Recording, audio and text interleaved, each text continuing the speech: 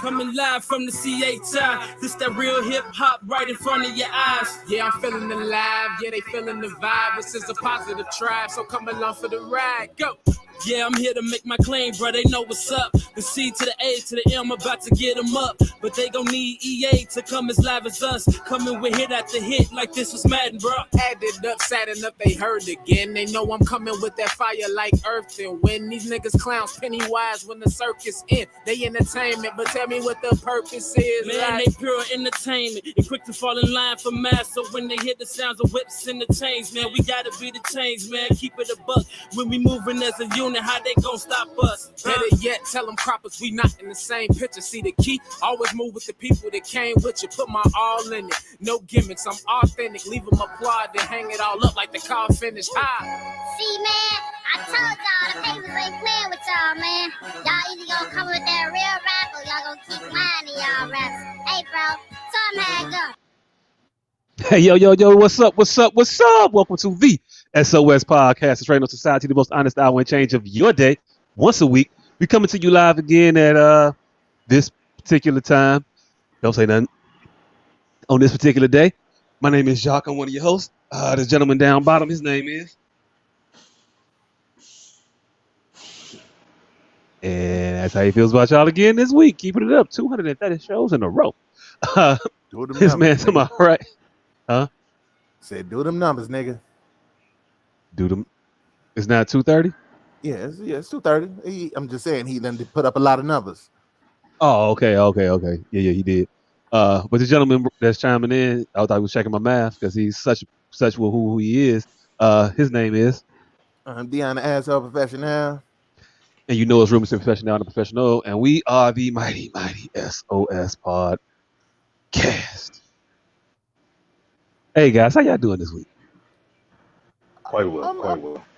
I'm good. We all wore black today, strictly by coincidence, people. Yeah. We all wore black. This was not a coordinated effort at all. But my fans, I wear black every day. Fuck these two. Yeah, I wear a lot of black. But are you in the bed, fam? I don't know if I feel comfortable having this conversation if you stretch it out in bed, laying back.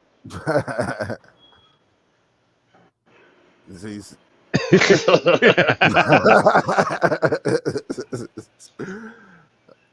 you don't want to discuss wardrobes with this nigga while he in bed? I don't want to be a part to his thirst trap. Like, if we worked on screen together, it'd be different. But I'm sitting here like in a chair with a cap on, upright and shit. And he's sitting there horizontally, Yeah, ladies. So I don't know what the fuck he's finna do. And I don't know if I want to be part of his 976 commercial. Didn't make it no better. This nigga started saying, I want to get next to you. This nigga said, I'm sitting here in this chair waiting. I'm like, oh, hell no. Where's he going with this?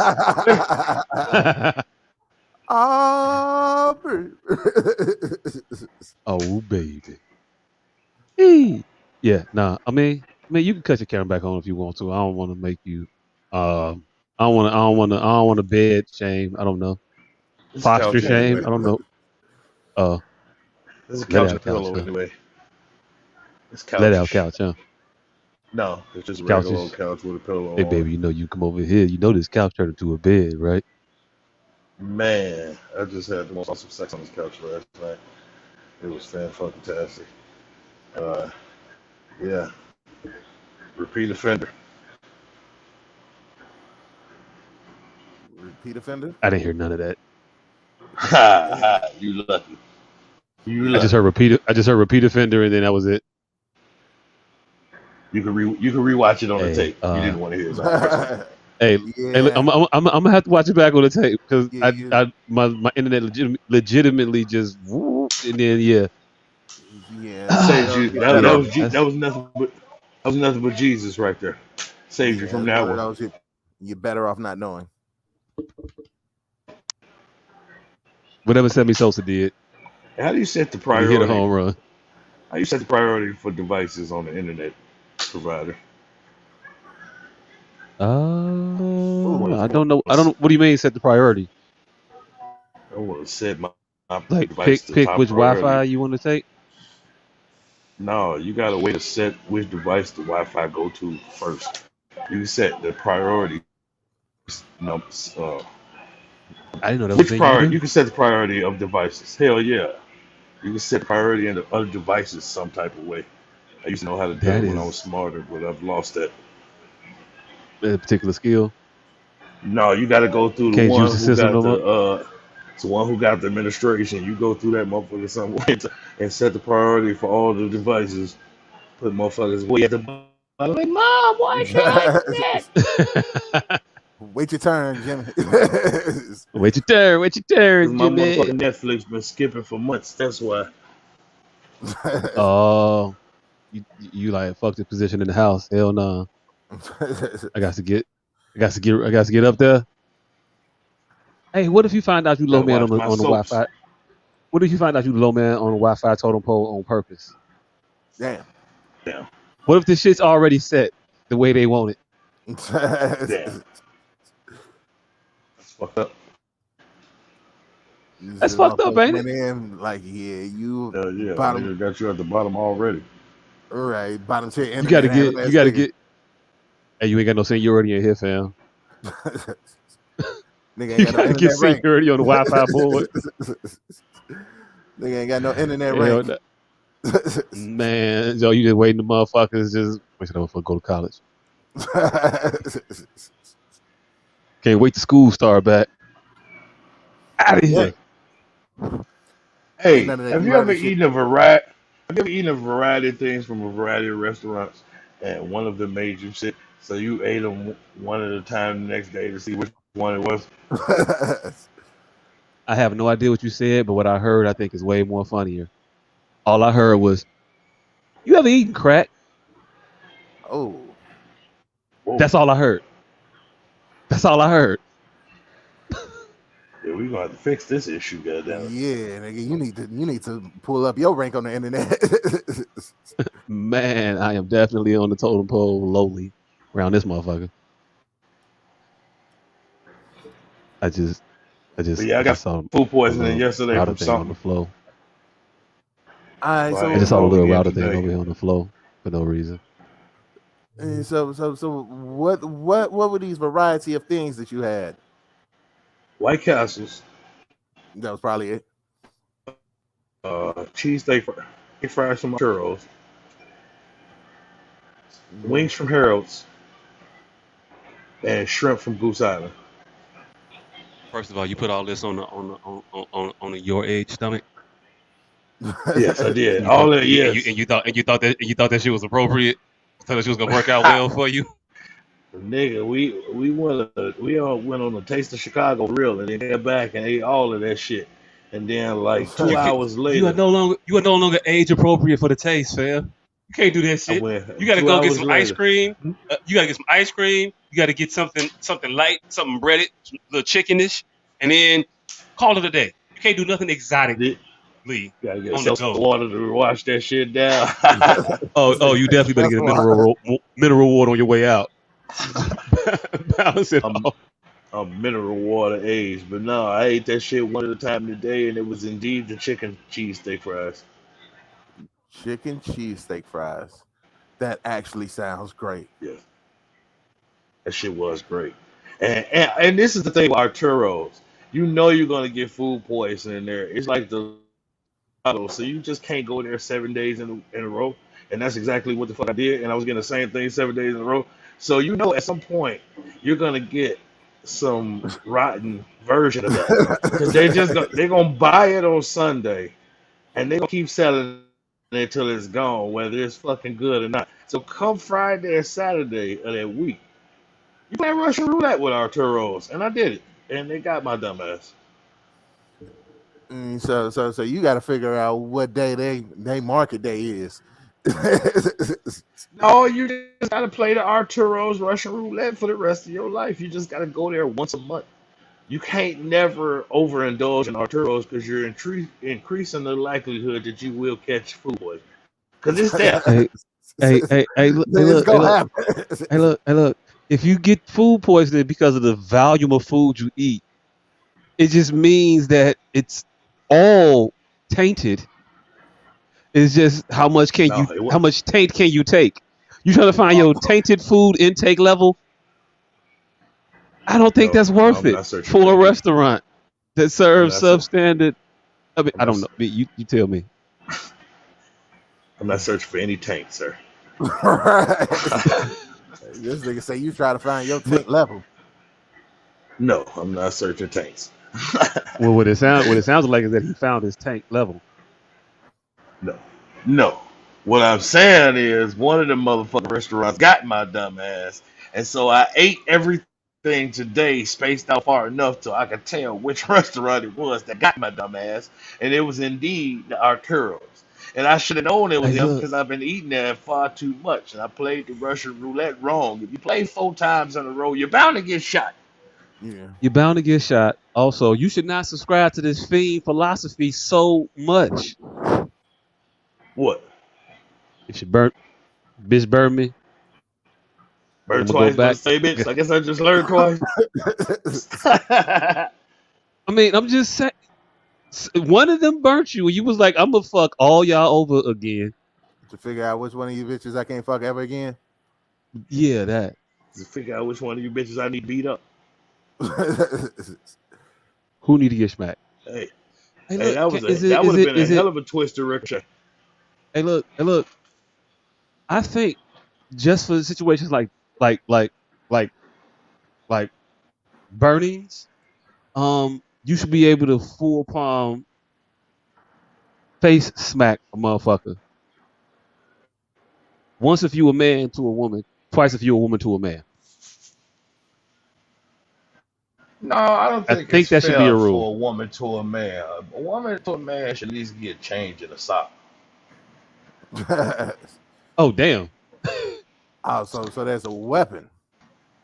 Ooh. Change, I mean, how much change you talking? How much change? Like a roll of quarters or a roll of nickels? aha.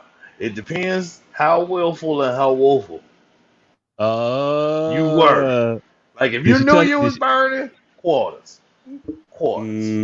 Mm, Now, if mm, some bitch mm. got you a week before and you was itching a little bit, nickels. But if you just Nickels. didn't know, dimes.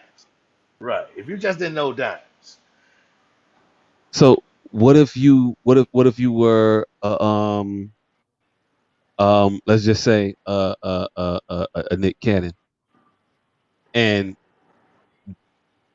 I'm not. Hey, look, okay, so not Nick Cannon. I ain't gonna start no rumors. I ain't gonna start no rumors. I ain't gonna start no rumors about people. I'm gonna keep it on the individual it's about, because there's an individual that made the news recently that has been linked to several celebrities, but she Burnings? currently has came out on the internet saying that she got AIDS, Oh Oh, shit. and shit. she said they told her, yeah, you had this shit, you had to have this shit for like at least like 8-10 years, and she was Oh. on some, ooh, I had no idea shit. Yeah, and they were saying that she was linked to some entertainers out here. I'm trying to get her name up real quick.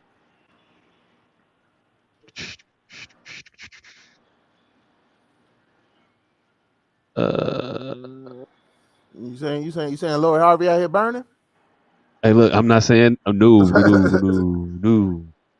I am not saying that she is out here on that on the Frank's Red Cat, Hot act.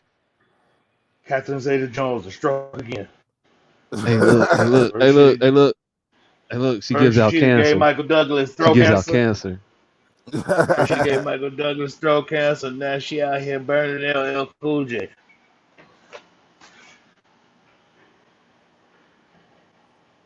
Now, if Oh we hear shit. that somewhere, Uh, it definitely came from us.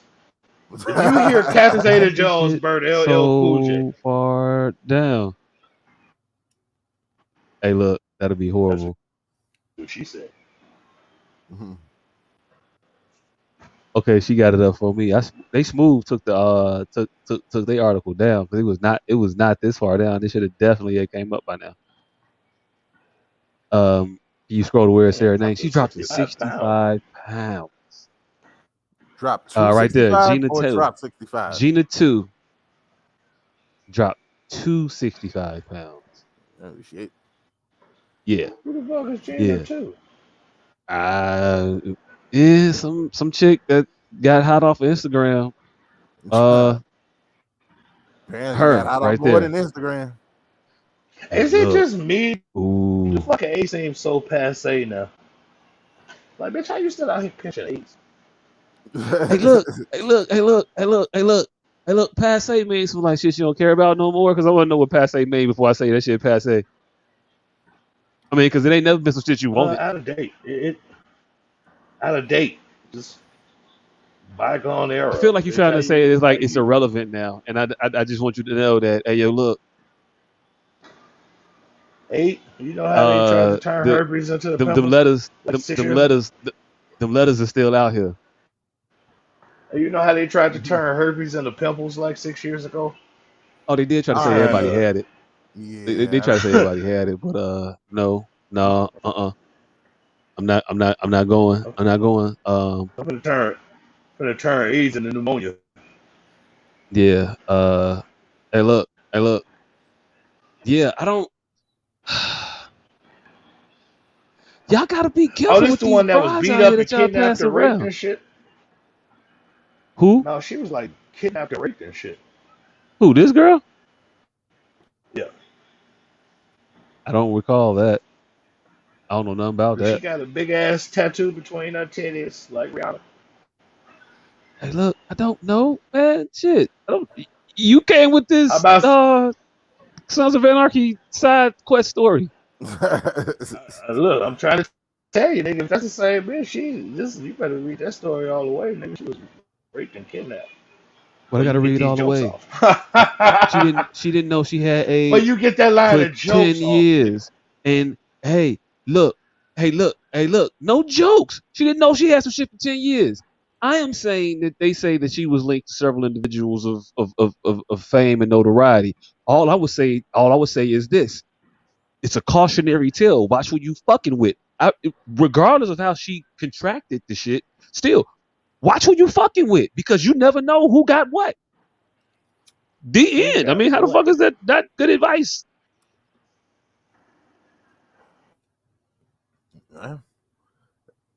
Uh, so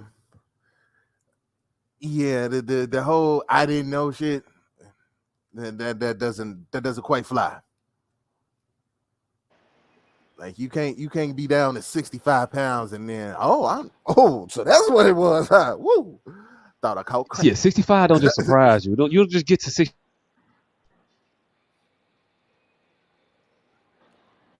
Like you don't. I don't know if I think I'm froze. We got to. All right. So folks don't ask folks to get tested no more. At what point do you get nervous? 105, 83. Like at what Oh, It point is depends on this what just you not a was. stomach bug? At what point is Hey, this look, just if not a you was stomach bug? 105, if you was 100, if you was 105 your whole life, and you go to like 98, maybe think about it for a week or two.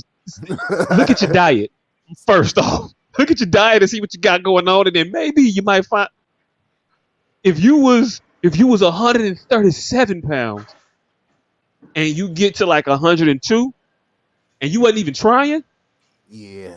you might want to go see somebody like immediately ish. Just saying. You know what? You know what the difference between a Herbie bump and a hair bump is? Trust. Nope. Nah, that's not the difference.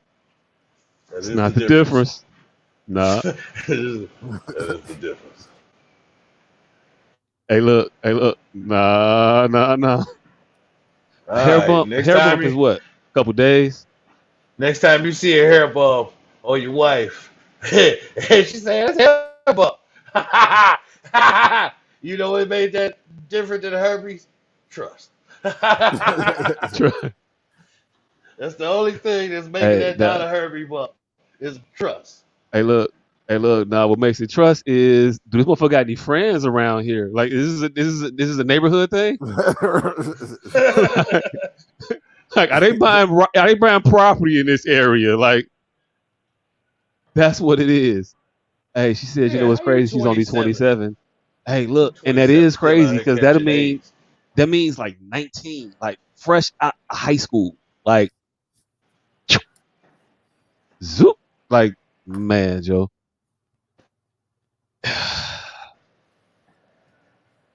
She um, been burning since she been. man, entire time she been out here, she been on that type of time. I told you about insensitive jokes. What was insensitive? I ain't even made no jokes. I No, I was said I just warned you about insensitive jokes. I did. You just missed that burning and learning. All right, never mind. oh, uh, I missed it. I missed it. Uh, mm, I don't know. Yeah, but that's unfortunate. Um, hey, I'll ask y'all this question. Um, just for shits and giggles, would you ever participate in a situation with associates where you all share in a female? I ran train with this Train nigga. at this Well, age? it wasn't the same day. Oh, at this age, hell no. Nah. But I say I was close Okay, running train with this nigga, this age minus about 10 years. but Sam Uh, Osifalujo stole my turn. Not even. I'm not even talking about. I'm not even. I'm talking about. Hey, look, this is a guy that you know, and he dated this girl. He's saying, hey, look, man, yeah, she's nice. You should date her too. And then you date that girl, and then somebody else you know hit you up like, hey, man, such, what happened? Oh yeah, nah, man, you should date her too. You should hang out with her. Yeah, go kick it with her. Like, could you be in that scenario? Is the question. That scenario, not the other one where you was talking about the. Oh, fucking somebody that somebody you know has already fucked. Yeah. Yeah. yeah, we've all fucked somebody that somebody already fucked. Yeah, so Yeah. my viewpoint is completely different from that. At at what age I've been passed do around to you not friends, do that? so At what that age do you not do that I've anymore? been passed around to friends three. I was passed around Or to is there friends a 3 years ago. So, well, yeah, well, hey, 3 years ago. so you don't discriminate on Hell the other no. hand, so you would Hell okay, all no. right. And I was just about to try to make the mother daughter switch. Had the mother and I got her shit together. Had, oh, so is she oh she came up before you got to it and she was like, I ain't gonna do nothing like that. But if you'd have caught her out here a little bit more precariously, Yeah, it was almost a oh wrap. hey look, hey look. One Sunday they gonna turn their hoe to Jesus and you can't just keep Hey, waiting. they better not don't be a menace to me, goddamn it. Hold on, baby, let mama get a turn. All right. Oh baby. Ooh. Yeah, nah. Uh, but Yeah. yeah, I'm at the age where yeah, everybody's got a history, mm. and Kevin Gates said that in his interview. the world is That, small enough where you might be the one that has been around and nailed someone that she knows. See, mhm. That's all different. my friends are whores. All my friends are whores. So the probability that they'd have fucked a bitch from the same city as me is high. So, so I would just have to transfer cities if that was the case. But one of my exes, I brought him over to one place, and it was one of my homies, bitch, from high school. Took her to another place.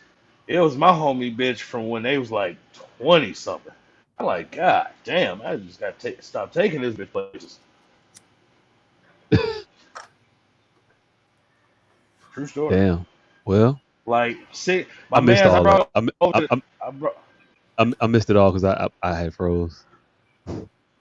oh, well, yeah, like I said, I keep I'll freezing. repeat it for you. I had this one bitch, goddamn it. I took her to the trap, and her high school boyfriend was there. My homie was her high school boyfriend, like when they was 16. And then I took her to one of my other homies' cribs, and this was his college girlfriend. And this was just two, and them two niggas didn't know each other. And this was just the fact that I be everywhere. Apparently, she be everywhere. And then I seen her, and I was like, "Ain't that the old girl from the Homeboy Nate Dogg video?" Yeah. Every other city we go. Tupac Yeah. warned Yeah. us. That shit was mad crazy. Mad crazy. Hey, Tupac Mad warned us crazy. about a lot of stuff. That's crazy. I don't think I could do that. I'm not in that position at this Speaking point of in Tupac, time. hold on, side note, before What? I forget this, y'all need to check out Dragon Flow Z. Yeah. Dragon Anime? Flow Speaking Z. of Tupac. Dragon Flow Z, yes. Watch it. Is it series on YouTube. Tupac anime? Yes. Tupac anime, if I may. It's a Tupac, man, yes. Tupac anime. Hey, gonna go watch some Tupac anime. Yeah. Anna Machiavelli. And the Machiavelli. See, they missed out on the title, Anna Machiavelli. See, I mean, It's right there. you missed out on the title. It's on the way. It could be on the way. Nerd. You missed out on the title by not being a real nerd, because the other name for anime is manga. You could have said Mangavelli. Hey, You ain't no real nerd. hey. I never fucked with You anime. fucked it up. You fucked it up. You off the pitch. You off the pitch meeting team. You have to shit take on the board. God damn it. Yeah. I don't know, but I don't think I could do no shit like that. Like I know I couldn't do it now. Like definitely I couldn't do it now. I'm too damn old. But like back in the day, like I mean, I ain't even like sharing my toys when I See, that's the only put it down. That's my leave it alone. That's mine. Like then, like if you put your hand, I don't know. Like if you breathed on it, I don't really want it no more. If I know you touched it, like I don't want it, definitely. See, but if I bring my toys to the park and you bring your toys to the park, we got a lot more toys. Yeah, we got a lot more toys, but I'm gonna play with my toys. You play with your toys, and they just be toys, and it just from an outside looking in, it's just a lot of toys. But we just know, hey, these is my GI Joes, and these is your GI Joes. I would have used Barbies, but that is spoken like a nigga that never only had 2 turtles. Yeah, you had all 4 of your Ninja Secure Turtles. your manhood. That sounds like a nigga. I had all 4 Ninja Turtles. Yes. That sounds like a nigga who had more than 3 games on Nintendo. Yeah, definitely. Because if You you ain't never had had more to- than 3, You ain't never had to crazy. trade games with nobody. You've never had to trade games. that nigga frozen again. Froze. So yeah, Mangavelli, Dragon Flow Z, check it out. Uh, I don't even know what the fuck we were talking about. we were talking about the sharing of or if you could fuck a friend's ex. Like I have rules about that shit. Like if you've had feelings for a motherfucker, well, if one of the guys have had feelings for a motherfucker was in like a whole relationship, I cannot fuck regardless. Now if it was just somebody that was fucking, that's open season. Man, look, niggas be trying to like claim to everybody. I ain't going. If your bitch, I live by the fucking Mac style of You know the name of the friendship and bitches. Yeah, your bitch chose me. That's it. Like That's players. just. We can have a bitch like some gentlemen, and we can get into some gangster shit. Hey, bitch. What the nigga told me, hey, bitch, man, go get that bitch. Freeze, nigga, you want to die? Right. Richard Pryor was quick on that motherfucker. Quick Please, on nigga, that. you wanna die? Yo, look, so nigga, I come from the max school of bitch sharing, nigga. If she chose, your bitch chose me. If she chooses me, I'm gone.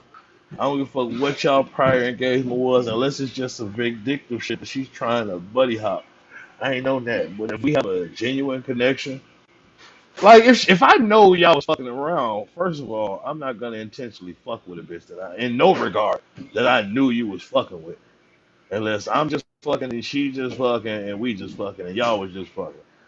But if y'all dated in any regard or y'all had a secret love affair that I even suspect, I'm not even finna go down that road because it's too many fish in the sea, proverbially.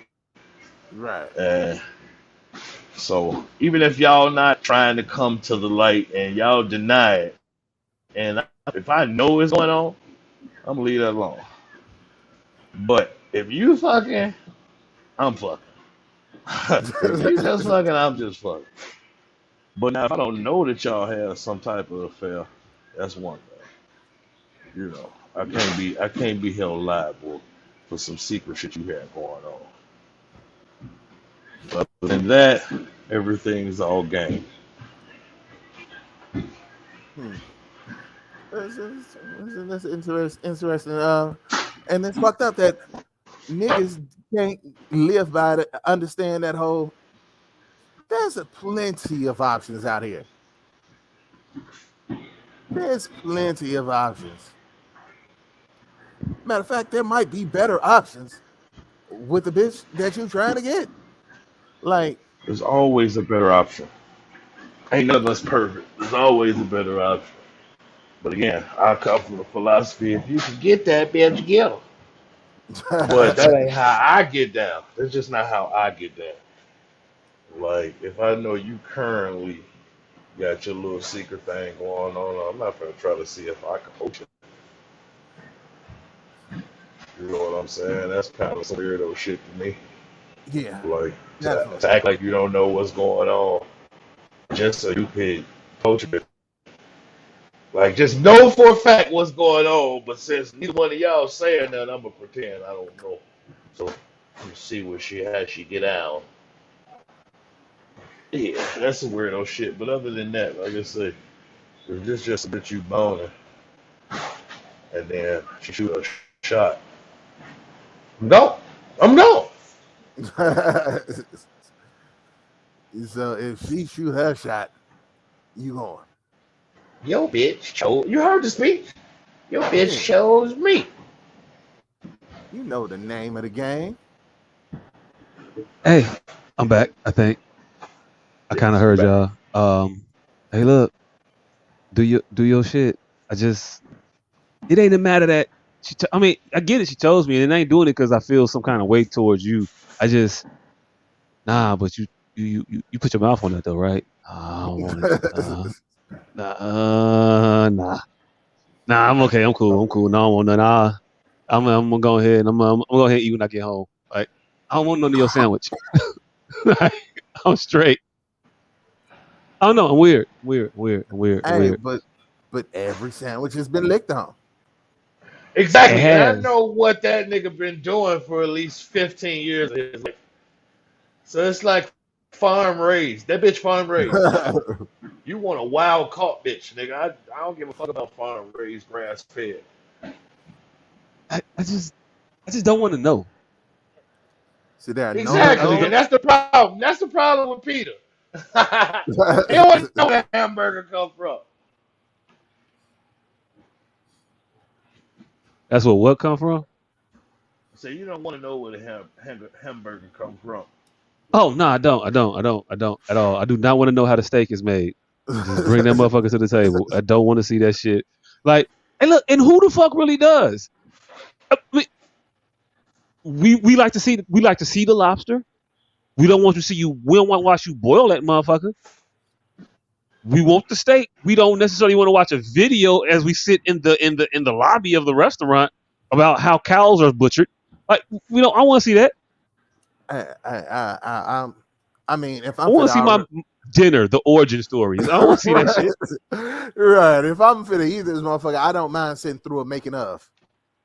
Nah, I'm cool. I don't want no making of. None of that shit. I would not be offended by that. It's horrible. Why would anybody want to? No. Your meal? Like, nah. Food poisoning, kicking my ass. I might sympathize with this shit. What if it's a good writer? Say if the I want story to guilt. you gonna be looking for a sequel? Yeah, I mean, I don't want to guiltily eat this shit. I want to fuck on my dining experience. Sitting here just snacking on. Ooh, man, but they had a face. Ooh, you see in that. Ooh, at the end though, when it was like looking at the camera, like it almost cried a little bit. Like, can you eat a cow after you see it cry? When they look at you, like, no, no. I mean, I can still eat it, but I'm not gonna enjoy it as much. I definitely would. Wouldn't miss a bite. Yeah, I mean, no, I can't. I mean, I could, but it'd be wrong-ish. It just, nah. I don't want to. I don't want to know. I don't want to know that part about you. Nope, I'm cool. Like a lot of motherfuckers say they can handle some shit. I can't handle it. I know what I can't. I don't want no. I want. I wouldn't. I don't want to know what's in this box. What's in the box? What's in the box? I don't need to know what's. I don't need to know what's been in the box. What did you used to keep in here? Nope, I don't want to really. No, nah. What's this used for before? Yeah, nah. Is that answer gonna make you more comfortable? No. Like, I mean, because regardless of how many, it's too many. Like Chris Rock said. Hey, look, I could tell you what I could tell you what I used to keep in this trunk. I could tell you what I used to keep in this trunk, but if I do, you're no longer gonna want to keep your grandmother's quilt in there. You. Just saying. Yeah. Just saying. The arms of an angel. I'm not gonna go out looking for this information, but its existence won't bother me. Oh no. Hey, but speaking of Nick Cannon though, also got a shit ton of children. Elon Musk out here with a salt I know how to buck. transition that one. Elon Musk with the high salt buck. But since motherfuckers throw Nick Cannon name up and all kinds of shit, why not? Hey, look, so Elon Musk out here being a nigger. Take it away, guy with no name. Tell him the story. This nigga Elon Musk, since y'all out here. So this nigga Elon Musk, since y'all was out here. You know what? Let's take it back to Charlie Lowe. It started with that. It started with Charlie Lowe and his 10 baby mama. And then all of a sudden y'all was on Boosie ass. Then after Boosie, y'all decided to focus on fucking Nick Cannon and his 9 baby mamas. Hold on. Who this whole time been fucking producing children? Hold on. Also, don't forget there was a time where it was Future. They focused on the number of kids Future had. Yeah, before Nick Cannon started popping them off. I thought Future was it was just about his oh yeah, it was. But I thought that was just about him not taking care of like two of them. No, it was him not taking care of them. It was Sierra getting with Russell Wilson, and also it was the fact that he had like 5 others. Damn. So well, guess who took lead Negro? Elon. Let me not pull out much. Elon, let me bust in ya, not bust on ya. He is putting cars in space and bodies in bitches. Yeah, Elon Musk is out here doing his reproductive numbers. He is now in and I for one, so we gonna I'm not really mad at him because he about this. and motherfuckers talk shit about Tiger Woods fucking all these random ass waitresses at Denny's and shit. Elon Musk out here fucking secretaries. Nigga, you are throwing cars at the moon. You could pull something better than the secretary, my nigga. Like Look at you that. could Where this kid's Aeon Flux. I thought that motherfucker had.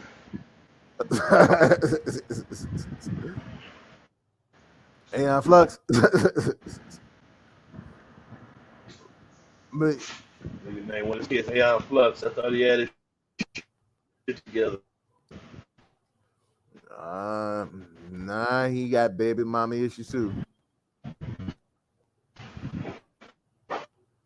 But it's wild that they never say that white people with all these off the book ass babies. Issue. You said what now? Hold on. Am I breaking up? Or is everybody else breaking up except me? That was Looks like everyone else is breaking up except everybody might be you. breaking up. We might need to redo Dion, you're not broken up. Okay.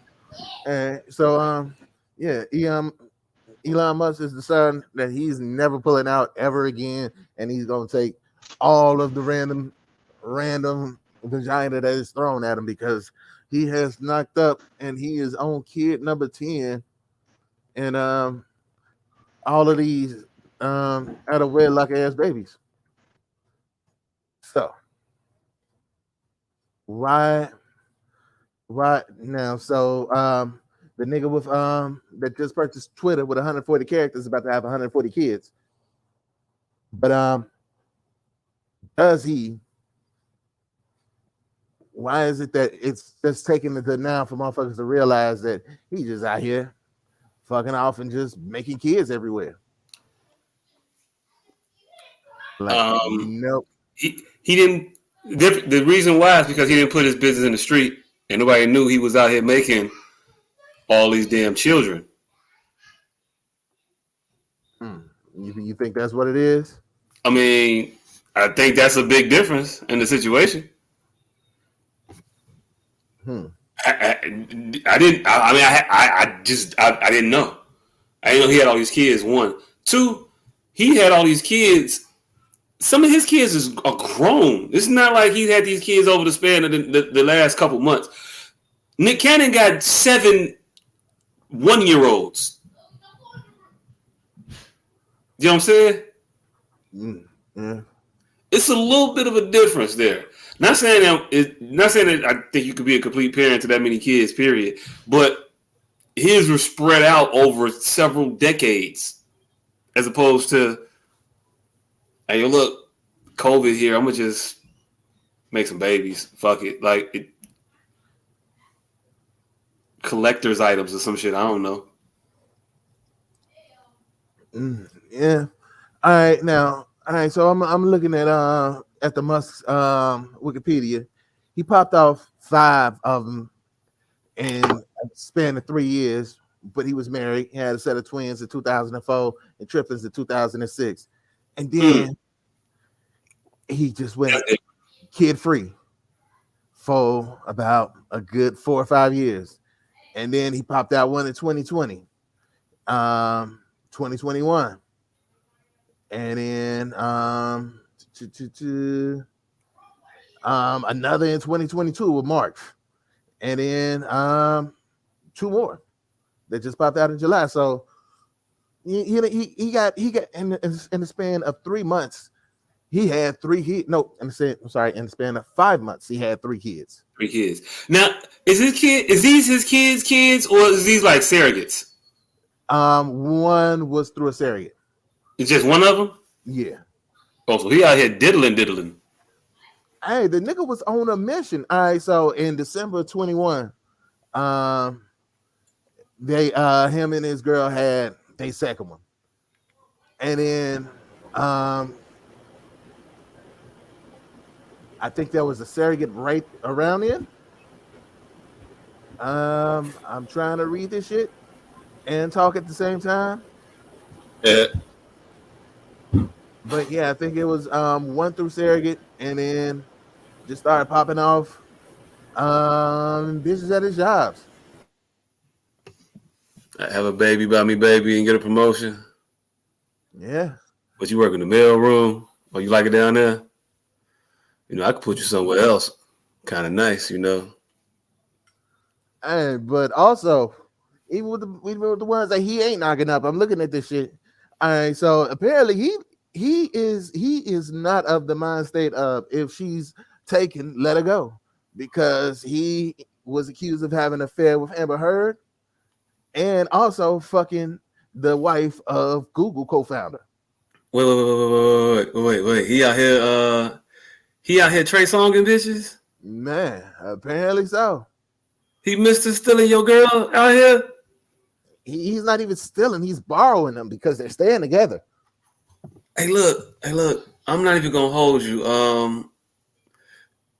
If you lose your girl to a man with a slight mental retardation, does that say more about you than it does about the situation? I mean, I probably wouldn't tell nobody. Hey, if you lose your girl to a dude with a slight mental retardation and $100 billion, Nah.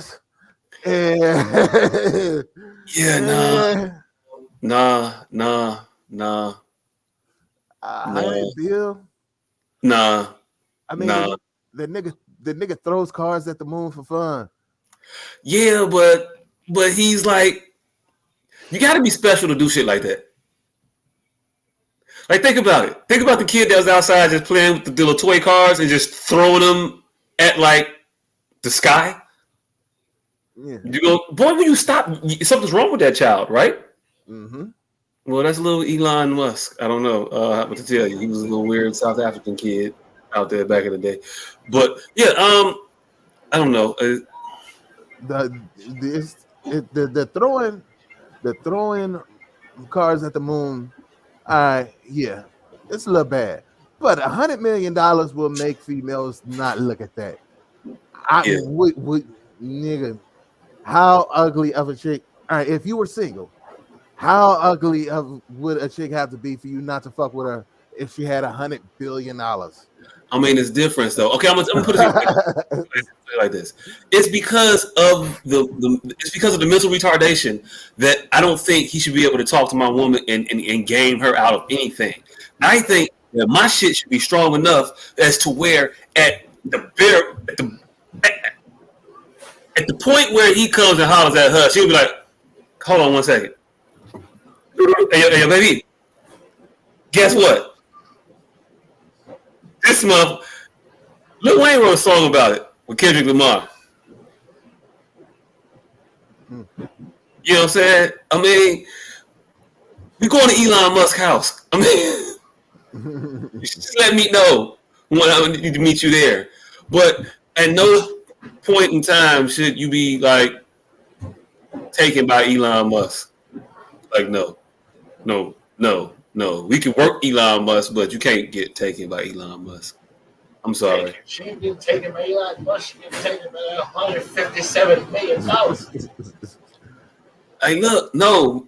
It's no reason that we shouldn't be able to get what we was going to get out of that without you having to do all of that. I mean, how hard could it be to trick?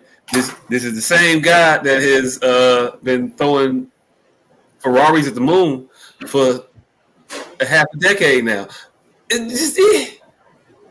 know, have your bitch at the top of Burj Khalifa doing Chinese chairs, butt naked. Yeah, y'all ain't gonna get a penny for trying to scam that man. If you don't just sell him some pussy, get the fuck out of that house. What do you mean scam? If I can't kick Elon Musk ass, y'all finna rob rob the ass kicking business. Let me just put it like that. Rob him? Y'all finna rob Elon? Then he gonna get there. His house gonna have fucking Ultron symbols. So that motherfucker. See, this nigga is gonna have Iron Man really come out and whoop your ass. I really be thinking motherfuckers be that. Y'all really be thinking motherfuckers be that difficult to like get to? Like they don't be. I didn't say shit about difficult. I said get down. I said Get shit what? back into him. I say shit back into him. I say get down, nigga. Oh, you can get out. Yeah. Hey, look. Well, Once you get to him, everybody else is off work. I'm just gonna keep it a billion with you. Once you get to that motherfucker, everybody will be like, well, I'm kind of off the clock now, right? Technically, we off. Technically, you off, right? I'm just saying. So, hey, look, if you work the register at Walmart and ain't no customers, you gonna be ringing shit up? Or you chilling now? Nigga, I put a foot in your ass and Wally gonna come sweep you away. Nigga, I got $100 billion security is never off duty, nigga. Security is off duty soon as you clock out, fam. Soon as you punch out, they do too. What do you not understand about this Roomba with a pistol, machine pistol? You talk about niggas.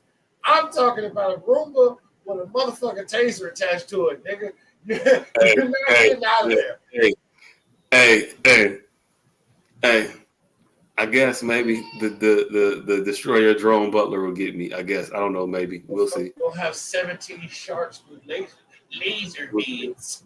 I guess we'll see. Let Elon Musk try and get my woman, and we gonna find out. I'm gonna just put it. Let me just put it like that.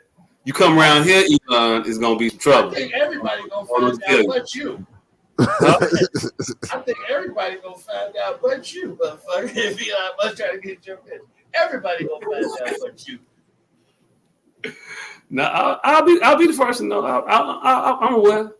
Hey, Elon, you don't want these problems. You don't want these problems, Elon. I'm telling you right now. She just gonna come in there, motherfucker, with no chip.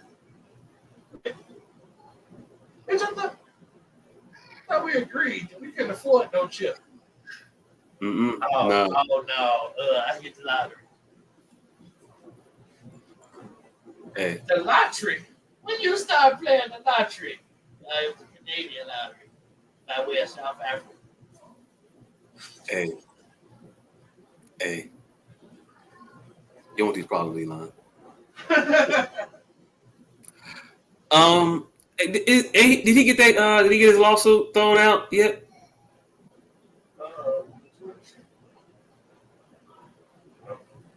That's still active, right? His Twitter people that you don't know. He called a case with his Twitter buyout turnaround. And he said, that 44 billion I had said, yeah, forget about it. Don't worry about it no more. It's off the table. They said, no, fuck that. We want that 42 bill. You buying this shit. They did to Elon Musk what old boy did to Ice Cube in Barbershop. Man, you gonna take the money. Take the money. I want it. Yeah. But so we'll see about that. We'll see about his 8th or 9th or 10th or 11th child. I don't know. Also don't know where the other two gentlemen went. They left. I think we doing this show. We doing this show in shifts this week. You back? I can hear you. What you say? I said I ain't waiting. Oh, I can even hear you.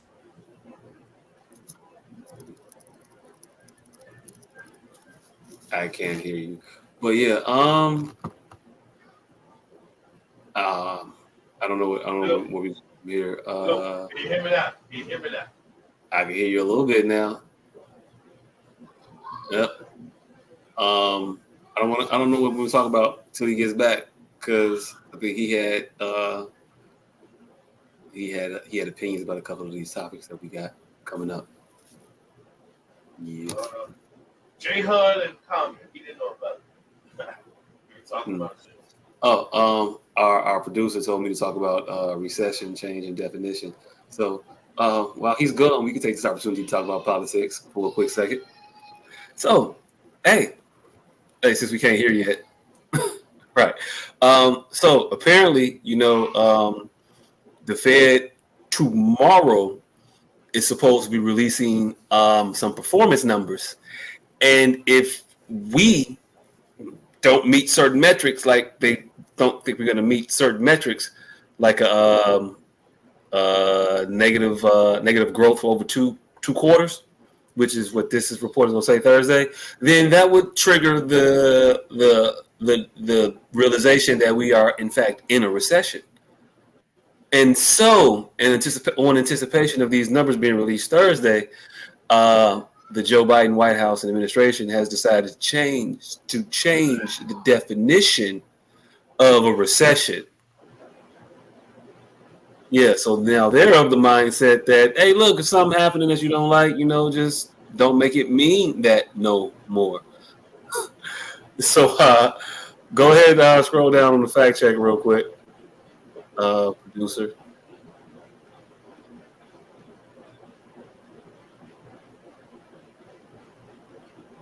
Yeah, you can have the internet back on.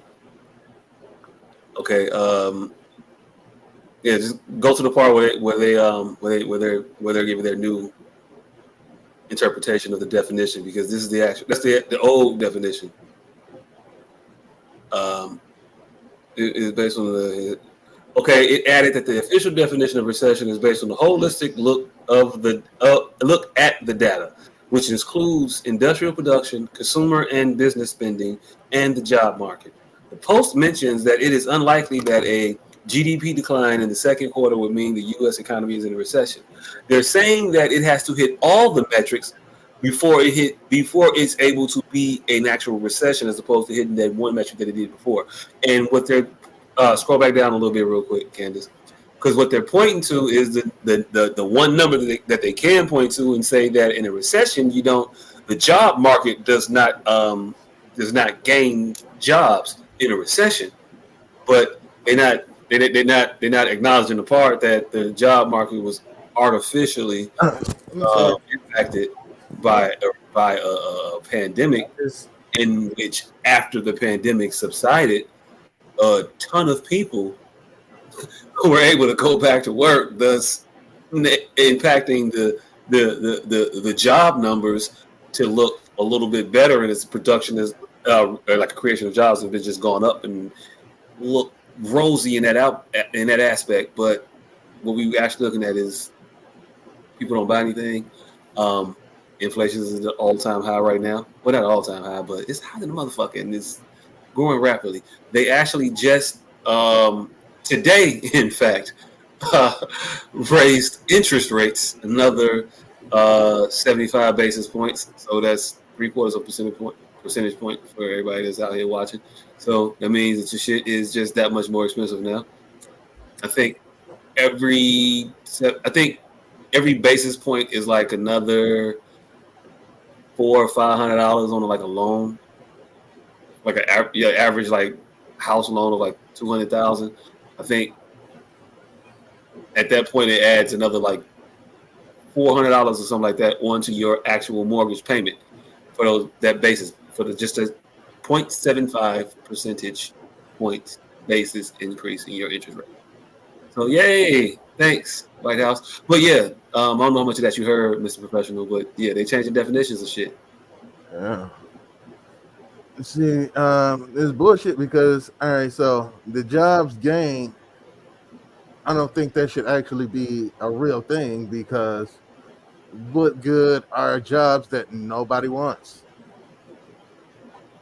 So you can add another 40,000 shitty jobs that don't pay enough. You haven't really done anything to help the fucking economy. Yeah, at all. Or 40,000 jobs, of which those 40,000 you only get 20,000 people to work, because motherfuckers work more than one job now because they pay shit. Because you can't afford to only work one job. When you trade time for dollars, sometimes you just gotta trade more time to get more dollars. You're always gonna be trading money for time for money. Mm-hmm. But yeah, that was my little blurb, my little update on what's going on in the world. That was your fuck Joe Biden moment. Yeah, that my little fuck Joe Biden moment. They screwing you out here. Pay attention, people. Wake up! I don't know. Hey, shit get harder and harder to say, but maybe Candace Owens was right. She wasn't. Hey, look, I don't think she was wrong. Wholly. I mean, I don't think she was wholly wrong. At this point, I do support a Blexit, so to speak. I support that. Is that a black exit, motherfucker? Yeah, of the Democratic Party. Like, stop. Just leave. They don't fuck with you, fam. Motherfucker like Brexit, nigga. It's like Brexit. Hey, look. But hopefully better, because I don't know how Brexit worked out for them. Like they left and it was like, hey, can you come back? Come right back. Come right back. I don't want to be out here by myself no more. Well, you see where Ukraine is going on. So no, not too good. Well, they didn't Brexit. Yeah, but their support. They went solo. But their hardship came with the motherfuckers trying to get their bitch back. No, yes, but one of their main supporters Brexited, motherfucker, and Putin was like, "What? Your biggest stick? Oh shit!" I don't know who. I was just saying, like every solo album, not everybody is Justin Timberlake. Some of you niggas, hey, if you name another goddamn person in instinct, motherfucker, I swear to God, I'll disown you. I swear to Jesus Christ, I'll disown you. Nope. Sometimes it's slim. And right now, going solo to join the Republican Party is feeling real slim-ish. Hey. And I'm not ready to be slim. Hey. And sometimes you just switch up shit and become an astronaut, Lance Bass. You motherfucker. See, it was him. It was him. See, at least I went to 112. Hey, he definitely did.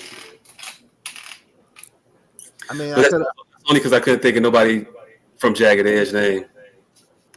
You could have went with Edge. That's their name, Jagged Edge. You could have went with RL, nigga. Jagged Edge and the Twins. That's their name. So one of them niggas named Jagged, one of them niggas named Edge, and then it's Twins. It's Jagged and Edge. That's the Twins, and the nigga that caught 30 pounds of weed.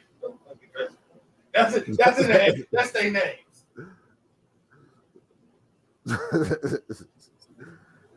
Jagged Edge and the Weed Man. And Dude. But yeah, I don't think he does. Is it muted now? No. Okay.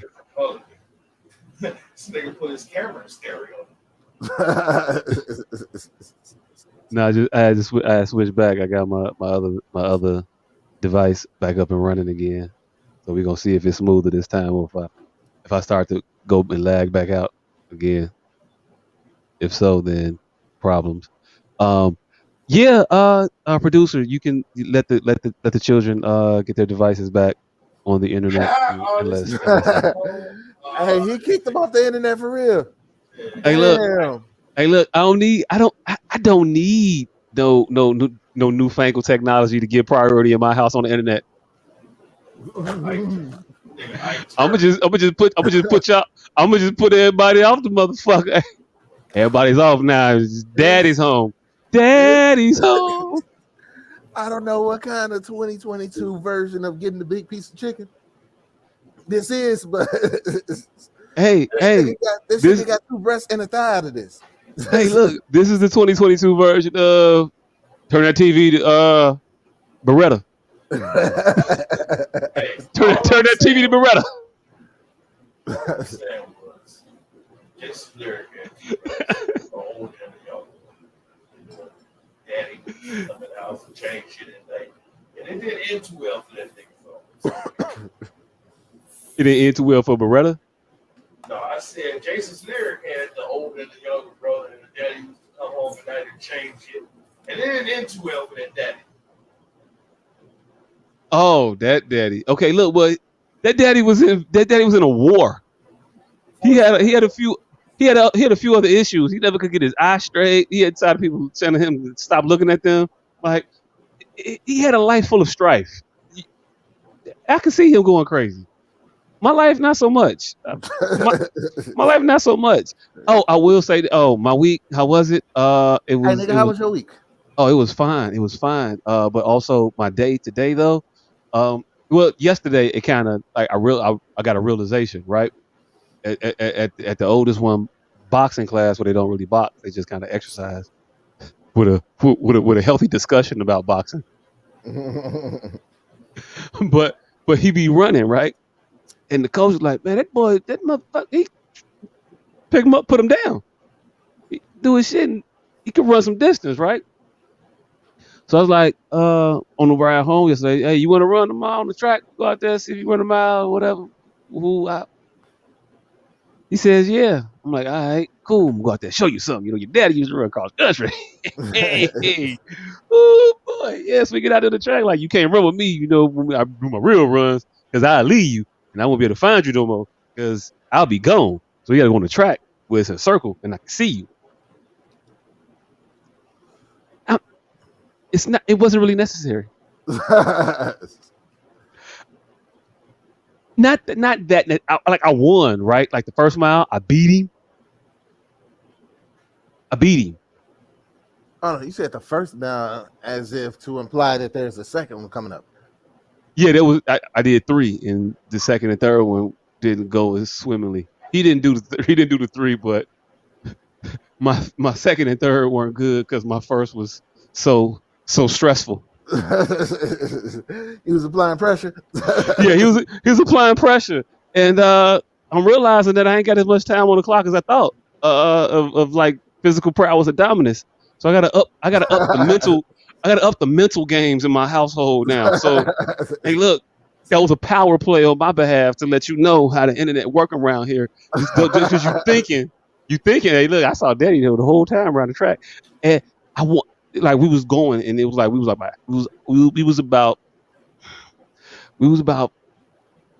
weren't even a half mile in yet. We were about 40% to that half a mile. I don't know what that count to. I guess like a fourth of a mile. I don't know, not a fourth. Whatever, you the math guy. Anyway, so I wanted to stop, but I looked back, and he wasn't really that far behind me when I looked back, and he wasn't stopping. So then I couldn't stop. I'm like, oh shit.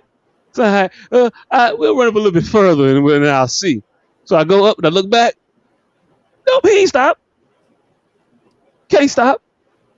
So I'm like, oh shit. So I do shit like I'm ahead of him. So I turn around. I'm like, yeah, we going this way. It's this. So make this turn right here. Like he can't see the arrows or some shit. Like he needs that direction from me. But I needed that reprieve from making these steps. I had to make it look close. Oh, I had to make it look like I was trying to be a good father and keep up with my son on this track outside with all these people. Yeah, I was just trying to get some air. I was just trying to get some air. So I beat him in the mile. And after I run that mile, I decided that I should wait for him to finish his mile so I can get a time for his mile. Because I can't run no more. So that was your little timeout? Yeah, I had to hold the clock. I had to do the clock for him. So I couldn't continue my run at that point because I had to hold the clock. And also like put a lung back in my chest. But he did decent though. He ran a 12-minute mile. And the fact that he ran a mile. Yeah, nonstop too. I was like, motherfucker. Yeah. He's got me beat. Hey. Luckily, you said what? Sad part is I think he could beat that time that he put today. So he got more. He's got another gear. He's got another gear. He just doesn't know it yet. And I don't necessarily know if he should like unlock it at this point. Like, he'll be a kid for a little bit longer, right? Right? Nigga, you are Morpheus watching Neo struggle at that goddamn cubicle. Hey, look. I feel more like Morpheus training Neo in the Kung Fu dojo, and he just punched you in the chest hard as hell. You like, oh shit, wait, oh, you punch, that was quick. You know that already. Let's switch to another task. How are you at? Let's do coloring again. Let's do that because you got to imagine the world differently. So open your mind up a little bit. So if you was on the Nebuchadnezzar, Neo would be mopping the floor. Hey, look. This nigga is way too good at this kung fu shit. Hey, look, Neo ain't ready yet. Nah, he ain't ready yet. No, he ain't ready yet. Right, we're gonna keep it close. I ain't trying to spar with that nigga no more. That motherfucker. You supposed to be training somebody else with shit and they fucking you up. you gotta whoa, wait, hold on, wait a minute. Whoa. Like, oh shit. You take your hand out the mitt and like gotta shake it. Like, we not doing this no more. So yeah, I don't know. I mean, yeah. I don't know what tomorrow's gonna bring about like on the track. He might need a break, because you can't run every day. Yeah, because I want to stretch, your muscles because you're growing still, and gotta give him a break. Hey, yeah, that tomorrow could be Connect 4 day. It ain't got nothing to do with the fact that Daddy had to elevate his legs this afternoon on some pillows. Yeah, it's just tomorrow. It's just Connect 4 day. That's all it is. Why? There's no why. Connect 4. Connect 4 until you win a couple times in a row. I don't know. He's smart. I've already. So you don't think you could beat him in Connect 4? I don't think I could beat him, right? But with the age discrepancy that we have, I should be dominating him, and I don't think it'd be a dominating outcome. Like, you don't want to win like a best out of 3 and then be like, you don't want to be like, let's do best out of 5. You don't want to be the one saying that. So you saying you'll win? You just ain't gonna cover the spread. I don't know. I'm not sure how close to let's run it back I am right now. Because if I do it for real, then yeah, I'm gonna get you. But you don't know when you gonna have to like actually like put the effort into it. And I think I'm gonna have to put the effort into it, like on the mental shit. Like we're not playing Scrabble ever. Like he can't see me like this. I refuse to let that boy see me like that in Scrabble. No. You're not gonna see your daddy sit here and put all these 3-letter words on the board. We'll be sitting there, fat again. Stop. S-T-O, triple letter word, P, triple letter score for P, S-T-O-P, 7 letters. All right, we're catching up. Like I don't want to be that guy. Hey, I would 30.3 letter word him to death. Yeah, see, you confident. I'm not. That's because he goes like, hey, is that how you spell reciprocate? That nigga gonna be out there oxy. Like when he my reciprocate on the book. Might have to go to the dictionary on that one, Dad. Hey. Oh shit! You throwing out the red flag? Right. I know the words. I could say them. I got a confession. You want to work kicking my ass? Bureau. Bureau. Bureau be whipping. B-U-R-E-A-U or some shit. Yeah, See, Vero be whipping my ass. Is that right? that is right. Oh shit, motherfucker is getting this weight up. Telling you. Hey nigga, it literally took me to work for the census 3 times to get that shit.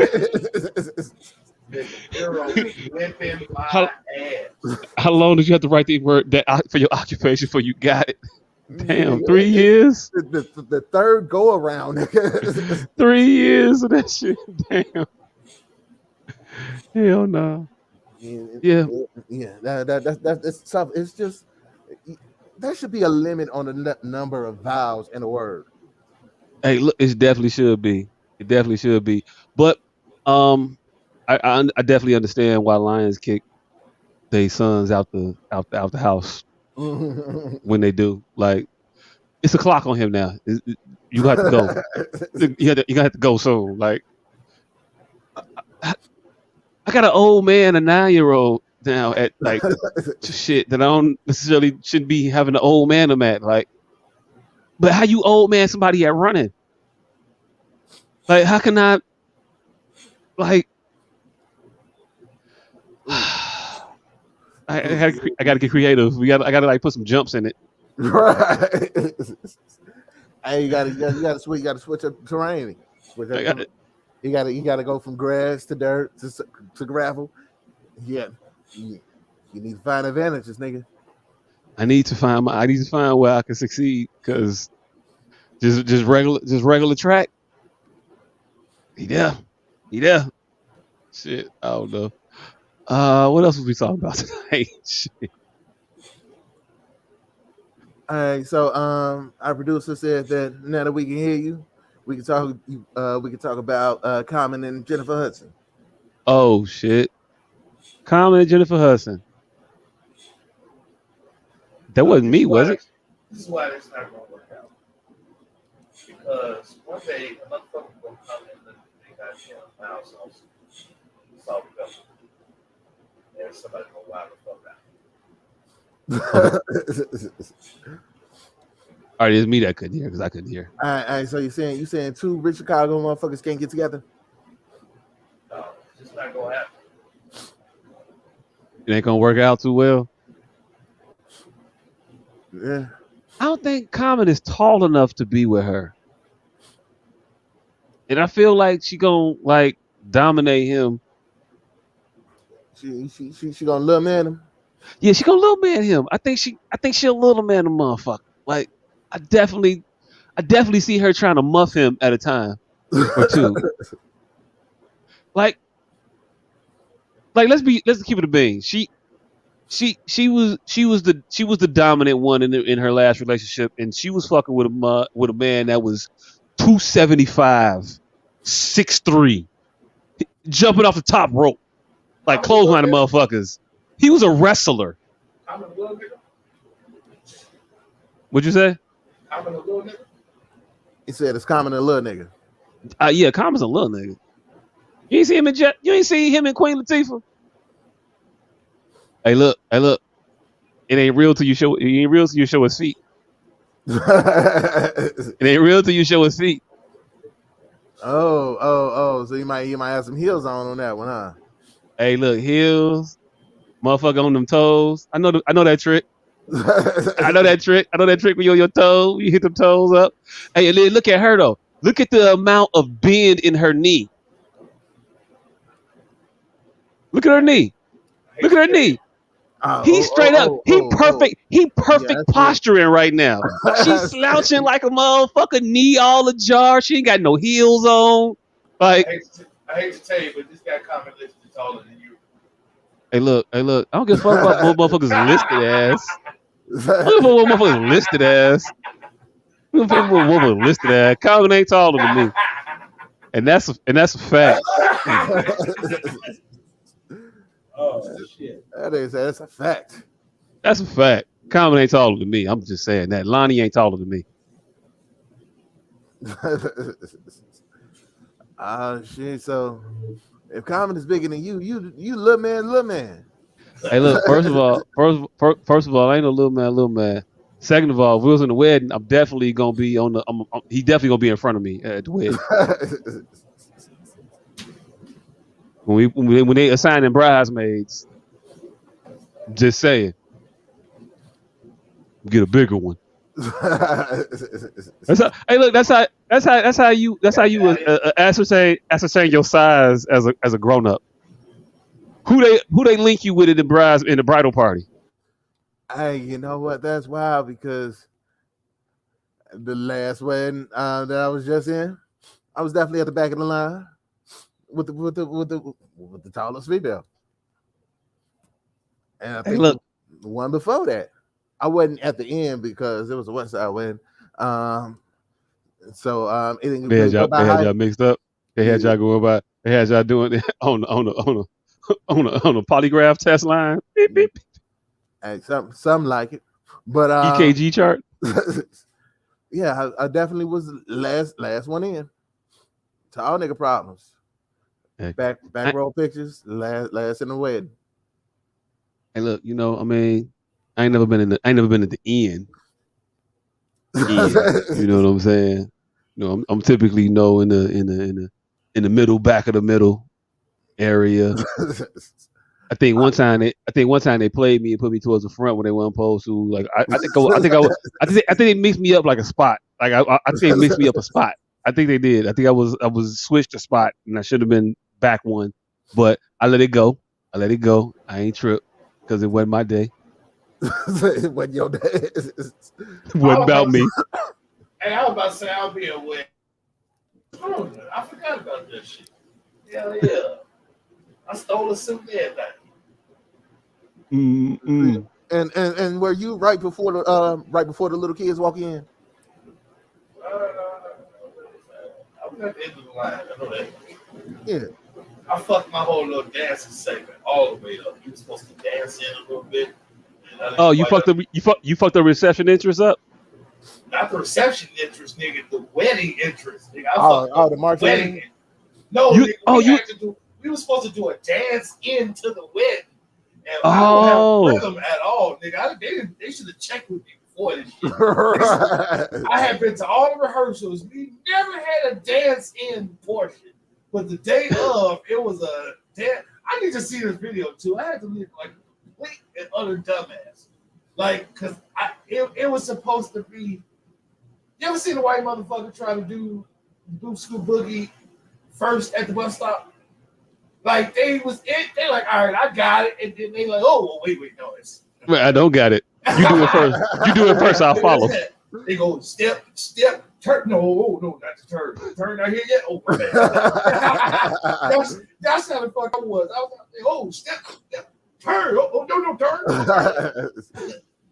And so I kind of stumbled, like not stumbled, but step, where it turned into a half skip, and yeah, it just wasn't my bright and shining moment. When your best moment, huh? Yeah. So yeah, and then I got and then they let me make a speech at the fucking reception. It was his best moment. Wait, hold on. What happened in the speech? Huh? What happened in the speech? Nothing. They just let me make a speech. It wasn't his best moment. Oh. At all. You know, I'm gonna tell the most embarrassing story. This gonna live on in perpetuity. This nigga is 6'4", 100, say 205. Slim build basketball playing ass nigga. I whipped his ass when we were 19 in basketball, and I never played him again. It's been 22 years, and I fuck with him every time I see this shit. Every time I see it, anytime we're in front of people, I tell him. You bring it up. I whipped his ass back, and that was my motherfucking wedding speech. He stopped the next nigga after these wedding speech to clarify my wedding speech. I really need to see this nigga's fucking wedding tape. It got to be fucking hilarious. Hey look. When going 60% goes wrong, you lose shit. Oh shit! I forgot. We went axe throwing. Friday. I forgot. I had a whole week. I forgot about shit. Like a lot of shit. You went axe But no, throwing? I did. Yeah, axe throwing. I did that shit. They came back and bite me in the ass. All right. First of all, let me ask this: how many throws was it until you was like, you know what? I've had enough. We did the whole hour. We weren't done. Y'all weren't done. Nah. What had happened was dude showed us how to throw them and all the other shit, right? That was like a good like 5-10 minutes. And then he was like, all right, I'm out. Before I leave, hey, look, y'all wanna play a game? And then, me, a game. Oh, you ain't know I'm a fake camp counselor. Let's go. What you got? What you got? And so we played this bullseye game where you go in and out, like around the world and then back again. Mm-hmm. So you had to hit all the sections of the bullseye or the target rather in order, and then go in reverse order. All right, so So 1, 2, 3, 3, 2, 1. 1, 2, 3, 4, 6, 6, 4, 3, 2, 1. There is no 5. Yeah, darts. Apparently, I don't know. Axes. I don't know. Yeah. Anyway, so we did that shit. I decided to go up the ladder with my right hand, and I was like, I was looking at where she was on the numbers, and I was like, yeah, she had 2. I'm at a 4. Yeah, I'm gonna go up. I'm gonna go up that one right. And I'm gonna go back down this motherfucker with my left. That's what I said. I'm gonna go, and I said that shit at like when she was at 2, when I was feeling like real confident. Yeah. So I went up that motherfucker with the right hand, and then I was like, okay, I'm gonna go down there with the left, and then I was on 6, and then she was on 4. Then I was on 6, and she was on 6, and then I was on my second 6, and she was on her second 6. It was like, oh shit, wait a minute. And then she got to like a good 2, and I was on like a good 3. Like, whoa, hold the fuck on. Some bullshit. But I couldn't, walk my ass down. And then I couldn't switch hands at that point, because I had like made it a designation, like I'm gonna beat you by doing it this way. So long story less long, I got the one before she got the one and hit it like right before she hit hers. So I won. But hey, yo, look, motherfucker, I'm being usurped.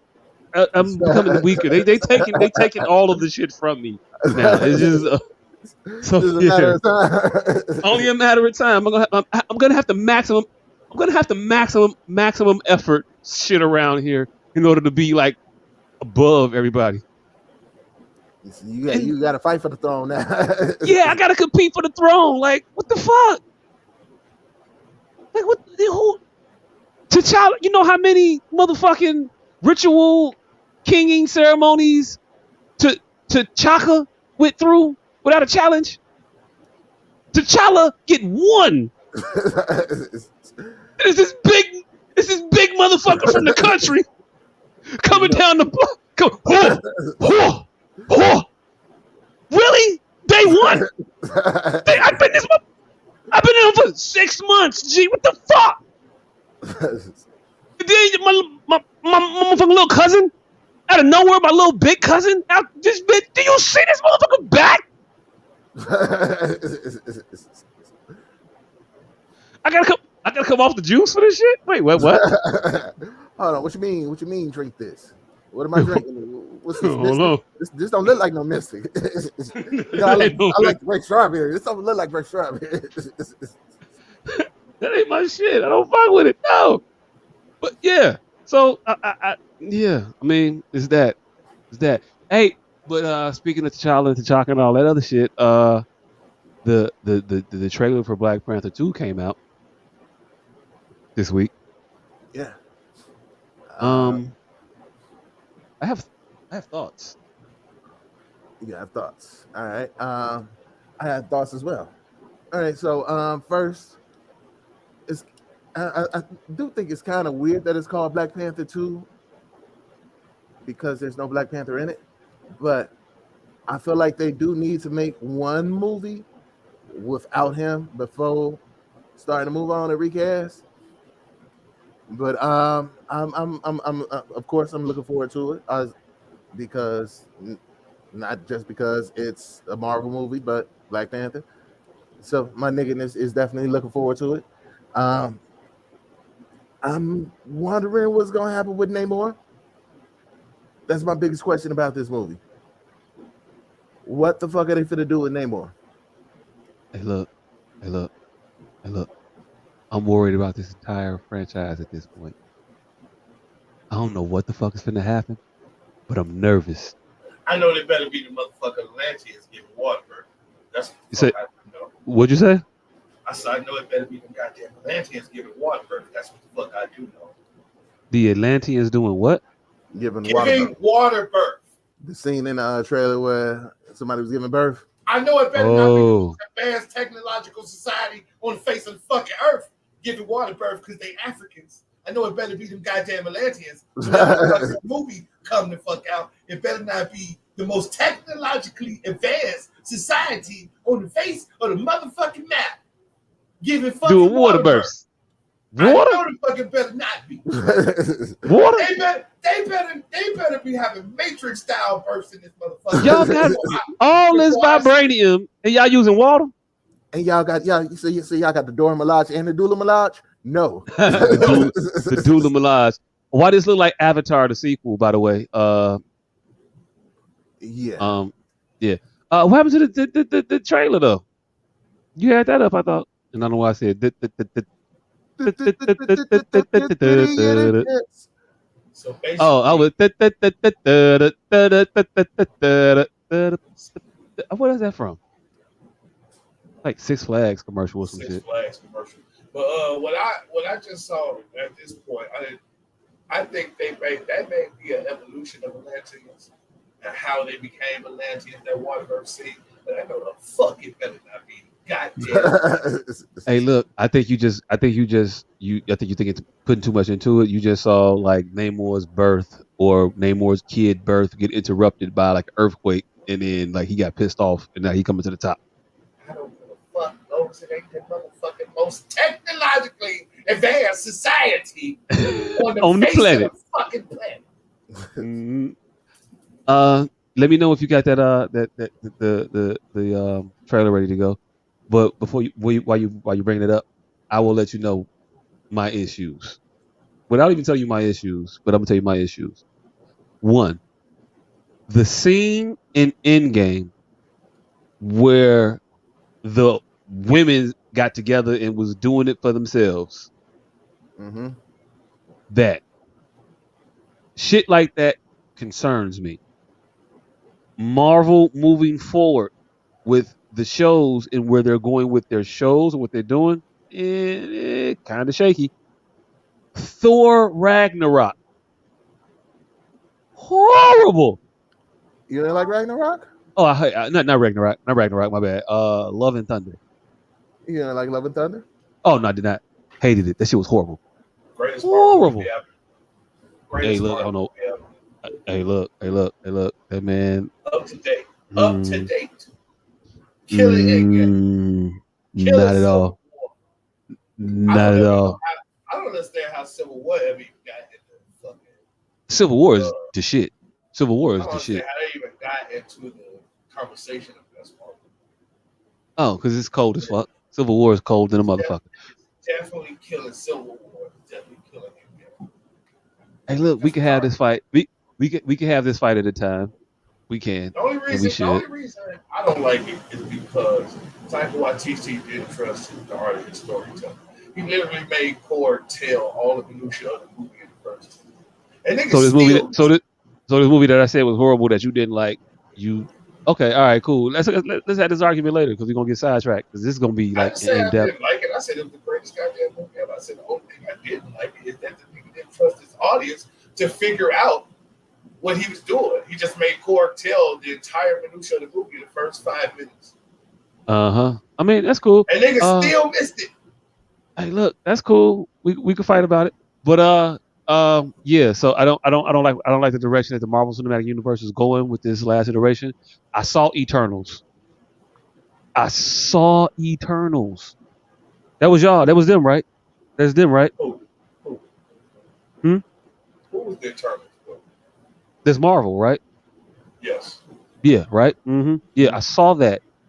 I don't like the direction that they're going in their cinematic universe. So I am nervous about this movie and what they're gonna try to do with it. With that being said, we can watch it. No, why you take it off? Let's watch it. And then I'm gonna tell you. I'll point out what I was talking about if you all don't see it. No woman, no cry. No woman, no cry. No cry. Jamaica, man. Jamaica. This Africa, but Jamaica. No woman, no cry. Alright, Friends we have and good Baba, friends we like love. visually, this shit looks dope. It does. Baba, Along the way. Baba, In this great future, you can't forget your past. So dry your teeth, I say. You better not. Better not. I don't think it was. I think they look way too calm underwater for it to have been the Wakanda. Everything's gonna be alright. Everything's gonna be alright now. Everything's gonna be alright. Is it okay if I say Ironheart thick as a motherfucker?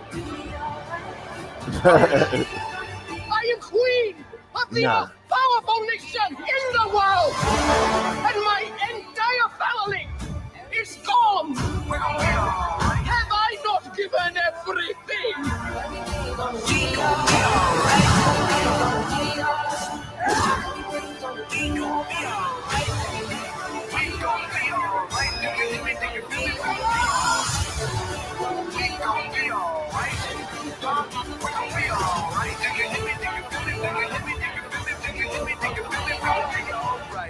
And when I wake up,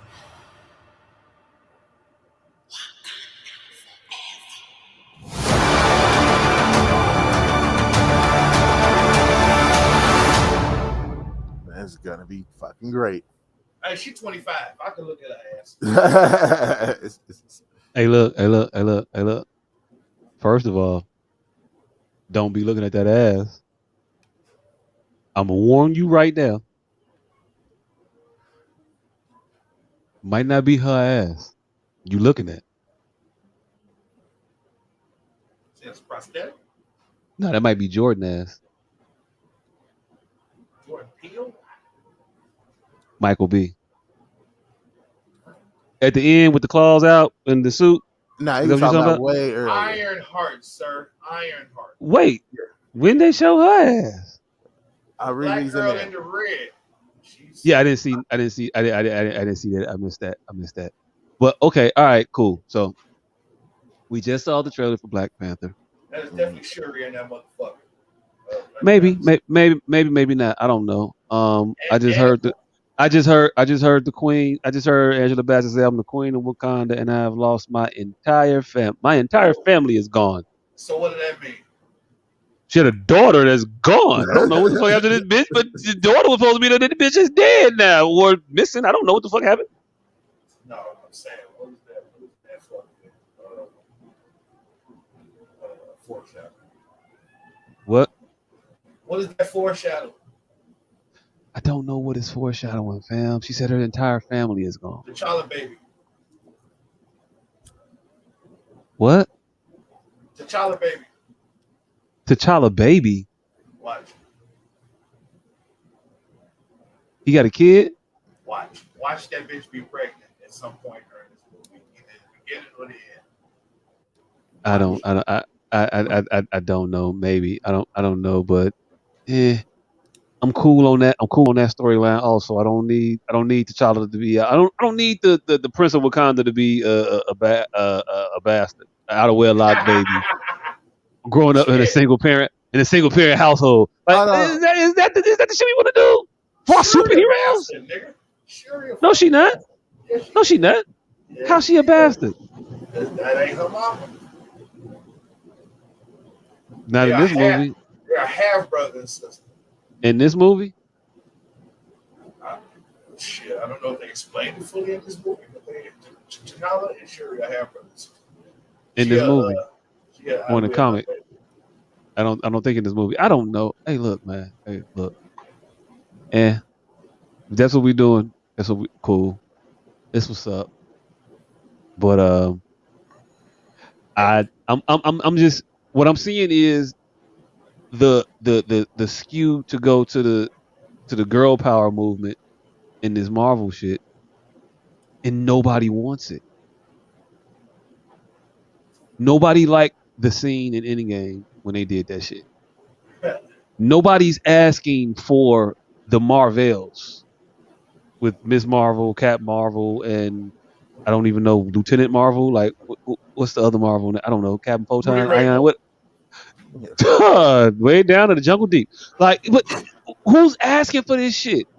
What is it? What is the audience for this? Not saying that you can't have a superhero movie with a woman in it. I ain't even saying you can't. But all the superhero movies gonna be women now.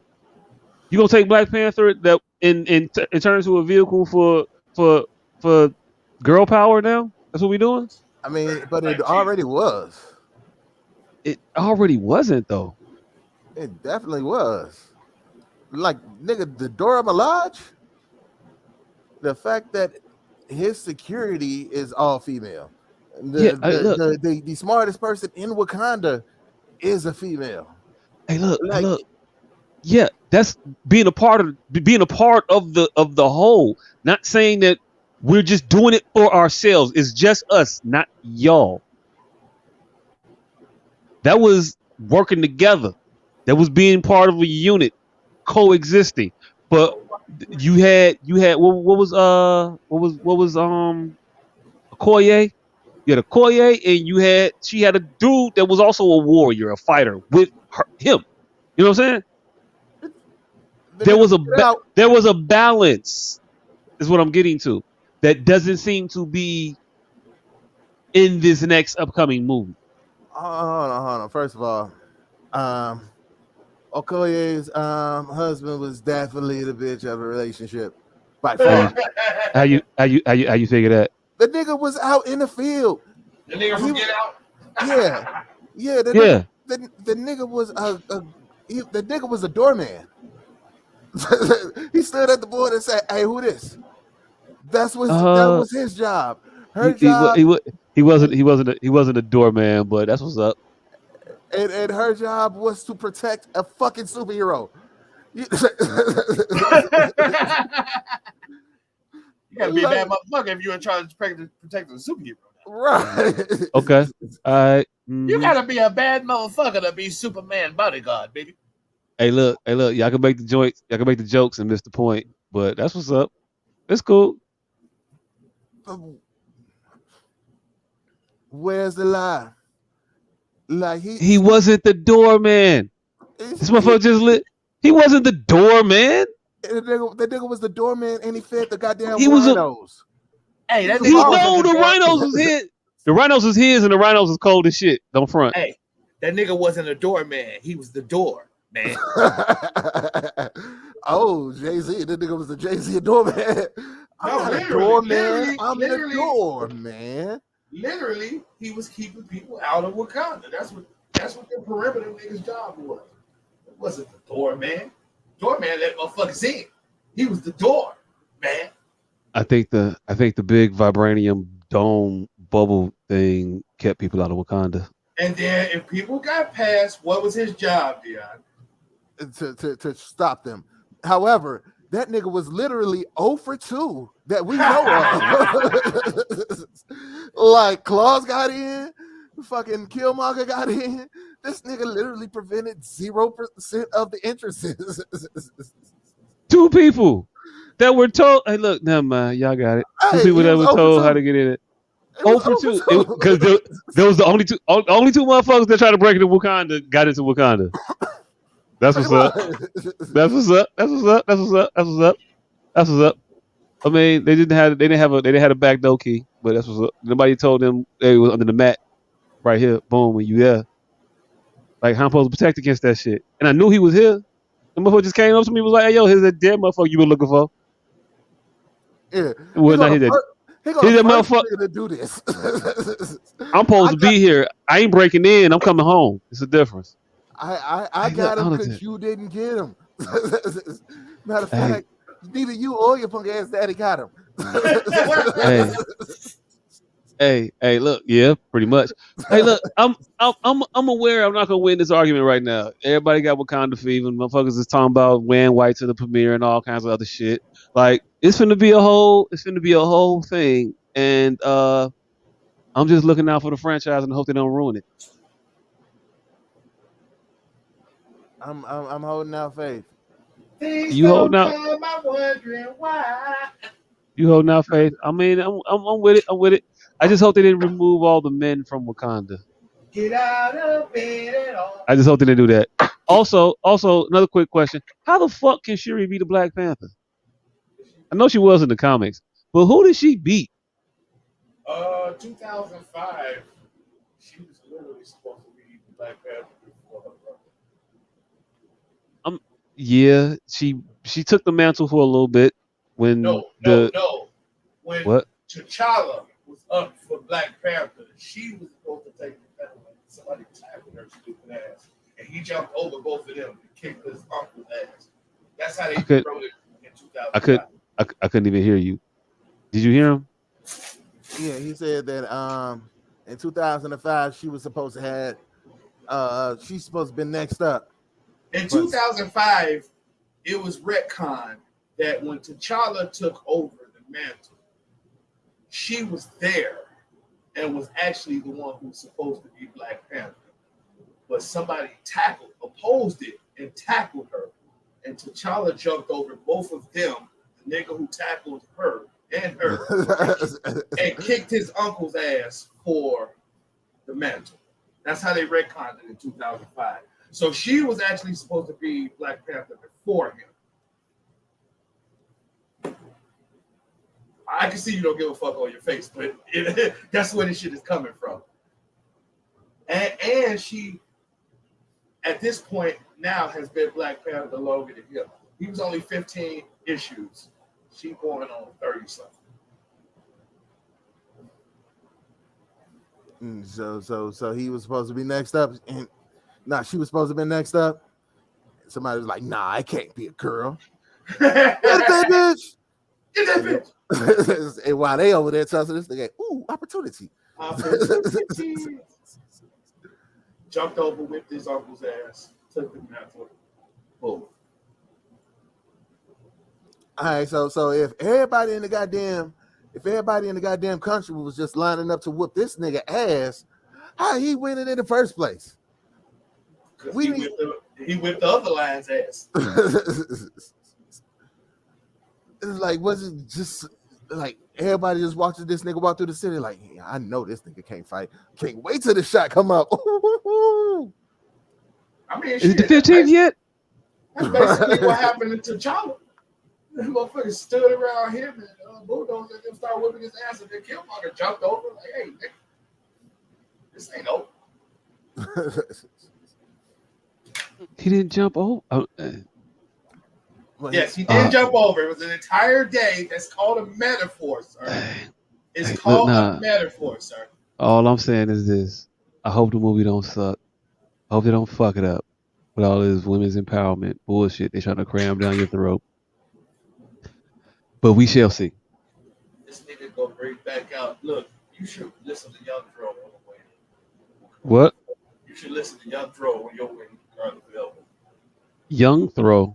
Young Dro, MDB, and you should make a TikTok about it.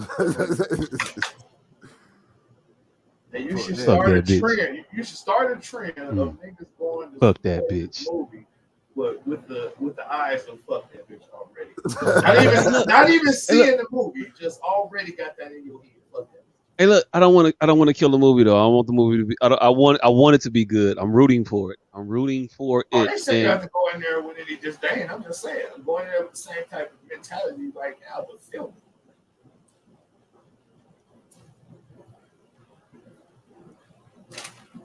I'm gonna see.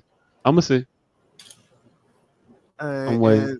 And and we was having a conversation a couple of days ago about recasting T'Challa. I feel like they need to. They really, really, really need to. But they needed to have at least one movie where without that nigga, so without him, so that there can be like an acknowledgement of the fact that it ain't him no more. And if they write that into the story, I'm okay with that. I am not opposed to that, and I hope that's what they're aiming for. But I got a feeling that they may not be. I got a feeling they're gonna fuck it up and make it some corny bullshit that ain't nobody asked for. But they think we all want it. Brother saying that Chadwick himself would have wanted it recast. I mean, he could be. What do you mean, Chadwick himself? Just make T'Challa.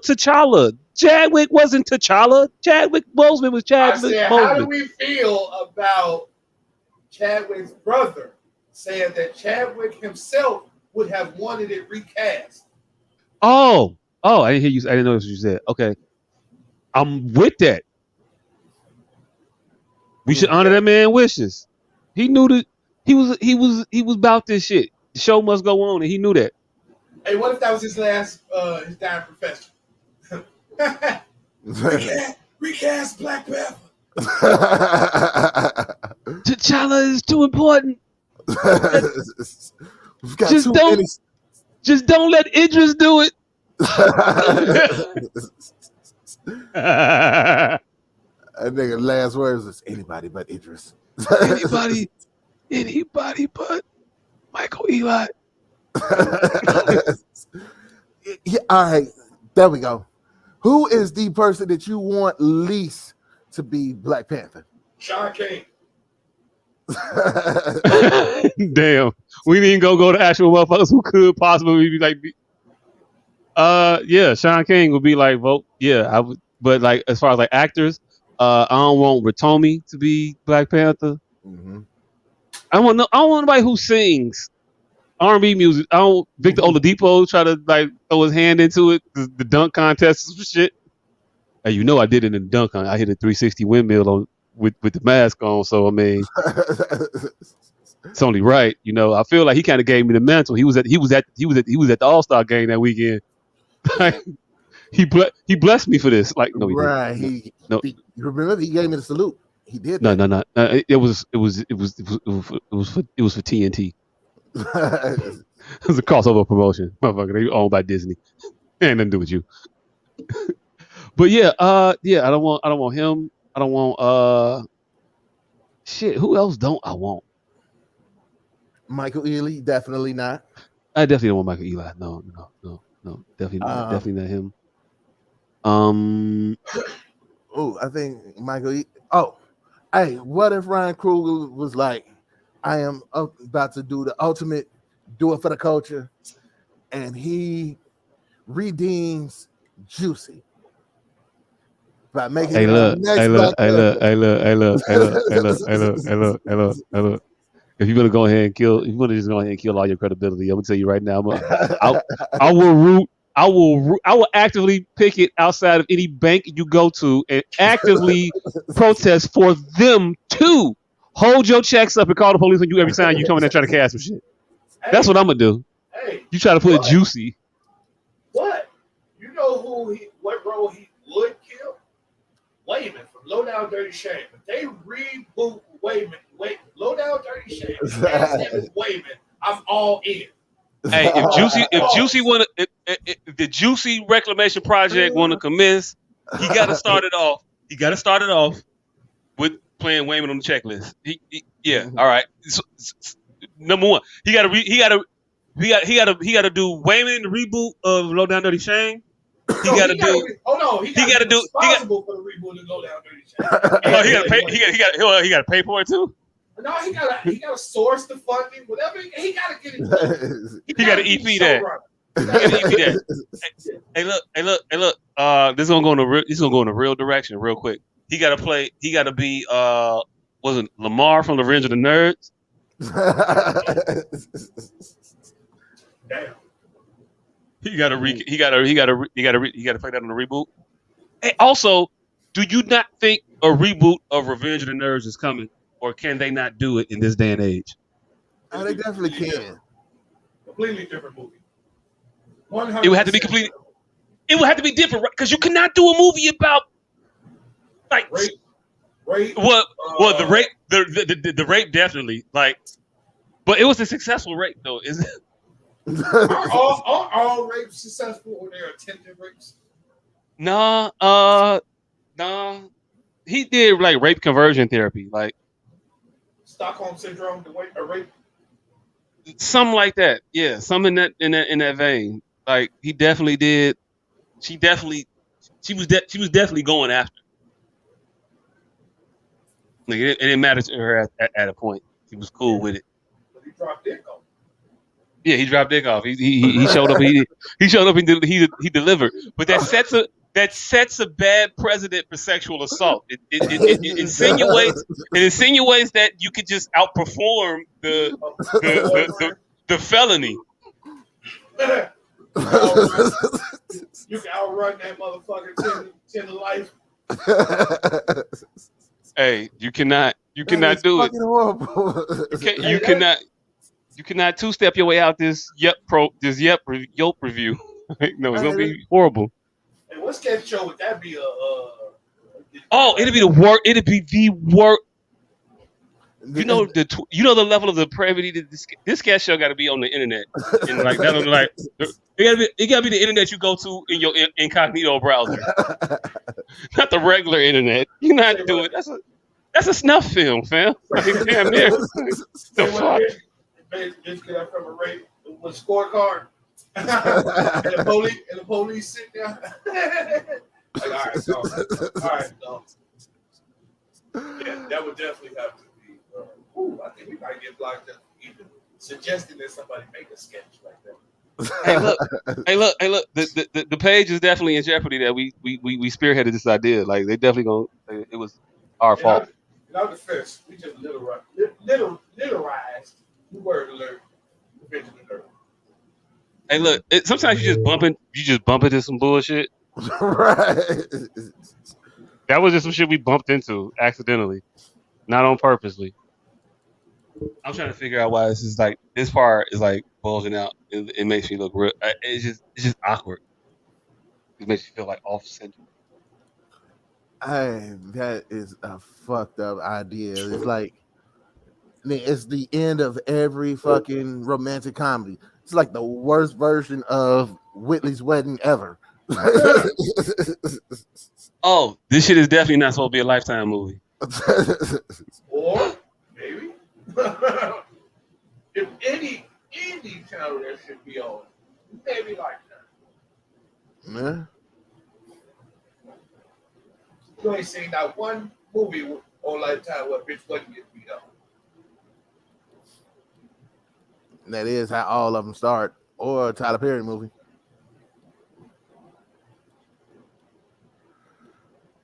Man, it's a new show called it's the second season. I have to tell y'all about it. It's called Flatbush Misdemeanors. It's called who? Flatbush Misdemeanors. It is a very horribly acted, well-written show. What's the name of the show? Flatbush Misdemeanors. Oh, I ain't never heard of that one. Yeah, me neither. Well, what's that on? Yeah. Bootleg, motherfucker. Say what? Bootleg, motherfucker. Oh, bootleg. That's on the shit. I got it. On the shit. I watched it though. Yeah, I can't tell you what channel, nothing. But it's about this starving artist who moves in with his friend, the teacher in Flatbush, Brooklyn. And they, it's your typical buddy comedy. They get into hijinks and shit. Very first episode, he's a Jamaican restaurant delivery person, and he gets a delivery to a drug dealer's house and knocks over their lead. And so they take his wallet and ID and shit, and hijinks ensue. I don't want to give too much of it away, but there's this one part His friend who he's bucking with is white. He's black. So, but his friend's father-in-law, or I should say stepfather, is black. And so they go to this black father for help for these drug dealers. And the motherfucker said, just call me daddy. You're like, I'm not calling you daddy. You're not my daddy. I'm not calling you daddy. I'm not calling you daddy. He says, so how long do I have to be married to your mother when you start to respect our union? Call me dad. And he was like, I'm not calling you dad. He's like, you don't call me dad, I'm not gonna have it. He's like, all right, dad. What? Dad.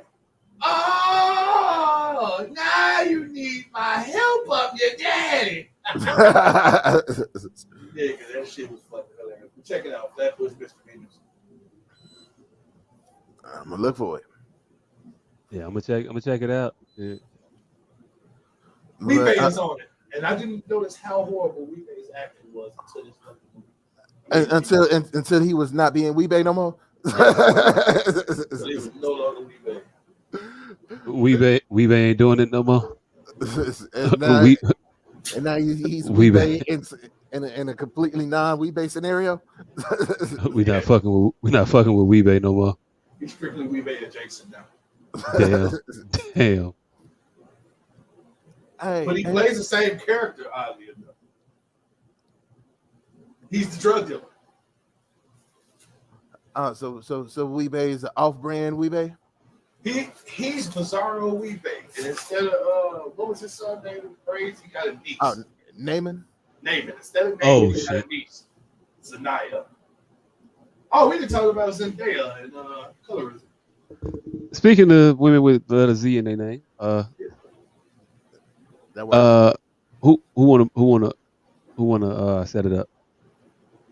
I have no clue about the story, so that's on y'all. All right, well, I'll set it up. So, there's a good. story making its rounds around the internet, and Keke Palmer apparently has problems with being compared to Zendaya. I think it was an innocuous comment. I don't remember exactly where it come from. But some internet personality made the comparison that Zendaya is the new up-and-coming Keke Palmer. And Keke Palmer herself took offense at that, saying that Zendaya doesn't have the resume nor the background to be compared to the likes of a Keke Palmer. Hold on one second there. I think, I don't know. Maybe I got it wrong, but I think you got it wrong. What? As far as the whole point of consternation around the dust up around this topic. What I thought happened was somebody put up that colorism was the fact that Zendaya was light skinned was the reason why she was more successful in the industry than, say, a Keke Palmer. They were trying to put two of them up and measure their success against one another and say Zendaya was doing better because she light skinned than Keke Palmer, although Keke Palmer is an equally talented actress, but she don't get the shot she deserves because she's dark skinned. That's what I thought the initial Twitter-ish shit was about. All I said was they were comparing. Right. And I don't think Keke Palmer got mad about the comparison to Zendaya stating or touting her resume and that bitch ain't got shit on me. I think what happened. I thought that she said the industry has not. I have not been successful in this industry. I've been doing shit for a very long time, and I've been very successful. And in case you didn't know, I've been a black woman that's done this. And then this, and then this, and then this. Like, she just started naming the shit that she's been doing as a darker skinned black woman. And she's like, nah, I don't know what y'all talking about, but that ain't me. That's what I thought. So what do you think that's in reference to? I thought that she was just saying, correct? Not being compared to Zendaya, but people saying no, I think that she was trying to squash the argument that she has been, right?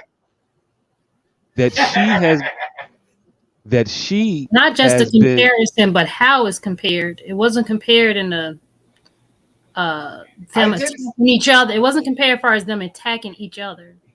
It was compared in the sense of people were thinking that Zendaya's career, that she's more pop culture than Kiki Palmer. And Kiki Palmer's like, no, I actually have been doing great. My career actually is great. This is what I've done. It wasn't her, Kiki Palmer, like attacking Zendaya's resume saying, I do this better than you or whatever. She was just saying how the industry or how people try to pit two women against each other based off, I guess, their colorism, not them going at it with each other. Perceived success and then basing that success on perceived slights surrounded about colorism. And I don't know, I just thought that she wasn't doing that. And yeah, I don't know. So flipped out about the comparison wasn't good enough for you motherfuckers. Y'all wanted me to say it for the new film. I don't think that she had it, but where you were painting it was that she was trying to say that that bitch ain't got shit on me, and I don't think that that's what the sentiment of the statement was. Oh, the sentiment is, ain't nobody got nothing on me. Ain't nobody got shit on me. Don't compare me to her. Yes. Okay. One day y'all gonna get over this shit. You all can read. I have it. The habit right up there. You can read it. All right, so Kiki Palmer's tweet was, a great example of colorism is to believe that I could be compared to anyone. I'm the youngest talk show host ever, first black woman to star in her own show on Nickelodeon, and the youngest and first black Cinderella on Broadway. I'm an incomparable talent, baby. This is Kiki Palmer. Woo! Incomparable. I've been a leading lady since I was 11 years old. 11 years old. I got over 100 plus credits. So over 101 credits. And currently starring in an original screenplay that's the #1 film at the box office. #nope. I've had a blessed career thus far. I couldn't ask for more, but God continues to surprise me. Translation. Woo! Translation. Hey, can we put what that was in response to up on the screen real quick?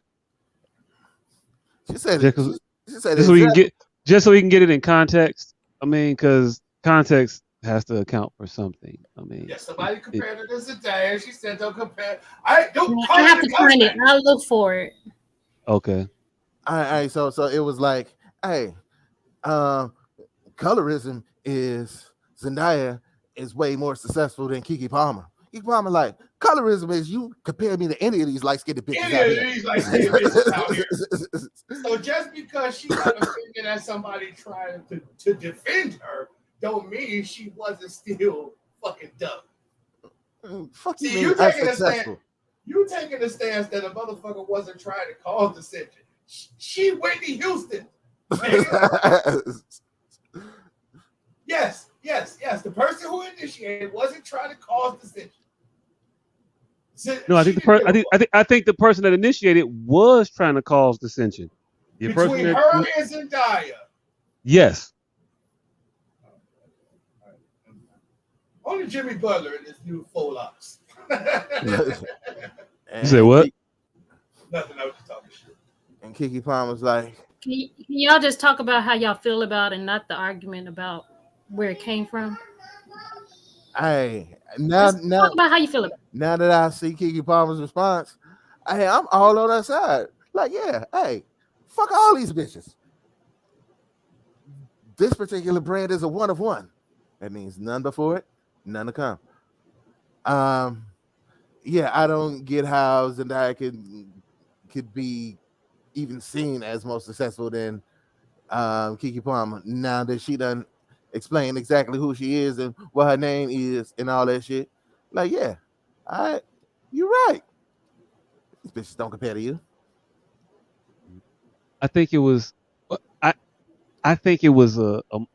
people trying to stir up. I think it was just motherfuckers trying to race bait us into thinking that because another motherfucker is light skinned that they're getting more looks or being more accepted in the general general Hollywood, so to speak, like a Zendaya, because she's been getting so many looks. She got the Spider-Man look. She got the what's the shit on Netflix? Euphoria. She got that look. She got a lot of producer credits and shit like that. Like she's doing a lot of things in the industry now, and she's visible to her credit. And I think somebody tried to use that to say that, well, the reason that she's that is that she's light skinned, and a person like Keke Palmer can't do it, and because she's dark skinned, they don't give her those same looks And King because Palmer she's said, dark. show me some. And she said, no, I get those. I get looks. I don't know what you're talking about. You try to make a colorism argument where there isn't one. Don't bring me into this trying to pit me against her.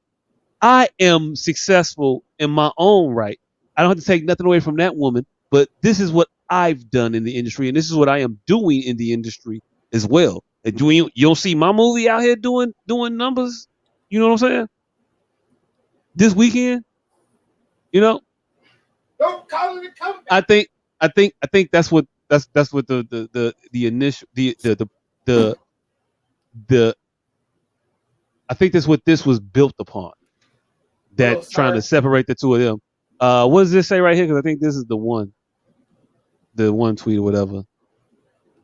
Oh yeah, some shit like this. Keke Palmer deserves the same hype y'all give Zendaya. And she said, "Don't call it a comeback." That's why Zendaya enters. That's where Zendaya enters the chat metaphorically. Someone on the Bird app, man, I can't read shit today. Right. Someone on the Bird app said Keke deserves the same hype and adulation. Zendaya, adulation, my bad. Adulation Zendaya typically enjoys these days. And from there, folks started talking about why one might perhaps have ascended earlier than the other. Before we write this off as pitting two women of color against each other, let's just entertain the subject and the substance of the argument because, frankly, it's an interesting one. And I get it, and I think they tried that shit, and I think that. This is the thing. I'd like someone to do a deep dive on the similarities and differences between Keke Palmer and Zendaya's careers. This may be one of the clearest examples of how colorism plays out in Hollywood. They were both child stars, but their mainstream popularity is very different. So it's so interesting seeing the conversation around Keke Palmer having her breakout or superstar moment. And it's wild we live in different worlds because in my household, Keke been a star forever. Akilah and the Bee was my dad's favorite movie. It went triple platinum in my home. Like a motherfucker. Yeah. So like a motherfucker. Motherfuckers were trying to say Keke Palmer was hood famous. And Palmer was like, nah. No, I'm famous. No, I'm really, really out here. Right. Somebody said, "Get her." Yeah. I think I know what that means, but I'm not fluent in housewife. Spit on these hoes, Miss James. Yeah, Keke Palmer, and that's kind of weird because Keke Palmer was on a daytime talk show with Michael Strahan, was it? Yeah. Michael and Michael and no. You know he left Regis and them when it was Kelly and him. He left that. He went to Good Morning America. Yeah, and then they had it was a talk show in the midst of Good Morning America at a point. It was Michael Strahan, some drunk white woman, and then Keke Palmer started guesting, and then it was Mike, the drunk white woman, and Keke Palmer. And it seems as if like Keke Palmer was kind of like, this was a what is it called? She was guest hosting. She didn't see it coming. She didn't see where this comment came from. It was a surprise to her. Like, no, my career is great. What are you talking about? Yeah. And I think that's what it was. It was that like, ain't what don't compare me to anyone needs. And y'all both know that. Stop doubling down on it. No, it could be. It was. I can take that as. I don't know where y'all getting this bullshit from. What she's saying, like, my career has been great. This is an example of y'all two singers on the outside trying to pit two people against each other when we are not comparable. It's So- kind of You're in a room with another singer that you are making more money than. If that singer said, ain't nobody, don't compare me to nobody, and then go off their resume that you've done close to, and you and not in the same amount of time. You don't think that she's I beat everybody ass in here? That ain't how you would take that. but she okay, I'm gonna Don't show you compare another me. tweet. I'm not taking it as I beat it. everybody ass in here because Like Beyonce says, she because don't compare herself to yeah. anyone. She competes against herself. Not that anyone else is not great. Right. I think the hang up is the incomparable. Like, don't compare me to nobody else. Like, she's saying that. I didn't get that from her saying I'm incomparable. I'm an I got that incomparable from talent. Don't compare me to nobody else, and she's close to Zendaya. There are plenty of people that's close to Keke Palmer. That's where I'm getting that from. I'm coupled with the fact that she said other strange comments like that I'm not going to quote hand for hand so we can dissect those. She said strange shit. Hey look. Google if it. You add, hey look, I'm not even gonna argue that. If you got other stuff outside of this that you using to like facilitate your knowledge about this argument and make your basis on. Keke Palmer been doing strange shit for years. That's what made me really say that. Cool. I ain't even gonna hold you on that. That's what's up. Cool. I'm just talking strictly upon this on a narrow focus, tunnel vision, this statement, this situation. I know Keke Palmer got a bunch of other shit like out there, like that she's done and she's said on the internet that's been like salacious or whatever, but I'm not speaking on that. What to say? People that seek outside validation can't understand the person that gets it from the inside. I mean, I fuck with that statement. Yeah. That's some real shit. That sounds like the last flail. You done went on. Don't compare me to nobody. You know what? I'm secure with myself. You done went the whole gamut of responses to that. Come on. Hey, look, I don't know, but her intention aside,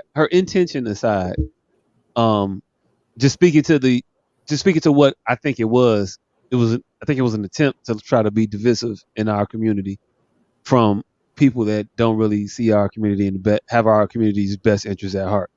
And that comes from a motherfucker who don't know. I don't know the origin of the initial statement.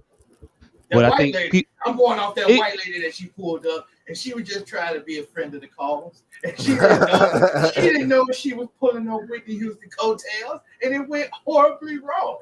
I think if she'd compare it down to any other person, an open and honest dialogue would have happened. I don't. But this is the thing. The argument falls apart when talent presents itself. I don't think they're too disparaged in no regard, those two ladies. I think there is room for this conversation. I think Keke Palmer was just the wrong subject to have an open meeting and honesty, even though she is the greatest example of it. I think you could have had that conversation years ago, and it would have been valid. But if you to have that conversation now in the face of the landscape of black female actresses that I see that are being pushed to the forefront, that are being heralded, that I see, the majority of them overwhelmingly are dark skinned. What are their checks looking like? I don't know what they checks. I don't know what they. I get that what they checks looking like, but I don't know. So if you could tell me they checks is looking different, then okay, we could be there and we could say something about that. But if we talking about popularity or the push, then I have to say that the push has been behind a lot of darker skinned women as of late, as of recently, and I don't know if it's been all that recent. I think it's been over a few years now. And you can look at it. You can look at the Fresh Prince of Bel-Air. You can look at the mama on Fresh Prince of Bel-Air. I can't remember her name right now. And you can look at the daughter, Hillary, Coco Jones. I think she's getting a rather big push in Hollywood. Nifisha Williams, I think, is it Nifisia? the chick from Black Lightning, Thunder. You talking about his two daughters? Neither one of them dark skin. Yeah, the oldest daughter, Thunder. I remember Thunder. Neither one of them dark skin. Huh? Except neither one of them I don't know. dark Well, they skin. I not. didn't They even not. see how Keke Palmer got brought into this colorism debate. It's just the fact that they are so fucking light that they even had a leg to stand on. That's what made it crazy to me. Keke Palmer ain't even dark enough to have this colorism debate, in my opinion. All right. Okay. Cool. But back to my point. The chick from Abbott Elementary, the one who created Brunson, that. all these people you're naming ain't Brunson, dark enough to have this debate. I think she's dark skinned. What are you talking about? Brunson ain't dark skinned. She's dark. So who's okay? All right. So who's dark skinned then? Okoye and them, I'll give you. Lupita Nyong'o will give you. But the other 5 people you just named, in my opinion, aren't dark skinned. Okay. Angela Bassett's dark skinned, right? She's getting a big push. She's not? She's your color. She the same. I'm dark skinned with the. Hey, all right. I don't know how to. He's dark skinned, nigga. All right, fam. I don't know what to tell you. All right, cool. Cool, you got it. So I'm like, so what are you then? What if I'm light skinned, you brown skinned, he dark skinned. Hi, come on, fam. Your You know what we wife's saying when dark we say skinned. this shit. It's light skinned and dark skinned, fam. You making too many shades, fam. I ain't got all these time. All these different shades. Well, here's the thing. I'm dark skinned, he's dark skinned, you're light skinned. Like, why we got to do all this extra shit? Okay, thank you. I'll give you it's only 2 shades, but the brown is out in the same argument. You brown skin motherfucker, you potato shade niggas. You potato shade ass niggas is not in a discussion. I'll give you it's only 2, light skin and dark skin, but that means the whole brown skin populace ain't in this discussion, and that's the only way I'm going this. I'm not just putting y'all in the dark skin category. Yes, they are. We are though, and these things exist though. I'll put you Hillary Banks, Karen Parsons, light skin. Hillary Banks, Coco Jones, dark skin. And let's just call it a day. Why the fuck we gotta argue about the? Hey, look, never mind. Because you're conflating how many people are being fucking transgressed. That's why we got to. The people you're naming don't support you're using them as support. You're using them as. I think the people I named are considered darker skinned actors. I don't believe so. I think Octavia Spencer would tell you she's dark skinned. I think what's her name? Spencer is dark skinned. Is she the same shade as the Brunson chick from the Abbott Elementary? No, they're the same fucking shade, man. What the? Oh no, you said Octavia Spencer. I was thinking of the bitch from How to Get Away with Murder, Viola Davis. When you said Octavia Spencer, I thought Viola Davis. Octavia Spencer is your color. Octavia. All right, cool. All right. Yes. All you potato shade niggas, y'all sit this one out. This ain't got nothing to do with you. It's between me and him, as it's always been. As it's always been. Hey, look. So if y'all going anyway, y'all going to light skin. Cool. No, we not. Yes, y'all We're not. I'm not. Never mind. I just think it's crazy to have this argument. It don't make no sense. So, hey, look, him as the darker shaded individual on the podcast, and you as the lighter shaded individual, and me as the middle. I'll go ahead and sit this out since I'm so y'all have it, but you gotta turn your camera on because it don't make no sense. They gotta see you. They gotta see you. I'm butt ass nigga. You I don't want to hear that. Hey yo, look. Nigga, that's your fault. You brought that on us, nigga. Keep your camera off. I didn't know. Also, I don't. Hey, look. I don't talk to people in the bathroom. When I'm at, I be fucking and talking.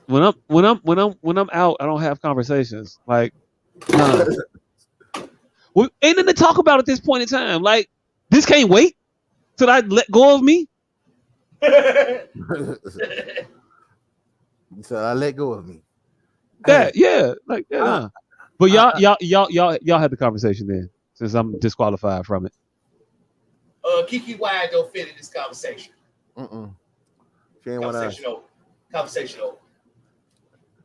but I do support Kiki Y and her. I And mean, don't compare me damn, to we none. keep calling her White Palmer. God damn it, yeah. Kiki Palmer don't belong in this goddamn conversation. Conversation over. That's the bigger thing that white lady fucking they all look alike us.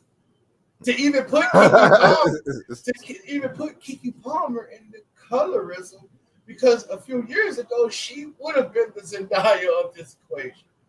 Just a short few, maybe 10 years ago, before Lupita and them got on, she would have been the Zendaya of this equation. She would have been the Kiki roles and not Lupita 10 years ago. And they're almost the exact same color in this picture. Indeed. Both of them heavily edited, but still, a few short years ago, she would have been the Zendaya of this equation. So it speaks to Karen's numbness of the actual fucking plight. That she just tried to woke our ass and got us all riled up about some dumb shit.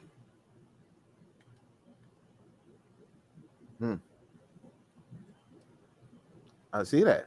You know what? I will give you that. I can't argue that. All right. So this went from a debate on colorism to white people thinking all black people look alike. That's what it is. All black people look alike. And really, we finna put Kiki Palmer into the dark skin category. Hey, can I say something? Can I say something real quick? Not on that, but I kind of feel white people on the all black people look alike thing. I get it. No. I get it. Not all black. I completely, and let me tell you why. I understand it. I was watching Stranger Things this weekend. Well, this week we've been binging the season 4, and yeah, remembering who was who. All these motherfuckers is interchangeable. I'm gonna keep it a bean with you. They switch characters. I can't tell. It'd be one dude on the screen. I be thinking it's one boy and it's a whole different boy. Like, oh, that's the one that's not the one that was in the upside down world. The other one was. And then a couple scenes to go by and I'll forget. Oh, fuck that. I don't remember. Because hey, look, everybody that's not black look alike like a motherfucker to me. Oh, that's not black. Yeah, I mean, yes, yeah. White people all look alike, and don't even get started on the Asians. Hey, look, black people, nah. I can I'm not even mad at that anymore. Not even mad. I will point out though that you shouldn't be thinking like Denzel Washington. Like you shouldn't be confused with Denzel Washington and Shamar Moore. That's weird. Say, but if a nigga is close enough in color. But if you're getting Charlemagne the God and Morris Chestnut confused, I ain't even gonna hold. I bet you he ain't gonna hold you either. Pause. I bet you the only person gonna have a problem with that is Morris Chestnut. Hey, probably, and maybe his wife. I don't know. And this is hold on. I just put something in the chat because this when y'all start talking about this, it popped in my head. LeBron is on fucking. Y'all hear about LeBron on the fire, right? Oh, you put it in the other chat, not this chat. Have y'all heard about LeBron on the fire right now? Oh, I heard they're trying to set LeBron up. They're trying to get LeBron. Yeah. I ain't going. Kim K look alike. And that's what made me think, because I'm like, is this Kim Kardashian trying to fucking blast LeBron? I ain't going. I ain't going. Racist shit. That just made me think about that. We can talk about that later. I'll put it in the chat. Mm-hmm.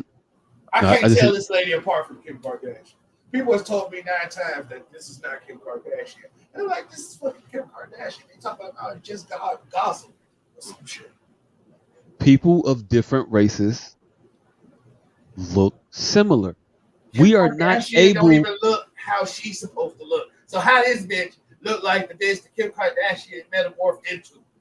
Hey, look. Well, but she looked like the current incarnation of Kim Kardashian. I saw the picture you showed, and it do look like Kim Kardashian or a version of Kim Kardashian. But there's different versions of Kim Kardashian. So I mean, I don't know. I don't know what he's talking about her on this podcast. All right. But what are they saying was is that with LeBron?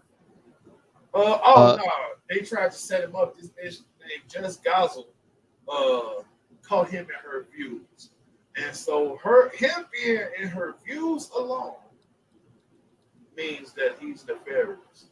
The one nigga who ain't been caught doing shit on his bitch. Yeah. Off the court, we must protect LeBron at all costs. We gotta protect LeBron. Boys' school ain't had no rapes in it. He ain't got called Tiger Woods in. Like, nigga, they didn't call Oprah, nigga.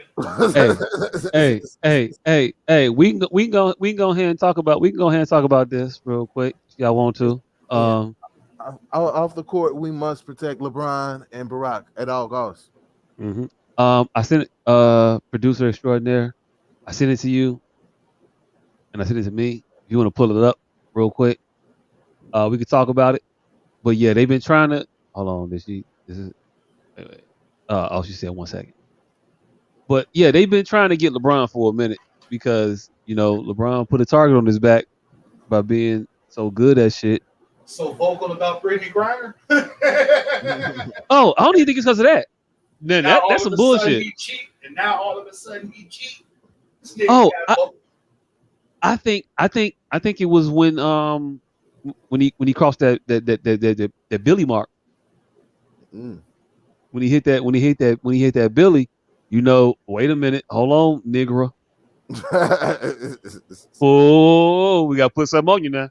Right. Just so we keep you in check. And especially with as much shit as he talk about white people, and for them to not have nothing on them, we off the court, we gotta protect LeBron. Oh, we definitely gotta keep LeBron safe at all costs. We ain't gonna call him the GOAT, but we keeping him. Yeah. That basketball conversation aside, y'all leave LeBron the fuck alone. But real quick, if y'all can't see this hussy that looks like ass bitch. That looks like I don't know. Hey, look, she ain't bad looking. I ain't gonna hold you. She look good. It's prototype. If you gonna build a bitch, she be one of the variants. Like we got. Real talk. If you gonna build a bitch, she could be one of the models. Like we got one of these. We got one of these. You know what I'm saying? She'll be one of them. Cool. But what she is lacking in understanding about how life works is that we gotta actually like you as a human being, though. And we can see what you do. People who have sense. Now you might trick a couple motherfuckers that made a couple records that don't mean shit, that suck, that are stupid as well. But when you do shit like this and what she's doing, I wish I could zoom in and magnify it.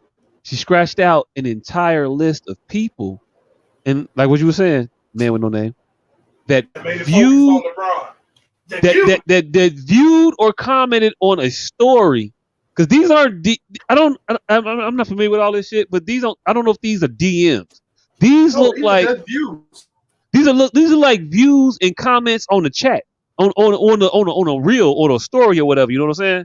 Mm-hmm. Not like I'm in your mailbox trying to holler at you or whatnot, but like when I do a story and motherfuckers respond to my story, that type of shit. That's what it looks like. Yeah. But all she got in that through all the skips of everything was a LeBron James account with a crown symbol on it. That's all it is. Here's the catch-22 with these bitches angle these bitches trying to run, right? So now there is a market for this, and process goes, you view it just so she know when your representative get there, this is real. So they do this. Like I view you, and then when my homie DM you and saying I'm LeBron's homie, then you know he's not lying because I view you. I don't view anybody. I have a burner account for views and likes and shit. I got a motherfucking say Woodrow Wilson, whole fake picture, everything for this type of shit. So if you see my actual picture, my actual account on your shit, somebody's about to inbox you. And that's where they going with this shit. But me personally, LeBron been too motherfucking stealthy for 20 years, baby. He ain't slipped up in the fucking fourth water. We can't do this to this man. He's staunch. He's staunchest about black love. And I hear the 25th hour, he's talking about bringing pretty. Hold on, you break. Hold on. I don't know if it's just me. You breaking up a lot now. I don't know if it's just me. Yeah, you broke up. You broke up a good minute. Okay. Oh, see? While you preach, you dropping these truths.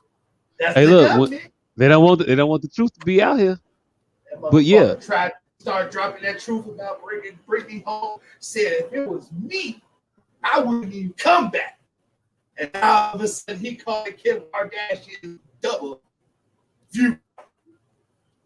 Mm-hmm.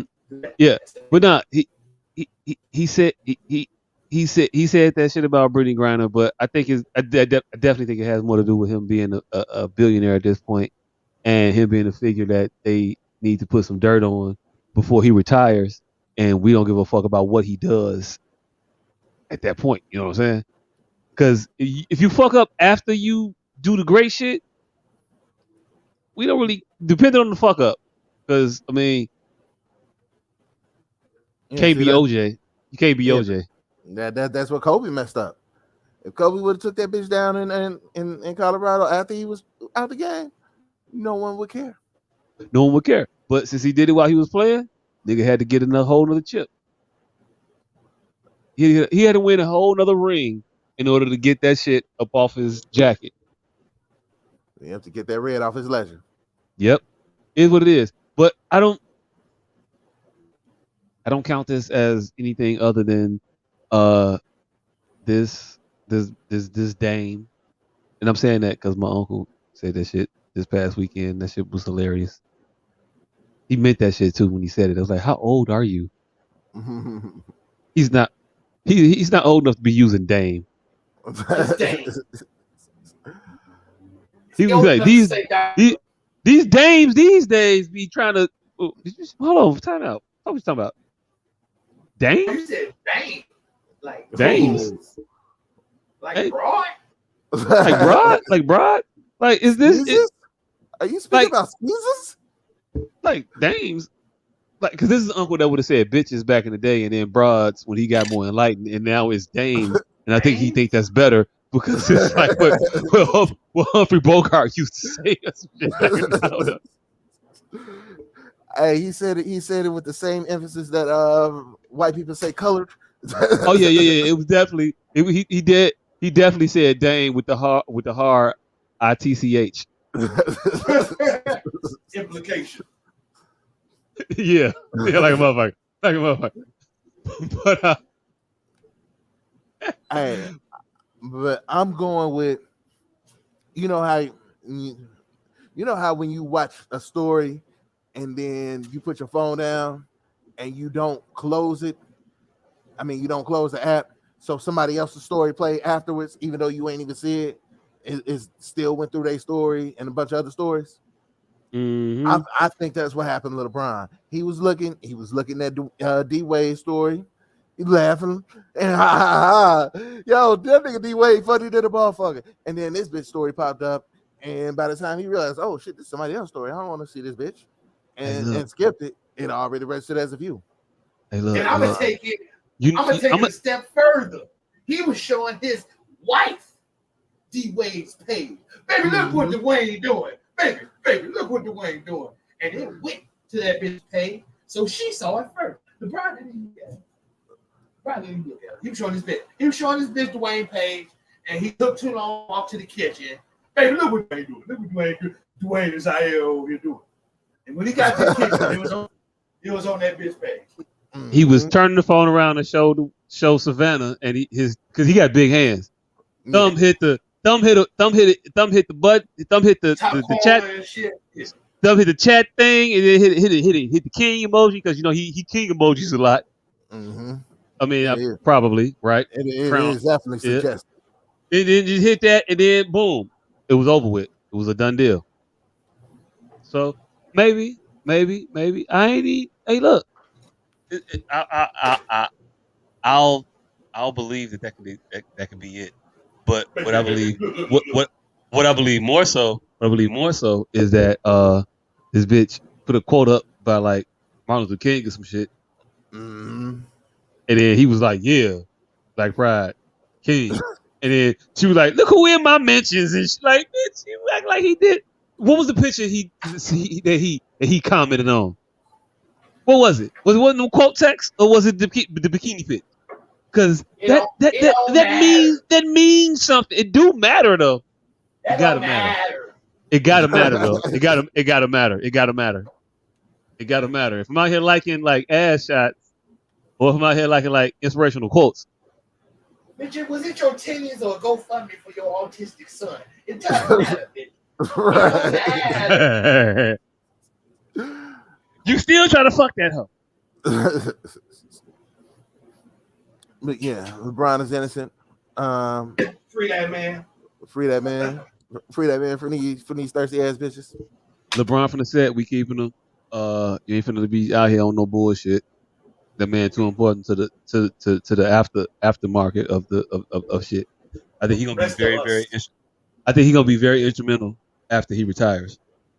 I think LeBron is gonna be very instrumental when these white folks think they can get to Mars without IS. I think that's get to what?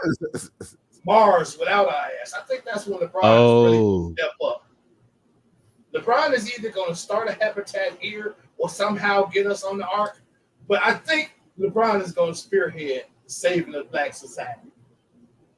Hey, I think we should encourage the whole Mars exploration situation stance on things. I think we should. I kind of. I'm. Bye. You. All right. Hold on. You know, I ain't too quick on that. Yeah, I ain't too quick. They get to go. No, they get to go. Brother, I ain't too quick on no buy when 83% of this motherfucker ain't discovered yet. So they know something. You don't just start going to Mars. Right. You ain't even discover 83% of your crib, nigga. You ain't even walked down to your walk-in basement yet, nigga. You haven't even made it to your basement. You really don't know if there's a pool table down there or not. Hey, look!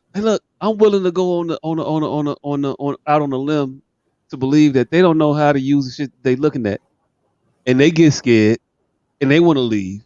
But once they gone, once we can look, baby, them just some chitlins. Put some hot sauce on the motherfuckers. Them delicious.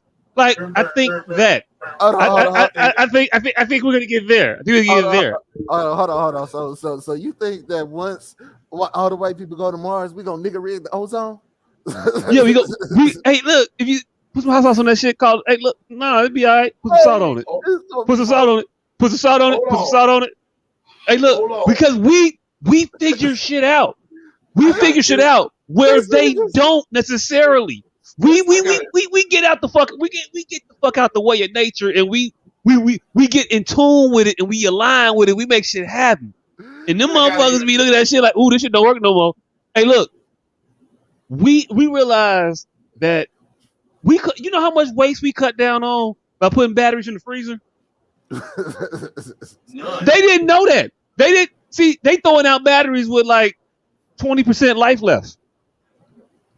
This nigga is Mythbusters have proven that wrong years ago.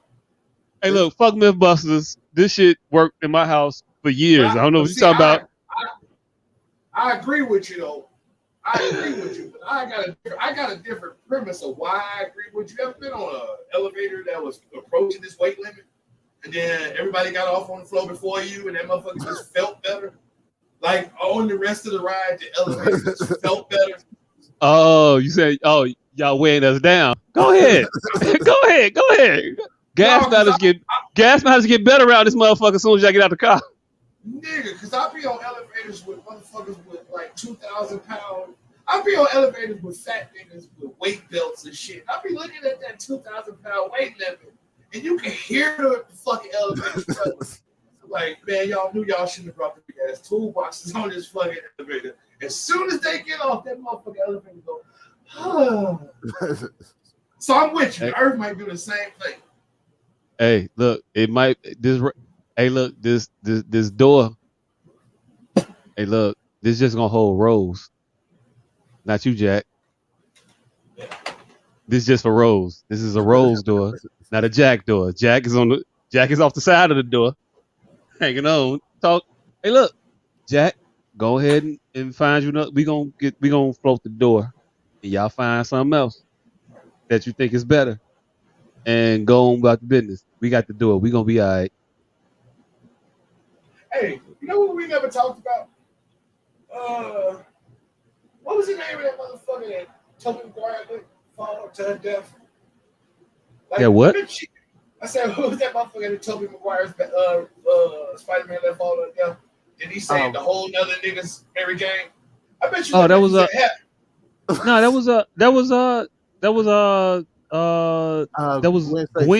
Gwen Stacy. That's what I just said. He saved the whole nother niggas Mary Jane. That was his. Gwen Stacy was his Mary Jane. And he saved the whole nother niggas Mary Jane. I know that bitch was heaven. Like, what the fuck? Now you can catch. Right. I know you did this. I know. What? You couldn't think of two webs before. When I was falling, you couldn't think of two webs. Now you got two webs. Your whole life, all you wanted was a trampoline. You couldn't think of the concept of trampoline in this moment, motherfucker. And now that I done brought it up, bouncy, springy, neck don't break. And now that I brought it up, I want to know how far off of that accident was before he got transported. Ooh, shit. Did you just break this bitch neck? And then get and then catch a whole nother bitch 2 weeks later? The right way? Like, because that was the premise of the movie. They were right off of those. Ain't go fuck it up twice. Ain't go fuck it up twice. But in the excursion when she died, that was with Venom, not. I missed that. What you say? I say the excursion when she died, that was with Venom, not the Green Goblin, right? You talking about Gwen Stacy? Okay. Yeah, because the premise of No Way Home, they were just leaving whatever tribulation that they were here to resolve. Nah, he was fighting Electro. No. Andrew. That was Andrew Garfield fighting Electro. Right. That's the one that had the Gwen Stacy. Nah, all of the villains, they came the moment right before Spider-Man killed him. Spider-Man was just still doing Spider-Man shit. Spider-Man, so they come from different universes, all of them. Huh? All of these, yes. Tobey Maguire, he's saying Andrew Garfield. He's saying that the villain came from a different point in time than Spider-Man. Yeah. They came from different movies. Fam, shut up. All right, me and you, let's have this conversation. Yeah. All the villains came from different times because they're respective heroes. Yeah, because Electro was talking about how I think it was the Lizard that was talking about how he was nope. It was Doc Ock talking about how he was about to trying to get he was going under the water, and then he ended up here. Oh, all right. So yeah. Spider-Man was far into his Spider-Man was far into the future. Yeah. He still might have been close to killing Gwen Stacy. Nah, hey nigga, what if that was his first time trying the one web thing? He was trying to figure out a way to save his webs because every other time he done saved a fallen chick, and he did the trampoline shit, and he was like, "Damn, this is using all of my goddamn web fluid. Let me try this one web shit. Try to save it." Hey, look. Scratch Hey, that look. off. Hey, look. That does not work. We're just gonna stick with the trampoline. Save my life, and then get back to it. You're supposed to be a genius, Spidey. You understand how physics work? You understand deceleration? You understand how that works? You can't go from 0 to 60 real quick. Well, from 60 to 0 real quick. That ain't how it works. Can't do that. And his response, even Jesus was a below average carpenter. Hey, look, we don't know that to be true. Hey, we do, because he wouldn't have time for all that other shit. No, sometimes. Hey, what if that was the real reason he flipped over that table at the goddamn church? They was taking all the tax. This shitty ass table. Shitty ass table. This bullshit ass craftsmanship. Look at this. If Jesus was any type of carpenter, why the fuck would they outsource the goddamn art? Noah wasn't a carpenter. No, Noah was a trunk. He was a Yeah, drunk ass farmer. But Jesus wasn't around then though. He wasn't born yet. Jesus performed miracles, sir. Bring him back. Bring him soon. No, he wasn't here yet. Hey, I'm saying if Jesus really loved carpentry, he would not have missed opportunities to make this big ass boat. Hey, when did hey, this is gonna sound fucked up, right? But at what point in the Bible did Jesus die? The end. The beginning. Oh no, it's the end. It's the end of the movie. Is it the end though? And then Revelation. Do he die? He died in Revelations. That's the crucifixion in Revelations. No, I said it then Revelations. Revelations is the last, right? Revelations is the last book. That's what I'm saying. But if memory serves me correct, around Easter, we doing a lot of work around the area of the Book of Psalms and Palms or whatever how you ever want to say it. Palm. That Psalm. book, no, yeah. Psalms, Palms, whatever the fuck it. My bad. Whatever the hell, whatever the fuck you want to call it. Whatever the fuck you want to call it. But that ain't the end. That's towards like upper middle. Yeah, I think Psalms was early. Psalms is earlier. El Jefe McCarran said, I don't know about trampolines, but I do know how to stop black people from jumping on your bed. I don't even want to know how to put Velcro on the ceiling. Hey, look, that is kind of funny. That is kind of funny. Man, I mean, if you That's don't do a funny. racist joke, it has to be funny. That nigga, he said it was funny, so yeah. Well, I thought it was funny. You think it was funny? nah, Hey, look. right. First of all, I don't know the individual that originated the joke. So I'm just judging the joke on the joke's merit Yeah. alone.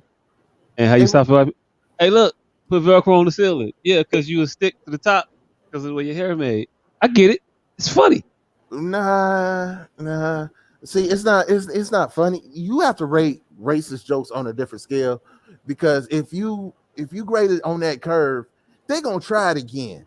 If you think that was funny, wait till you hear this one, and then the second one will never be as funny as the first one. So you have to hear a bad racist joke, in which will get a motherfucking ass whoops. Hey, look. I don't see how that's my problem. Hey, because you're hearing unnecessary racist jokes. Like nobody wants to hear unfunny racist jokes. Okay, I feel it's my problem in the fact that now I take on this duty to whoop your ass now, but I'm okay with that. I'm okay with that burden.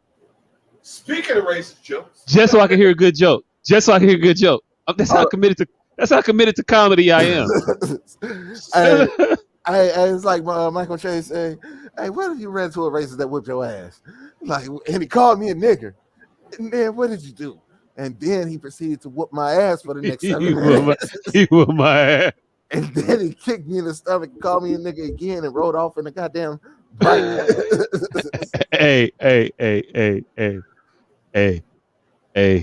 Look, That's into each life with little rain must fall. It's fucked up. It's fucked up. But hey, look, you got to eat the ass whooping. yeah, but see, that's another one of those unspoken foreign burdens that black people have of having to defend your race against racist people and have to fight racist people. And what if you lose? There's a lot of pressure. You have to win that fight.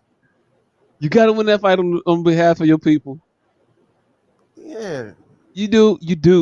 You're supposed to, but if you don't win the fight, I mean, as long as you get, did you show? You have. Did you get a couple good ones in? Was the motherfucker breathing hard afterwards? Like, how exacerbated were they after the fight? Like, that's how we go like crown it. No, you have to win the fight. If you can't teach a racist a lesson by losing the fight. Yeah, you can't, but it's not all about necessarily teaching them a lesson. It's about the veracity of the showing. Like, okay, all right, we all saw Higher Learning. Mm-hmm. We all saw Higher Learning. So, all right, Omar Epps was in Higher Learning. Or was the dude that looked like Omar Epps that's not Omar Epps? Apparently Wesley Snipes. Makai Fife. Wesley Snipes, according to Charlie Sheen. Oh shit! When? What? Never mind. Hey, don't even answer that. We're gonna get off on the whole other subject. But really, he thought he old enough to know. Hey, he didn't say anything about Willie Mays Hayes not looking the same. He didn't though. He didn't know.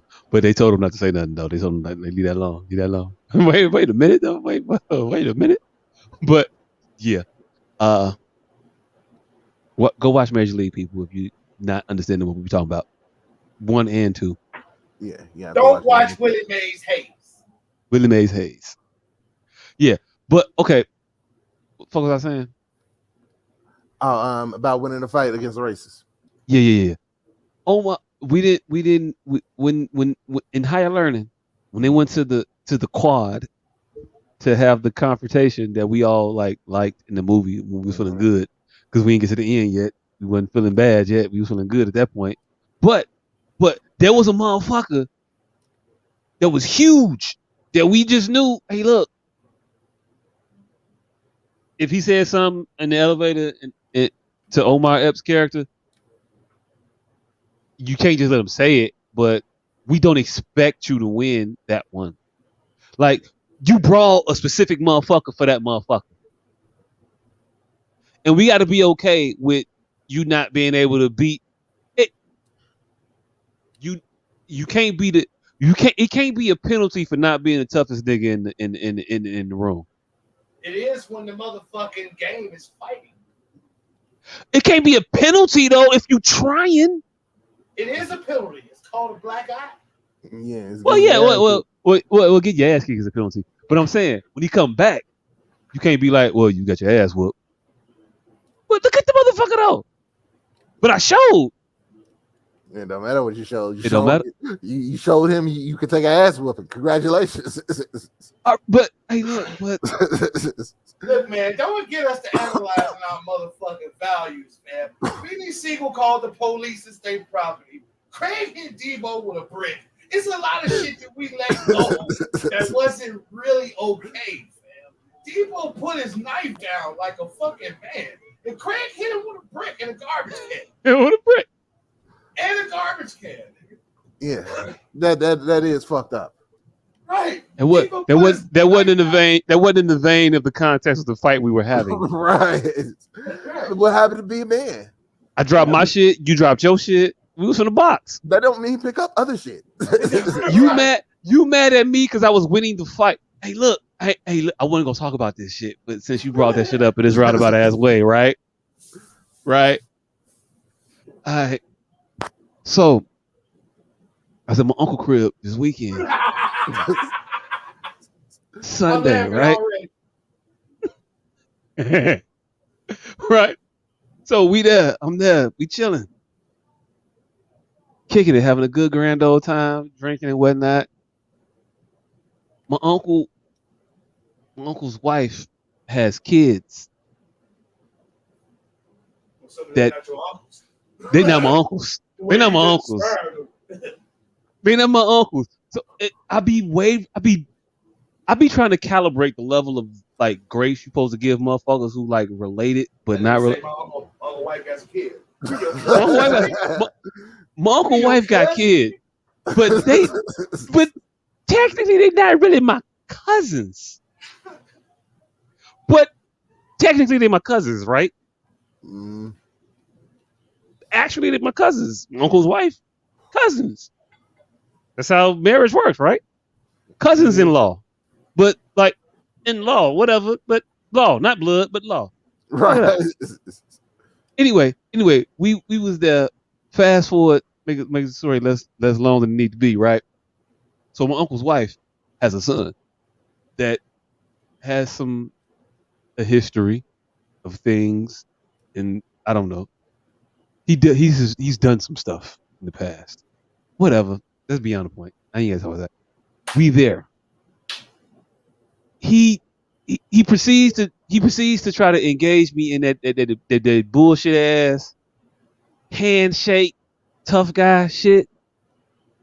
You know, squeeze your hand. Who says ow first type of thing. Mm-hmm. I'm all for those games. I got carpenter hands. My hands are built different. They're different. I have carpenter hands. I have calluses on top of calluses, and I weightlift with no gloves, and I punch a lot of shit. Just because not no tough guy shit. Just punch things, punch bricks, punch the walls. Me and the motherfucker with no name have punched. We've been at a job site and just, hey, can you hit this? But can you put a hole in that? With your hand, type of shit. I participate in those. I do those things. So my hands are my hands. I know my level of hands. My hands is about a 7. His hands was about a 3. But that's not my fault. I didn't initiate this challenge of machismo. You don't get no cookies though, nigga. I wasn't trying to get cookies. And look, I ain't do. And look. This is how not trying to get cookies I was. So we did this shit, right? He did this shit with me, and I was like, okay, well, all right, we doing it. Okay, we started. We started now. We started now. Where we going? So I started like when he said we would start it. So I was like, okay, all right, let me catch up. So then I started squeezing. He didn't like the way I was squeezing his hand and doing the machismo who got better grip shit. He didn't like that. So, because it hurt. Because I'm a 7, you a 3. Like, what it is. It's not whatever. He got mad, tried to create a scene and shit like that. I just knew the scene he was trying to create wasn't real. Like, you know a motherfucker that we know motherfuckers that wolf and just say shit. Man, I would've, but you was doing all that extra stuff. I wasn't even trying, really. Yeah, you were. Yeah, you were. Oh. Yeah, you were. Yeah, you were. 30 plus. 30 plus. He's close enough to my age where it's we're peers. You know what I'm saying? If I'm 40 and you 36, I'm 40 and you 36. You know, see my age adjusted calculations from last week. But if you're 36, we're the same age, man. You grown, I'm grown. We equally yoked at this point. I'm not out. You 18, you got an advantage. Hey, look, shit. If you're 9, Yeah, apparently. But yeah, no, it was just that shit, and that motherfucker just woofed a lot. But it was like I understood the woofing like from its inception. because I felt your arm do not what it was trying not to do. Like I felt your pushback, and I didn't like. This was not me working at 100%. This is why I felt confident at my 9-year-old this morning. But age adjusted shit. Well, my 9-year-old's just tougher than them motherfuckers. I don't know. Either way, it was just you weren't trying to do the shit that we were doing. Your arm wasn't trying to go that way, but it was going that way. You know what I'm saying? So for you to now want to like wolf and then like, man, you know what I'm saying? No, you don't want to do that. Don't do that. I ain't the motherfucker to try that shit with you. That nigga tried to Arnold Schwarzenegger action Jackson. You were lost. He lost, but he tried that tough shit after the loss though. Like you already, I already know what you can do, what you're capable of, and I'm not worried, like at all. Like you're not. Yeah, it was you start talking about guns, and hey, look, I'm worried about guns. That's why, hey, look, if you leave and then come back, I won't be here. But but as long as you here and you ain't got it on you, I know you ain't got it on you. Nigga, which uncle was it? You didn't have to go nowhere. Oh, I would. Hey, look. It wasn't a problem. My uncle was there, and it was definitely not a problem. Candace had told me, and I picked it a little bit. She was like, "When y'all was over in the alley talking, I tried to talk to this nigga, because I'm not gonna fuck you up at your mama's birthday party.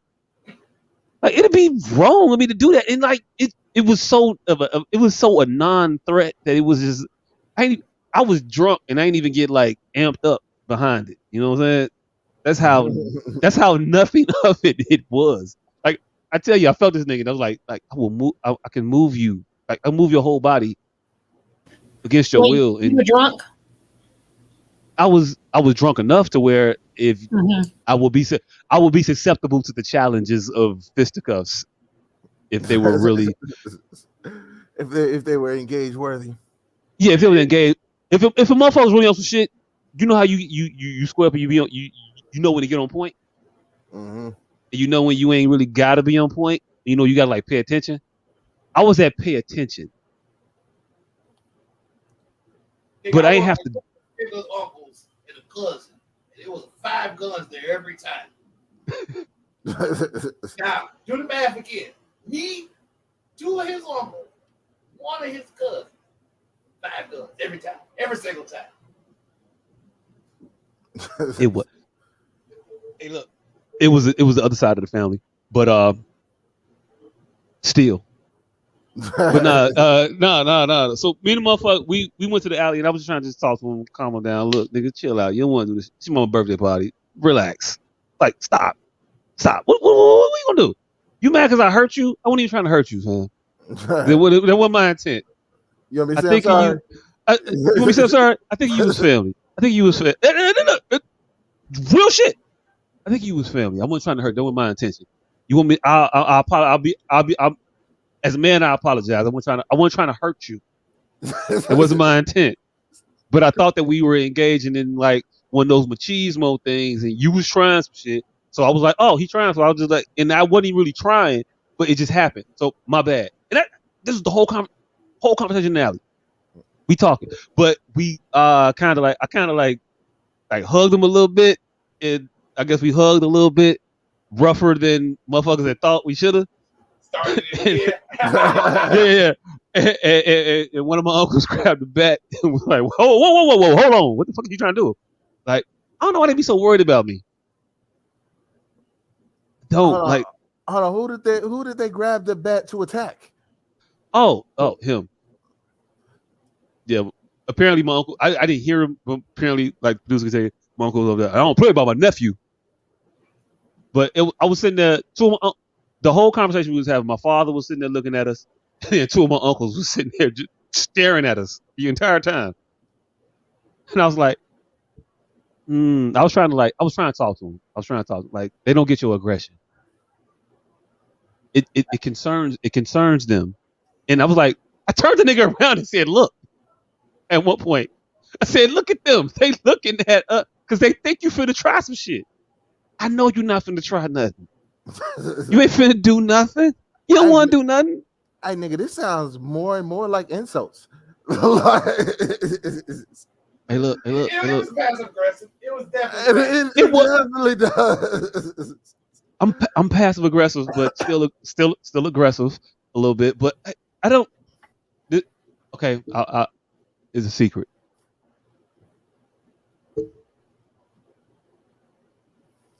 I don't want to fight,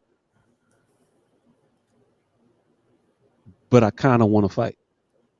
Hey, I've been going through that lately too. I just want to see if I can still take a punch without having to sit there and let a motherfucker punch me. Like if I get hit with one, I get hit with one.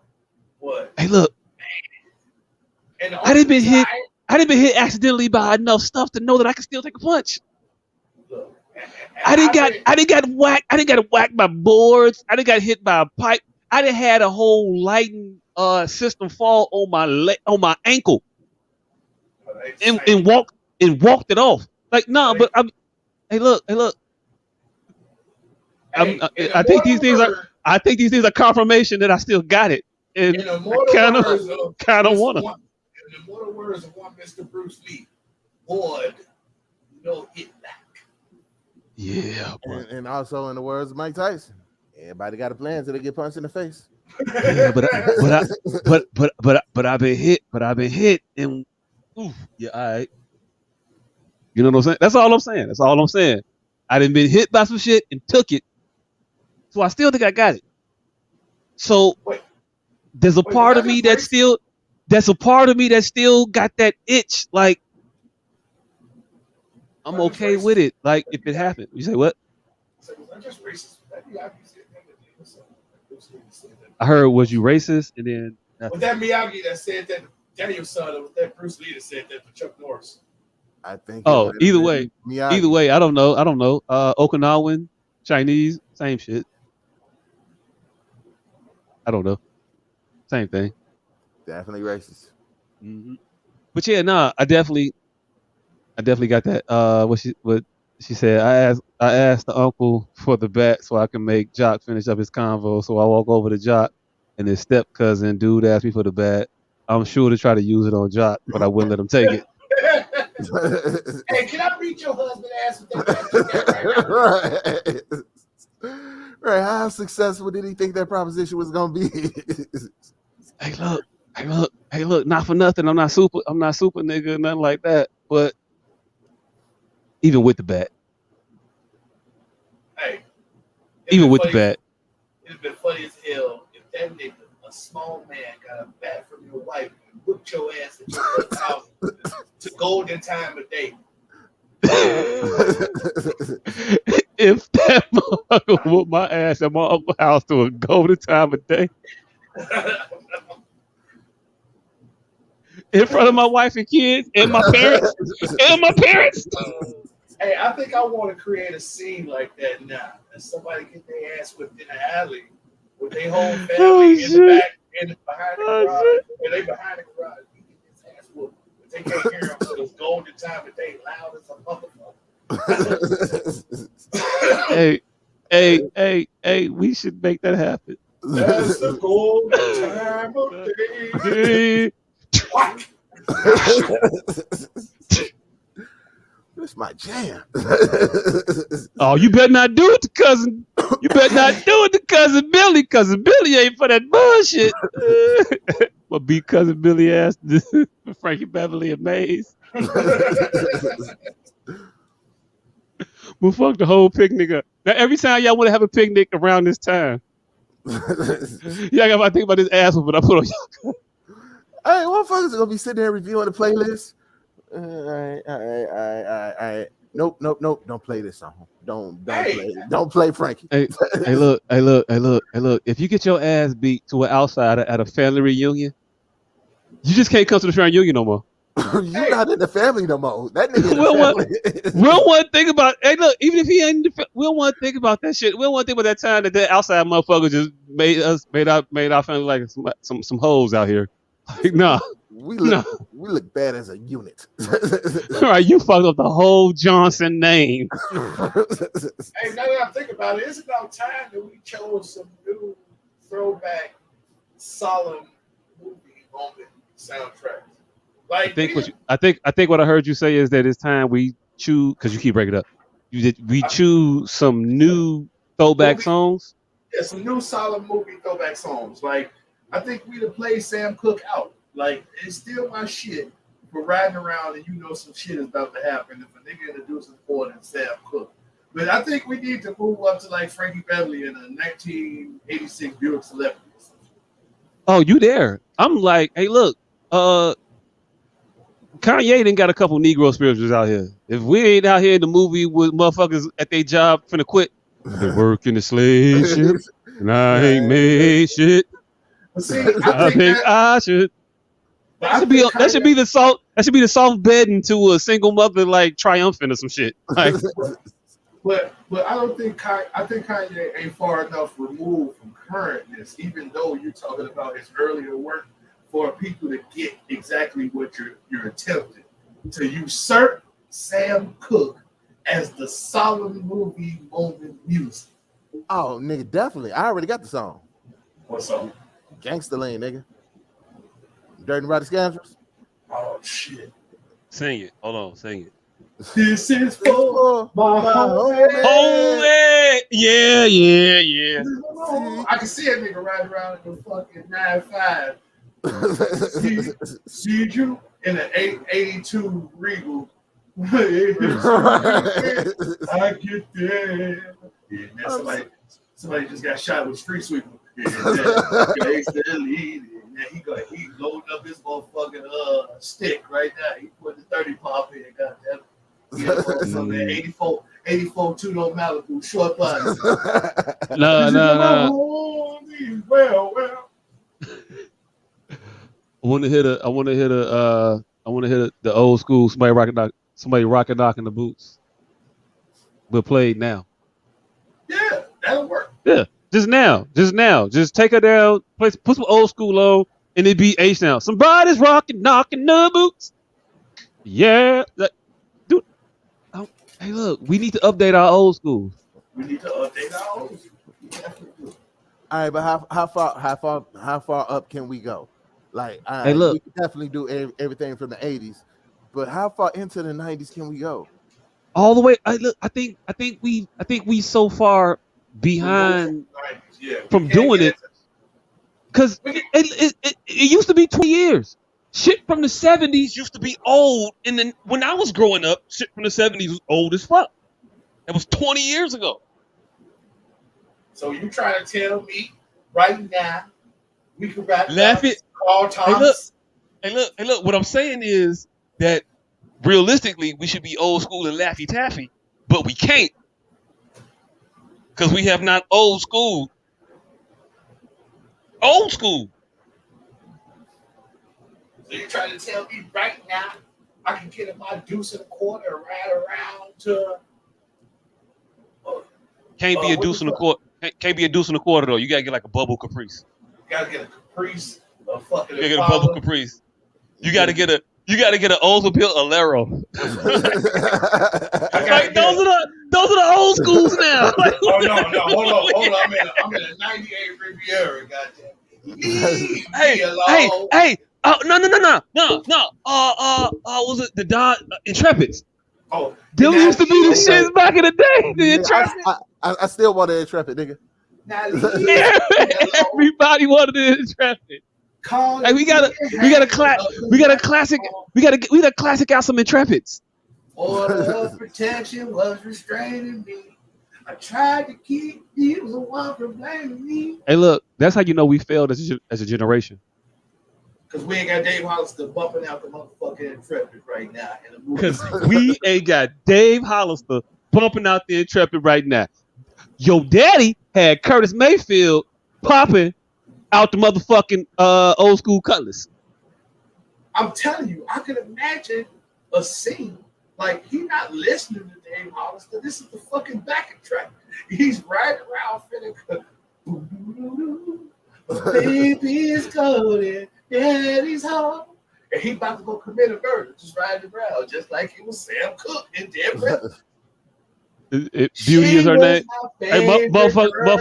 motherfuckers loading the clip. Beauty's her name. And beauty. And beauty, we were five steps. Right. Somebody sleeping in my. No, Kill this motherfucker. look, That's where he at. the whole belly scene updated. They walking in 5 steps. The acapella part. We were 5 steps. Eternity. They walking over. We were 5 steps. That's when we start hearing the silence of shots. 4 steps. 4 steps. And 3 wishes. That's when the glass shattered. And the nigga fly through the roof. We need to do it. I'm telling you. It's our fault, man. We dropped the ball. We didn't do up our current day classics enough. We didn't do up our shit. We got some making up to do. I don't know who we're gonna do it though. We need some 40-year-old winos to like proliferate this shit. Hey, I think it's because we really didn't retire our shit. Like the old school when motherfuckers went back to their shit. Like we never went back to fucking to gin and juice or never went back to Jodeci because nigga we stayed with Jodeci. Nigga, we definitely used jeans should have made a comeback by now. I just had a 10-hour argument the other day of how Jodeci could keep up. Could Casey and JoJo keep up with R. Kelly versus possibly equal? Hold on, say it one more time. You lost us in a couple of those. We didn't hear all that. Casey and JoJo could eke out a win against R. They keep saying R. Kelly is unbeatable with verses. I think Casey and JoJo can eke out a win against R. Kelly in the verses. It's only 11 songs. All they need is 11 fucking songs. They could eke out a win against R. Kelly. No, they can't. Man, Jodeci got more than 11 smashes. Hey, look, I ain't even gonna hold you. For all my animosity towards R. Kelly, you talking about the Smokies and the Marvins when you mentioning that man name. No. I'm talking about the Smokies and the Marvins if we gotta go 200-300 songs. I'm talking about 11 smashes. Jodeci has them, sir. 11, but he also got 11 smashes that smashed 11 Jodeci smashes. And that's what a debate comes in. That's it. That's what a debate. Yeah. I mean, a smash is a smash, but like I just think his shit hit harder. Like his consistency would fuck him up. I disagree. I just fucking agree. Jodeci got some motherfucking clappers. And if you wanna add a showmanship into it, if they do Forever Sinead, if they bring Kid and Martin out and do Forever Sinead, R. Kelly might not win another fucking round after that. Hey, look. If they bring out Sinead, if they get Martin to dress up as Sinead, because you can't bring out Martin and Sinead. Sinead and Kid. Sinead and Kid. Okay, all right. You did say Kid. My bad. You did say Kid. So they brought out Kid. They brought out Sinead. You gonna win that round. You're gonna win that round, but that might influence the rest of the battle. Hey, look, and that don't even count as Forever My Lady. You can play that later. Hold on. But you could only use Martin once. Do you use it for Forever Sinead or for the Ooh. Hey, look. Nope. I'm just saying you can pull that Martin card twice because you had Martin for one. Yeah, Sinead for the other. Can't do it. Can't do that. I can't play the Martin Sinead differential card. I think because Varnell Hill episode exists, Martin wouldn't do shit. So we might have to go with that Varnell, but then they would have to get Tommy Davis. I still think it may be a tie turn. That scene to set up that song may be a tie turn from that point forward. If it's placed directly in a good spot. Hey, man, I'm just saying, some people can't be in the conversation. And they I mean, Listen to them CDs, man. Well, my lady, Hotel After Party. Boy, they I did. have I did. some I did. I did. The show, the hotel, the slap. after party, the show, the whole, the show, the show, the hotel, the after party. I remember that album. I have that They album have over some there. I have that album smackers. right there. They have some smackers, but if you cannot listen to that album in its entirety. For the most part. No, you can't. Not even for the most part. A The lot one of with all the skipping, man. skits on it and Come and Talk to Me, you can listen to that. It's great, though. The woman come and talk to me on it. Yeah, you can. You can just Straight listen to that one. You Mhm. that one you can listen to. I'm talking that's- about the show, the hotel, the after party, and then the one with Fiending on it. Fiend brown only got one. about 4 CD songs. The one with the brown one. That CD only got about 4 songs on it, but it got 4 mega colossal songs. Yeah, they're like Cry for You, Fiending, Cry for some You, other Fiend, and Stay, and some. But Stay those is are, on, Stay is on the first album, ain't it? yeah, Stay is on first album. But anyway, my point is they got 11 phenomenal, maybe hanging worthy songs. Yeah. I stand on. I don't have to Yeah, name the but motherfucker. stand on. I can see that they do have 11, but I feel like this: if you put all of Jodeci songs together, all R. Kelly songs together, and you made a list of the top 21 songs, more That's of them unfair. are. That's unfair. That's not what we talk about. that is what we that is what we talking about though. That is what we talking about though. That is. That's top definitely 21 that's exactly songs. what it is. No. R. no, Kelly gonna have R. Kelly got They make- 18. He got 18 of them. If you're making this CD with 21 songs, yes. But if you're forced to listen to fucking both of them, For 21s, if You're you just forced not to putting- listen, if you're forced to listen to 40 songs yeah, you're not compared just to one another round after round. You're not just putting 20. Well, artists. look, if That's what the whole debate's Jodeci about. if Jodeci give you 40 and R. Kelly give you 40, and you have to rank the 40 you get, what you have to if Jodeci give you 20, R. Kelly give you 20, you got to rank. Dipset gave you 20, If you have to and rank, Nas give you 20. what?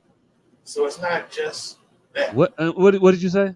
If the Dipset give you 20 and the Lies give you 20, you have to rank that. It don't just go like that. It's performance, It do- stage it- presence. it- It's hey, every look, a lot of shit involved in this.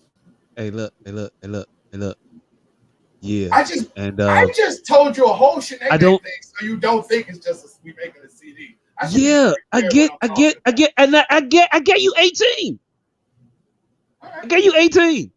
Fully well knowing the theatrics of the Shanae shit. I gave you 18, fam. You. No, it just sounds like y'all was Hey, look. I don't want to participate in this conversation because you making me argue for Robert, and I don't want to argue on behalf of Robert right now. That was just the icing on the cake. I know. I think that's what you're trying to do.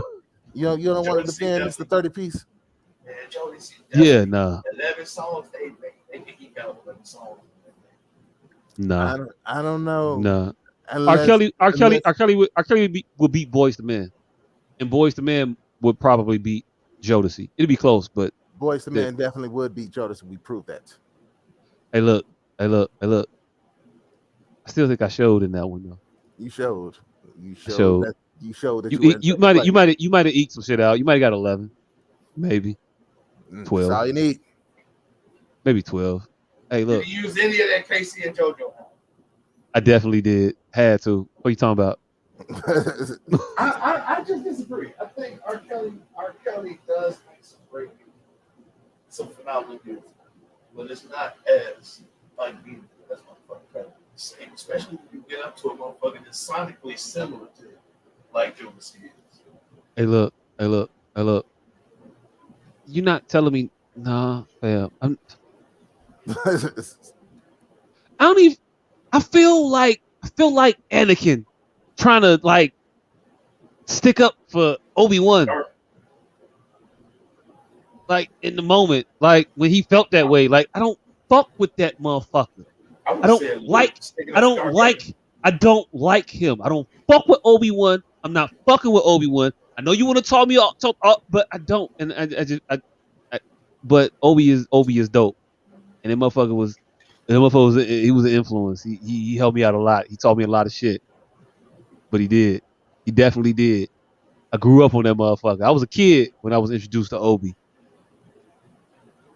and grew up, but Obi showed me some flawed shit. So I can't fuck with Obi no more. Oh shit! Did y'all listen to that? Big Biggie. What? That's what y'all.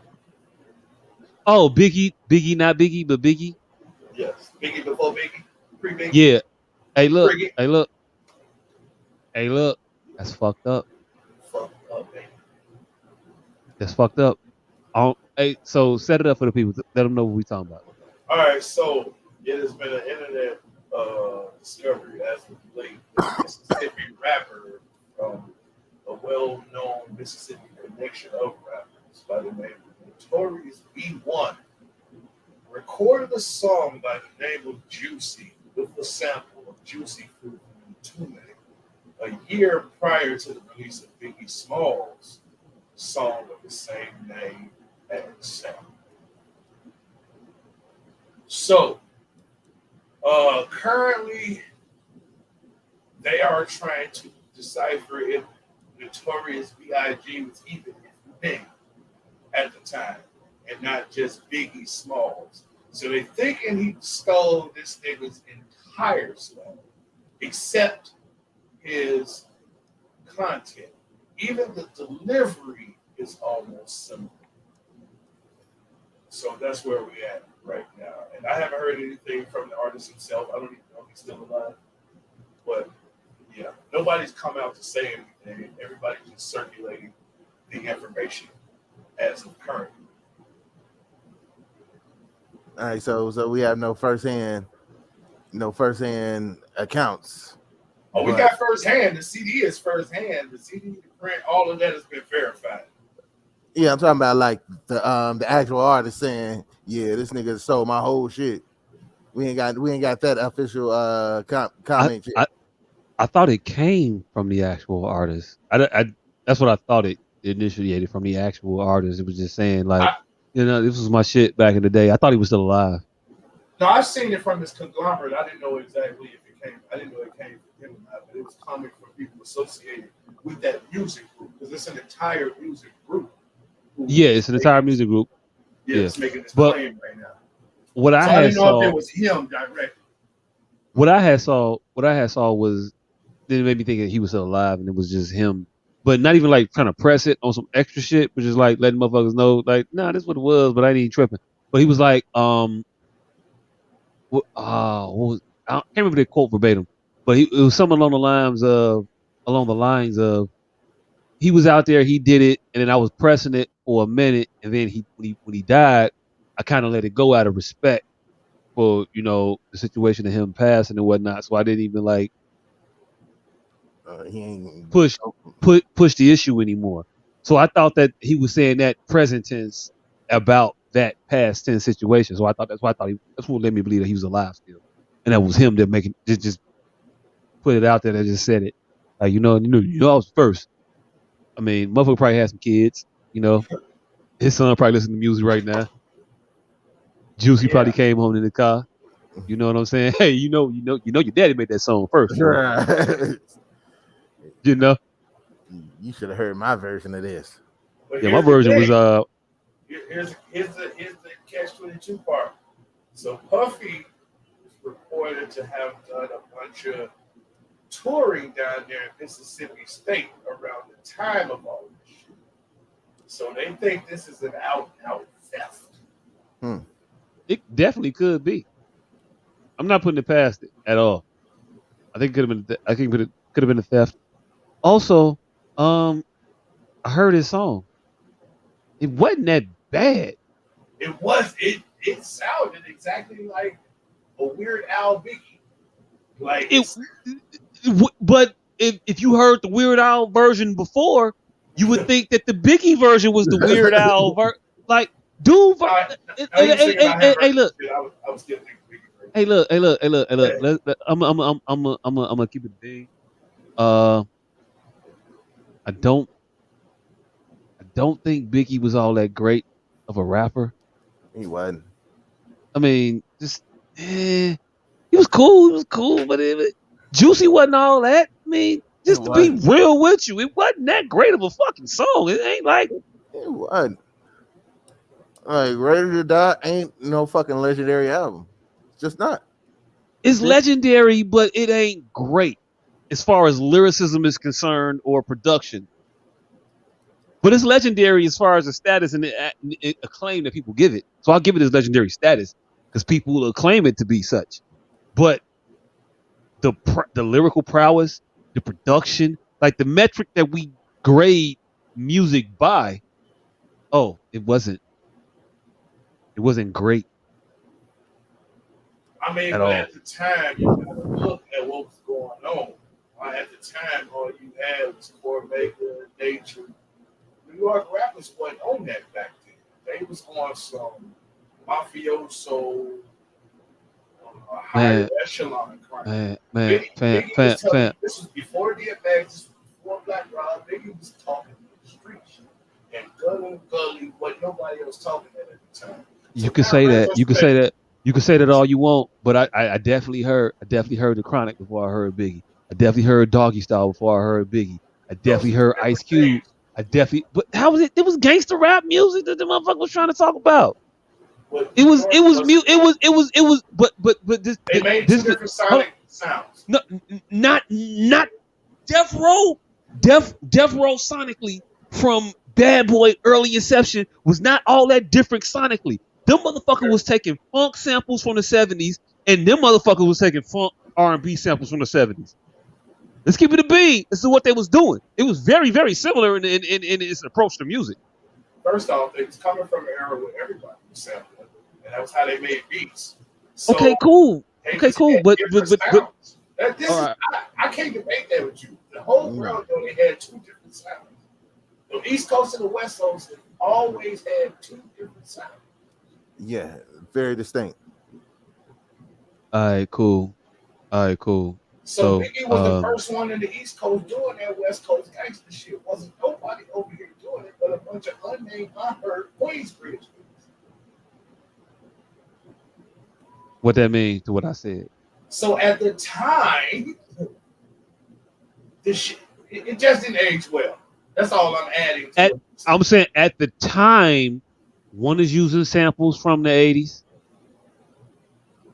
And at the time, the other is using samples from the 80s. What are we talking about? I don't know what the argument is here. They were doing similar. They were doing very, very similar shit. One of them would religiously have a theremin in it. What? One of those sounds religiously had a theremin in it. That's what I'm understanding. A theremin? The shit from Star Wars, Star Trek. That was a thing. Oh, West Coast sound. Hey, what's that word? What's that word you use though? Because I want to know that word. Theremin. It's an instrument. Theremin. Yes. Okay. All right. Cool. Hey, look. I want to know what the fuck that word that meant. And then Roger Troutman came along. And Roger Troutman came along, a Midwest nigga. He gave them a bastardized version of the theremin in the throat box. But New York ain't never had that sound. That was old West Coast. They had a completely different sound. So, me saying that the Chronic just heavily sampled like Parliament, Boosie, shit like that, and then Bad Boy sampling Rolls Royce and Matume and shit like that. And then Q-Tip sampling. So everybody was sampling at the time. So I'm not. I didn't say everybody wasn't sampling. That wasn't how I approached the opinion and the stance of the assessment of the situation. It wasn't how I approached it. I just said they both did this very, very similar shit, and one did it better, in my opinion. Because I heard Doggy Style before I heard Ready to Die. And I think that Doggy Style is demonstrably better as far as lyricism is concerned, production, creativity. I think it's better than Ready to Die. I think it's produced better. And I thought that's what we started to say this about, like Ready to Die wasn't all that great. Biggie wasn't all that lyrical. Like the shit you was saying wasn't all that prolific. Yeah, it was cool. not. It was cool, but he wasn't the best rapper around. Sorry, my take. But I'm from Chicago and I sided with Tupac. So, So, did Chicago get on my mama from Chicago? you gotta say that one more time because we didn't hear that from the walkie-talkie. Did Tupac get on my mama from Chicago, or did Chicago get on my mama from Tupac? What? Oh, my mama. Oh my mama. That? Did Tupac get it from Chicago, or did Chicago get it from Tupac? Oh, I don't know. I don't know. I was too young at that point. I don't know the origin of vernacular. So my mama, I'm gonna trade my life for yours. Anything you ask for. Hey, look. Girlfriend. Hey, look. I know what you're talking about. I get what you're saying. I just don't know the origin of Oh My Mama. Oh My Mama, but Oh My Mama, I don't know. It's just one of those things that just happen. Right? Yeah, it's like chicken or the egg. I don't know. Could it be convergent evolution? Two things happening in two separate places. It could. I think shit like Oh My Mama and Swear to God, you can't like copyright regionally. I saw a nigga try to copyright slugging. Slugging? Yes. Slugging? Yes.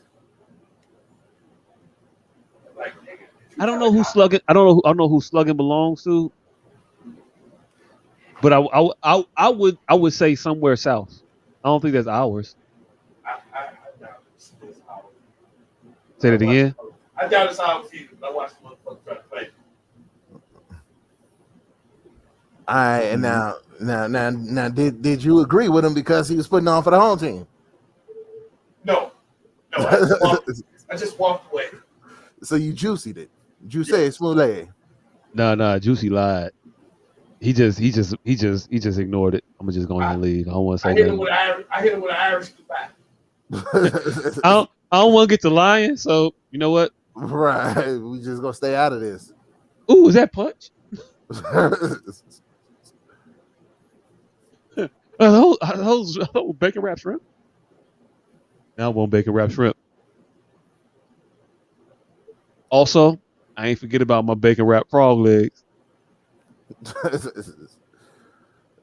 the Muppet Baby Meal.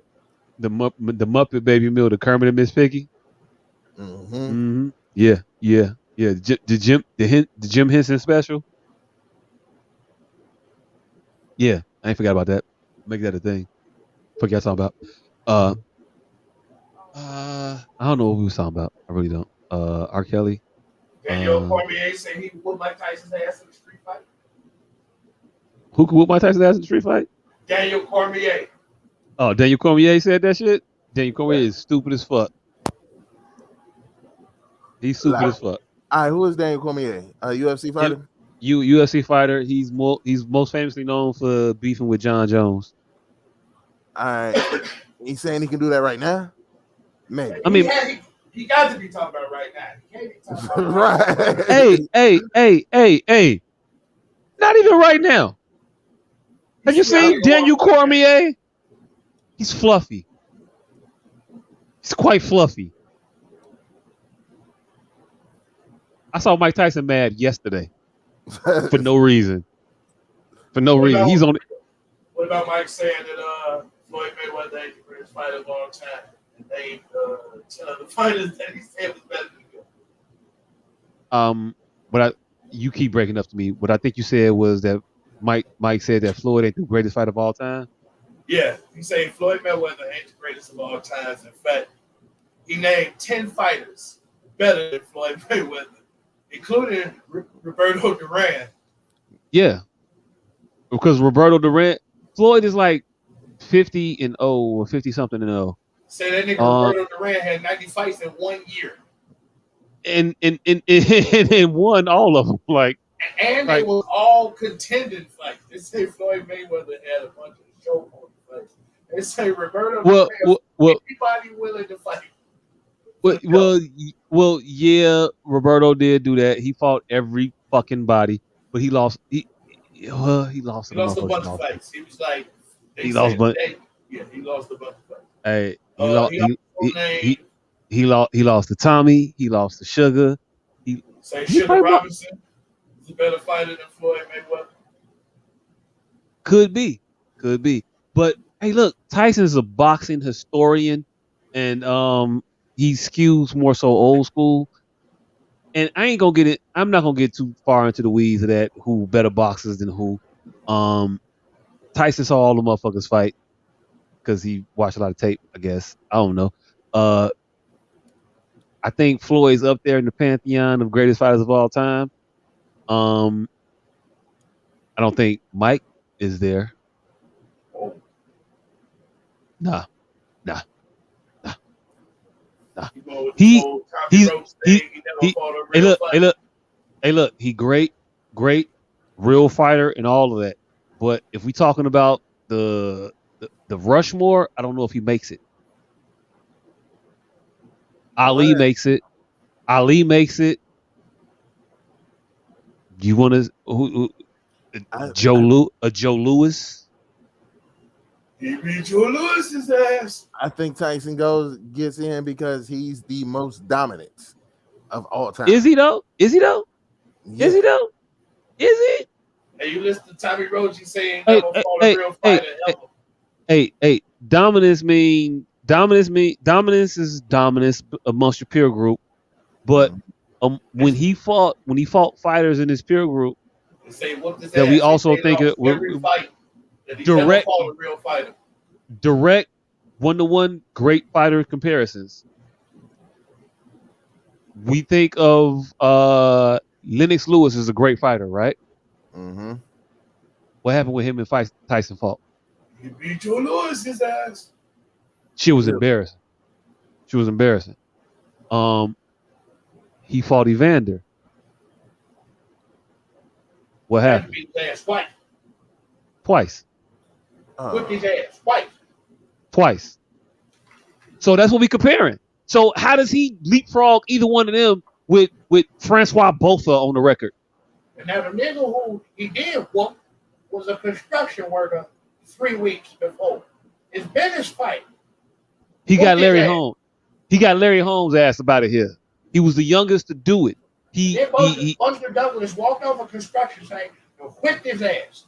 Whipped his ass, even though he should have won that fight before he got knocked out. He won that fight. Everybody ever fought that was a real fighter that whipped his ass. Whipped his ass. So I don't know. I don't agree though. That nigga won the greatest fight of all time. Hey, the nigga he won. But Mount Rushmore is a Mount Rushmore for a reason. It only got the spots it got, and it's 4. So is Tyson one of the 4? Yeah. Name the 4. Tyson, Ali, probably Foreman. Nope. You know what? Probably Foreman for longevity, and Sugar Ray. Is it longevity if you stop fighting for 20 years and then stop fighting again?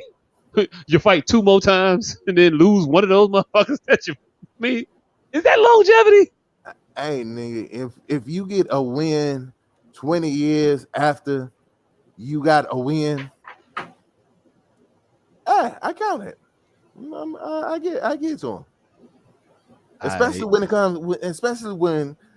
in order for you to get this win, you get punched in the face while you getting this win. Okay. Yeah, I'm gonna let him rock with that. Hey, so Foreman or Tyson?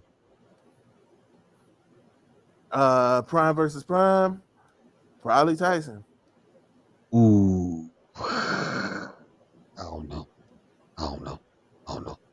I saw Foreman beat the grace of his time. I didn't see Tyson do the same thing.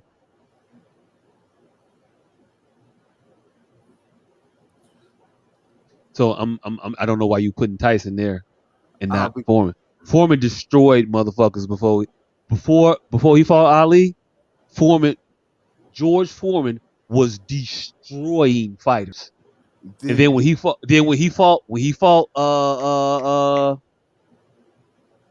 old boy from Philly. Zab Judah? Nigga, did George Foreman fight Jab Zuda? Jab Judah. He might have. The same motherfucker who fought Ali 3 times. Oh, god damn it. From Philly. From Philly. I'm gonna let y'all do this. Joe Lewis? I am just no, not Joe Lewis. He's from Hey, look, Joe Frazier. It's Joe Frazier. Embarrassed to you two niggas right now. Hey, look, I freely admit it. I was having a brain fart at the moment.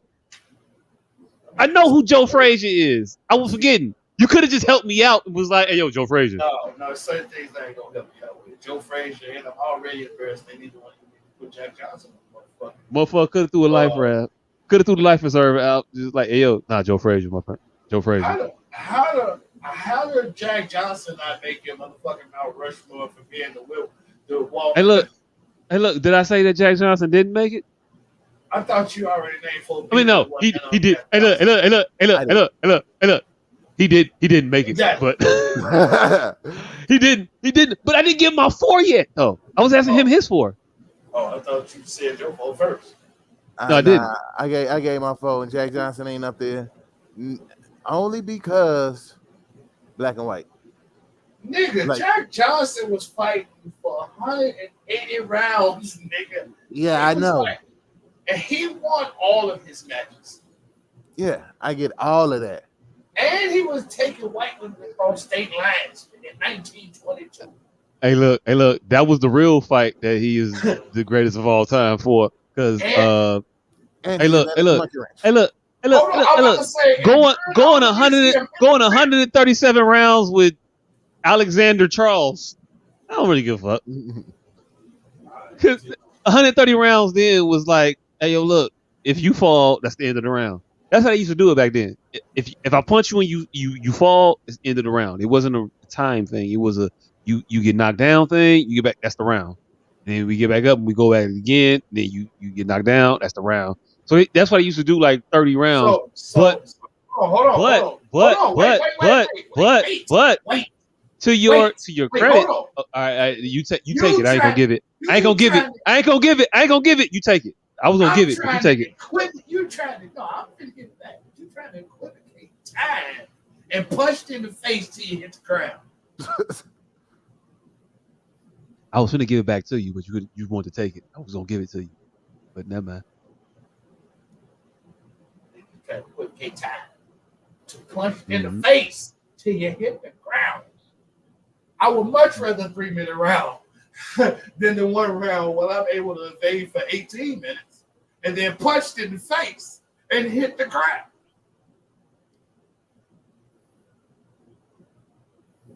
I was gonna give it to you. I said I was gonna give it to you. I wasn't even trying to take it on the old set. 137 rounds. Bad knuckles. Hey, look. It is what it is. I'm trying to show you how fair of a conversationalist I am, and you don't even let me do that. Then and during all that fucking and fighting, the nigga invented a wrench. Nigga didn't invent the monkey wrench.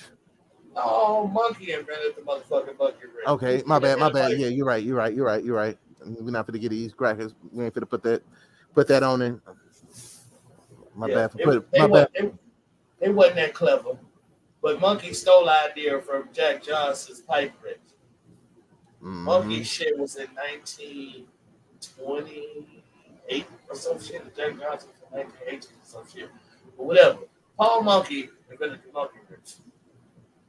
And Jack Johnson invented just some other random pipe wrench in 1918 while he was fucking white women and beating up white guys. And I will just say that I'm not going to give him all the stripes for taking a white bitch across state lines. I mean, I get it was the 1920s and all, but that nigga went from New York to Pennsylvania. Nigga, that's like me going to Illinois. It was not a long trip, but hey, look. Also, at that time, he didn't even know he went to a different state. Hey, look. Also at that time, cars were foot pedaled, so I mean, it was still far. But let's put this in context. Yeah, the distance was short. That's like coming from where you at to Illinois with a car full of firecrackers on the 4th of July and a sign that says, "I have firecrackers in this car and I'm going to Illinois." That's equivalent to what he did, nigga. You couldn't hide that he had a white woman in that car. He was a nigga. Hey, look. I think he was famous for driving convertibles. Right. I'm sure. Hey, look. Ain't no windows. White bitch right here. Susie. Right. Look at her. Look at her. I'm taking these firecrackers right on 73rd Street, y'all. Do something. Do something. Bust a move. But sir, it's illegal in Illinois. I don't give a flying. Catch me. Nah, that nigga went up Halsted from 79th to 83rd and didn't realize that he was on 83rd. That nigga was just walking down the street. Oh, I'm on 80th now? Oh yeah, that was definitely it. But hey, so before we get too far in the weeds, what's your Rushmore? Jack Johnson, Joe Frazier, Mike Tyson, and Muhammad Ali. And what's your 4? All heavies. I think it was Ali, Tyson, Sugar Ray, and I forgot who the fuck I said. Foreman. That's what's up. Ali, Joe Louis, Floyd Mayweather. Floyd Mayweather, Sugar Ray Leonard. And if on a different day, I might put Roy Jones in.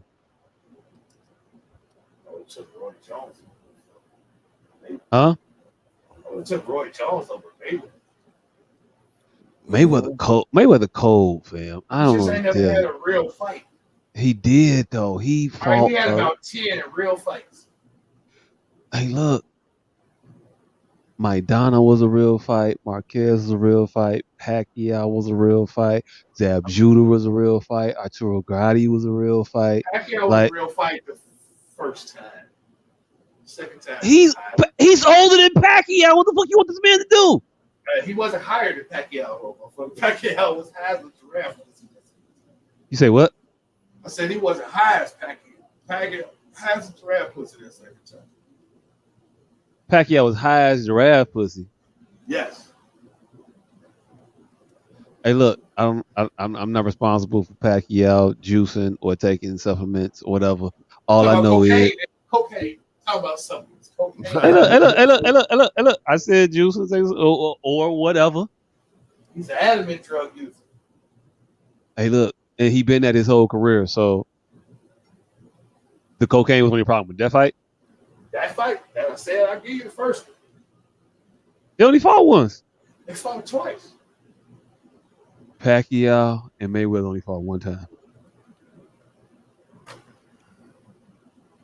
Once.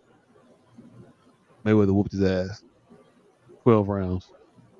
It was like I don't know what the scorecard was. I think it was unanimous, but I think I had Floyd winning at least 9-10 rounds that fight, if not all of them. I don't know if he lost a round that fight. Pacquiao fought Maidana.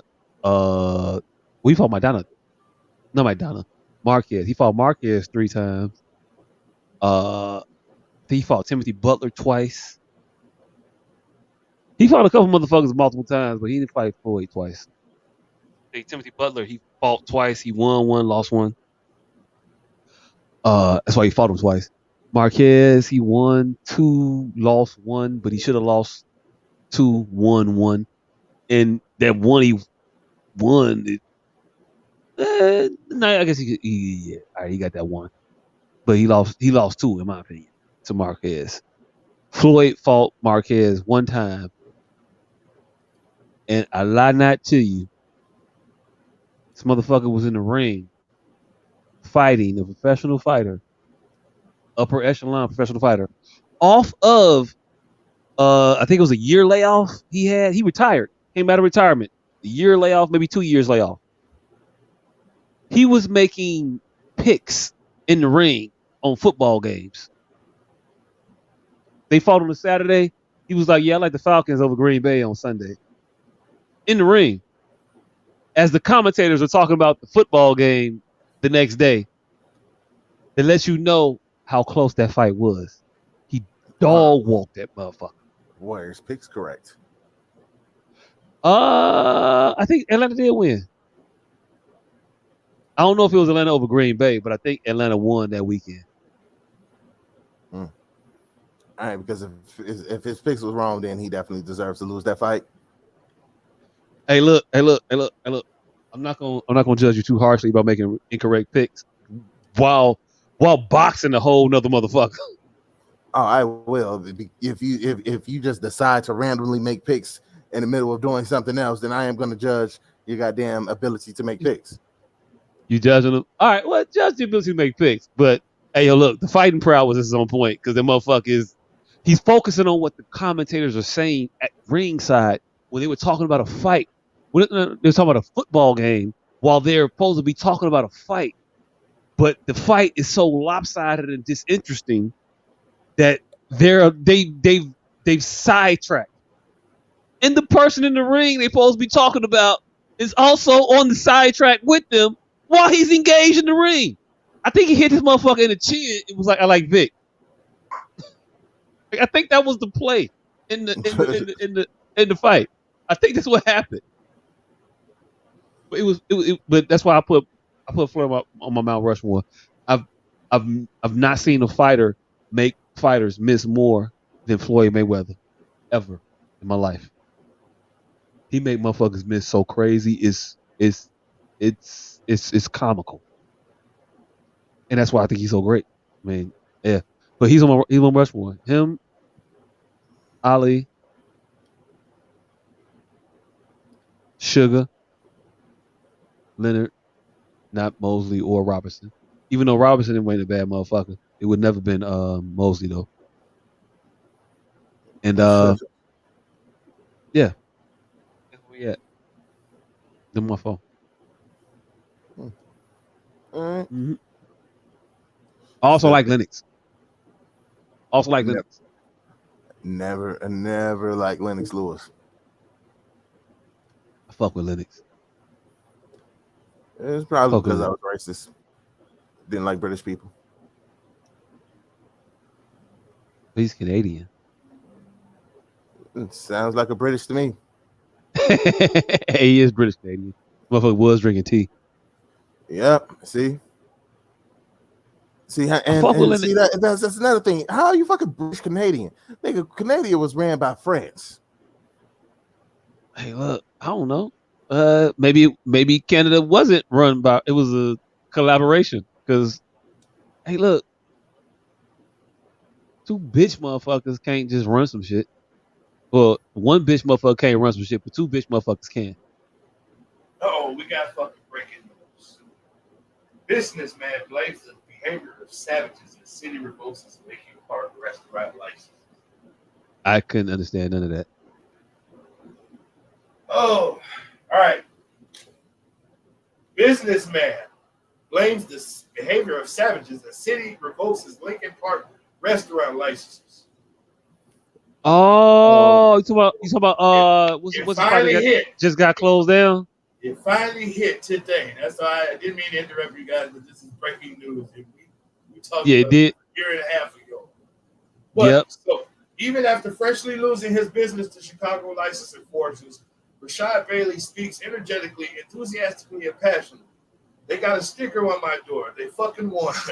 He conceded Tuesday morning after a 14-month battle. The city shuttered his Lincoln Park restaurant Dinner and a Movie permanently on Friday, +1 for white Chicago.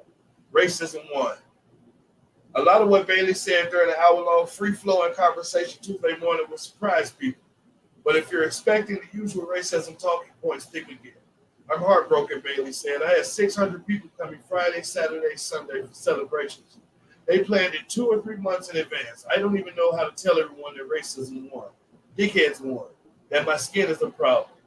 For a moment, I felt like crying, Bailey said. I made it to Lincoln Park. We took all these pictures of customers having a good time, and it was so nice. I'm going to change my number because people are still calling for reservations. You got regular black people who come to dinner and a movie. They're like normal people. Then you get those motherfuckers, they're savages. He said, all it takes is 1 or 2, and it's like, damn, shit happened. I'm black, so I can say this at this point, whatever. Alderman Scott, wake us back. Whoa. Sent an email to his constituents about the closing just before Bailey spoke. Go back about 2 lines. Alderman Scott Wagasback sent an email to his constituents about the closing just before Bailey spoke. A city hearing officer closed Dinner and a Movie based on a deleterious impact, aka public nuisance order, Wagasback wrote.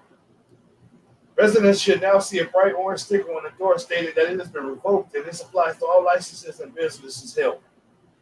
Bailey's problem began about a month after he opened the restaurant at 2500 North Ashland in May 2021. Shots were fired and a large fight erupted outside his doors.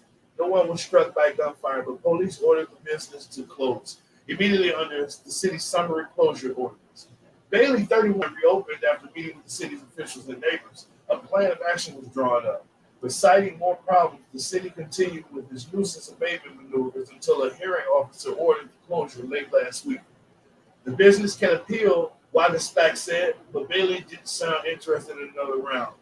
What are they going to do? Sue me some more? It goes on to say a bunch more, but that's the gist of it. God damn, it goes on to say a whole lot more, like 3 more pages of shit than I can I ain't gonna read this story.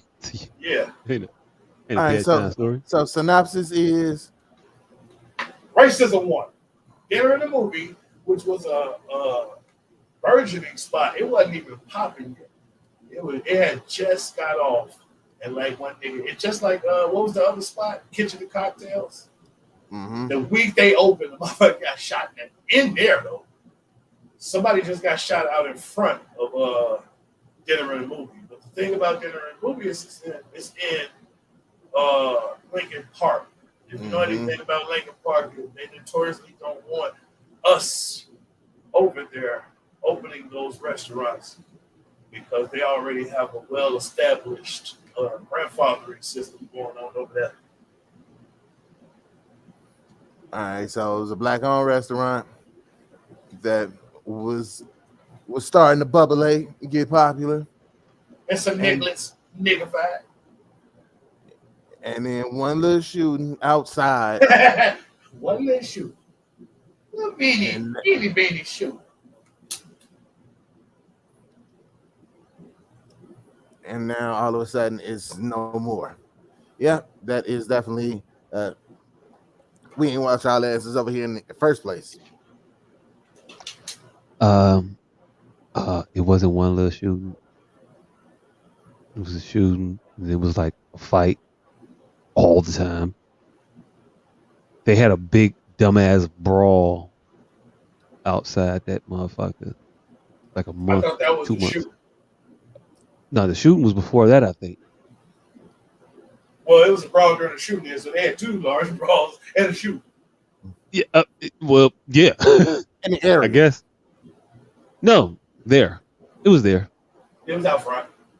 Yeah, it was there. It was definitely there, fam. in the area. I'm with you, and my blackness wants to be with you. It definitely does. But when you got motherfuckers talking about this place having people come outside and dance on cars and shit. These aren't cars on the street that's participating in the dancery in this place tonight. It's motherfuckers who was just parked there because they at home, and y'all want to dance on top of cars and shit. Niggas, Y'all want what to all type of niggas? y'all want to get debaucherous and just do what the fuck you want to do, and then when people don't agree with what the fuck you want to do, you want to point to racism. And while racism may be true, but you gave them every other reason to get you the fuck out of there also. They might not have wanted you there because they were racist, but the reason you're not there anymore isn't because they're racist. It's because motherfuckers can comport themselves outside that bit. Nope, I still think it's racism because I'm saying the exact same thing happened when the Cubs won a World Series. They didn't shut down Wrigley Field now, did they? When the Cubs won a World Series, that was a monument. There was some shit that happened that hadn't happened in 100+ years. We talk about shit that just happens because it's Thursday. 102 to be exact. Hey, 102. We talk about Thursday cause it's Thursday. That was, they broke the curse of the Billy Goat that day, sir. And I'm gonna dance on your car. I'm gonna dance. You come outside and see me on your Altima, and you're not gonna have a problem. I'm gonna have a problem. I'm definitely gonna have a problem if you on my Altima because a team that you didn't even play for, that you contributed absolutely nothing to, won a championship. And because you middle-aged look. Have that problem and have that issue when they win the World Series and talk all the shit you want to, and that is okay. But let's not act as though it is okay for you to be dancing on this motherfucker sob. And that's what I wanted to say. I wanted to say a more Seinfeldish car. You dance on this motherfucker sob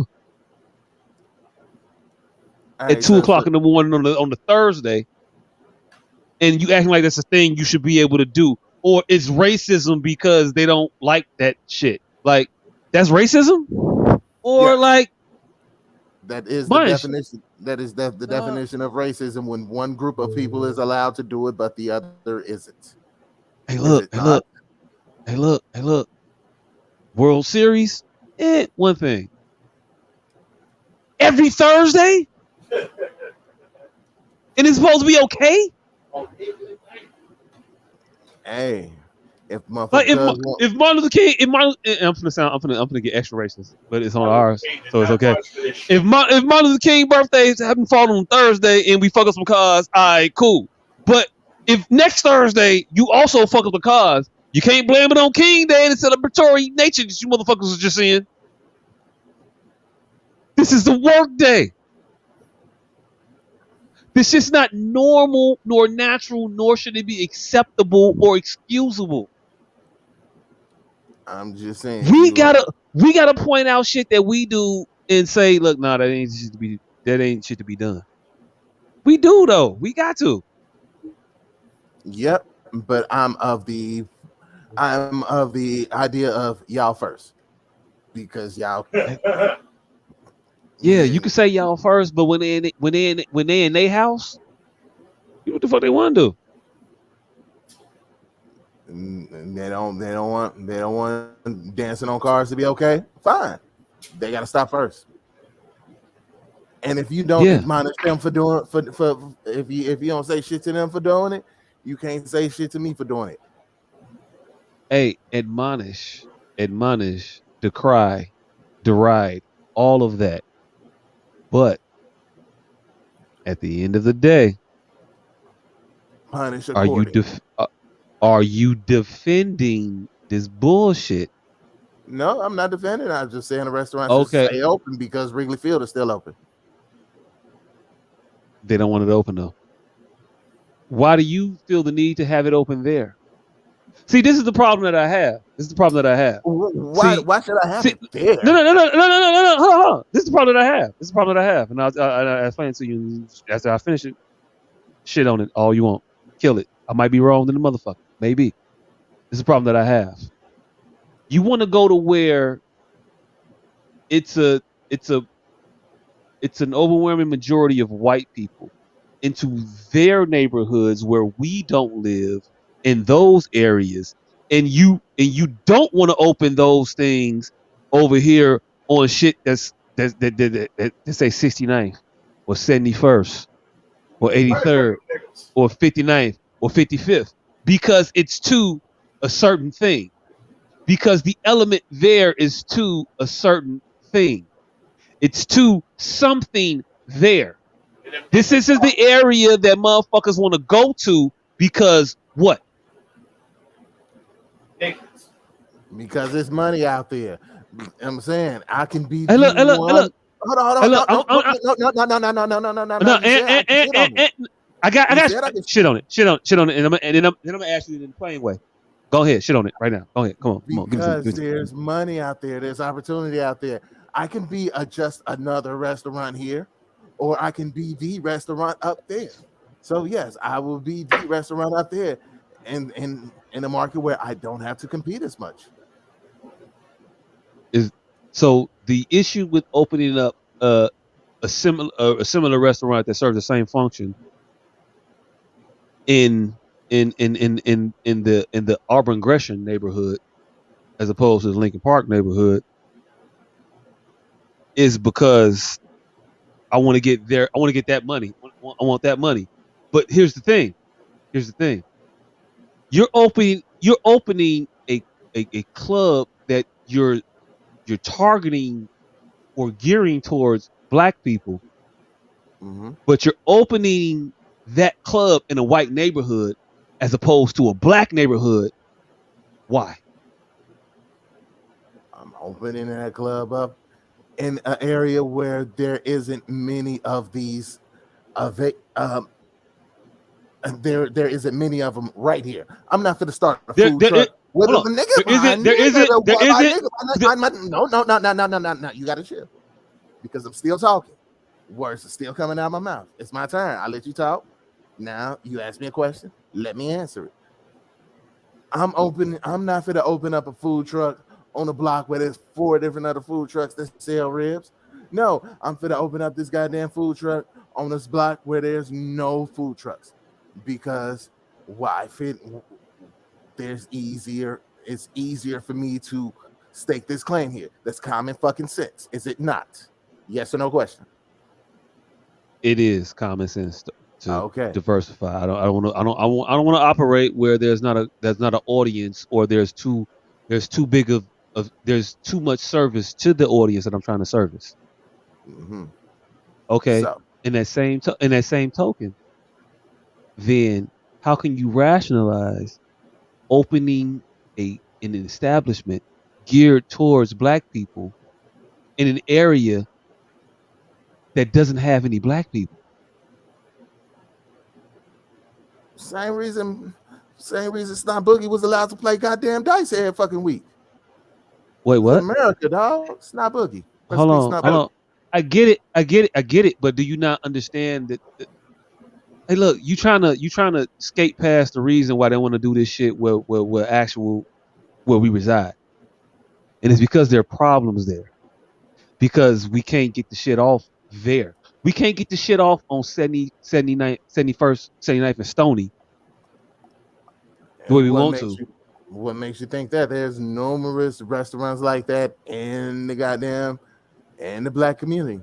Is it? Because I said 79th and Stony for a reason. Go to 79th and Stony and tell me. Go to 79th and Stony and tell me how many clubs is over there right now operational. Go. Where the fuck they got the Martin Club at? Where was that club placed? 83rd.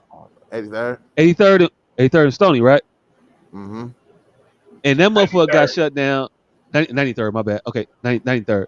And that shit got shut down in a black neighborhood because it couldn't operate in accordance to the neighborhood and the satisfaction of the people that live in the neighborhood because they let shit pop off around that area and it wasn't desirable. And this is what black people were saying about a black club, right? I don't know. Was it? You don't know. It was. Was it? Okay. All right. You say it was. Okay, it is. Motherfucker, I don't know shit about why that goddamn restaurant closed. That's why I say was You it? don't? You don't? We talked about it on this show. We talked about it on this show. I They thought I burnt that motherfucker. They burnt that motherfucker down because they ain't wanted it around there no more. I didn't know that was why. I know we talked about the motherfucker being burned down. Okay, but shut the fuck up and listen. But if you said that's why it is, guess what? I'm not fucking arguing with it. I'm just asking. And you said, yeah, okay. And then continue to fuck on. Okay, all right. I'll continue to fuck on. And as I'm continuing on, is that racist for them not to want that club there? Was that a racist? The Nipsey's. I think it was Nipsey's. Nope, because are there white establishments that are allowed to do the same shit that they didn't want?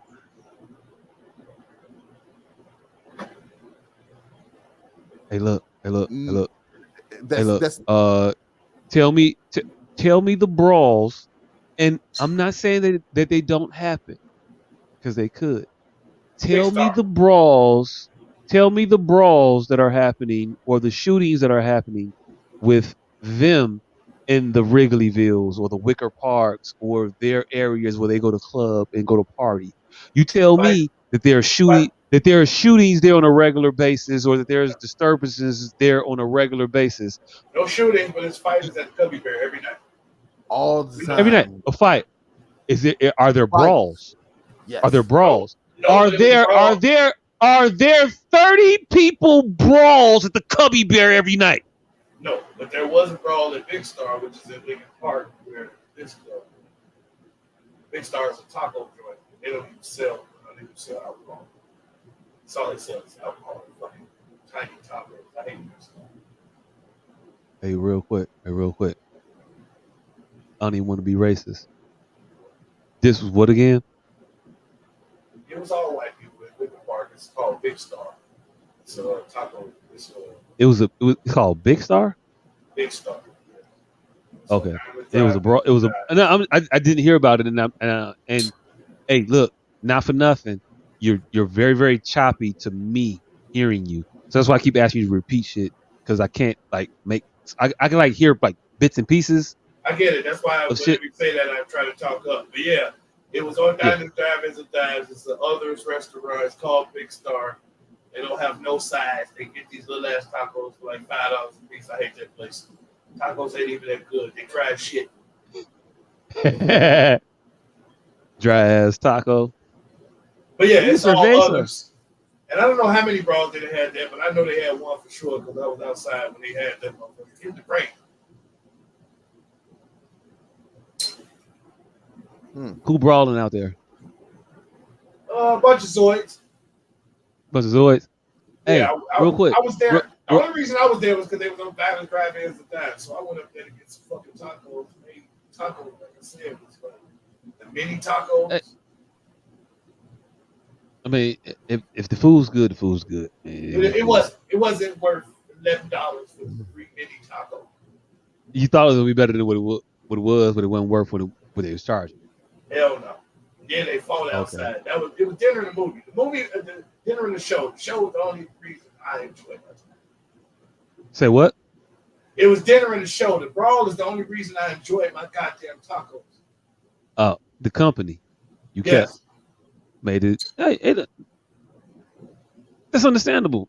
That's the way it normally happens. The people you with typically dictate the time you have in whatever you're doing. You know what I'm saying? That's typically how it works. But okay. Hey, I'm on both sides of this argument. Remove them niggas. They if they're having brawls down there, shut them down too. Hey, look, again, it ain't even about them on us. My question is about our perception on us. And we have that same perception. That's why these people are opening those establishments there and not in areas in which we live. Though they're targeting they're targeting us as their demographic, they want us to be at the club. They play the music that we want. They're gearing the establishment towards people that look like me and you. This is what it falls. But they're not putting said establishment next to places where people that look like me and you live. But you're putting false context. Why? It is us up there. And they're trying to service the ones that's up there, the underserviced that are. What I'm saying to you is, why not open that where we are?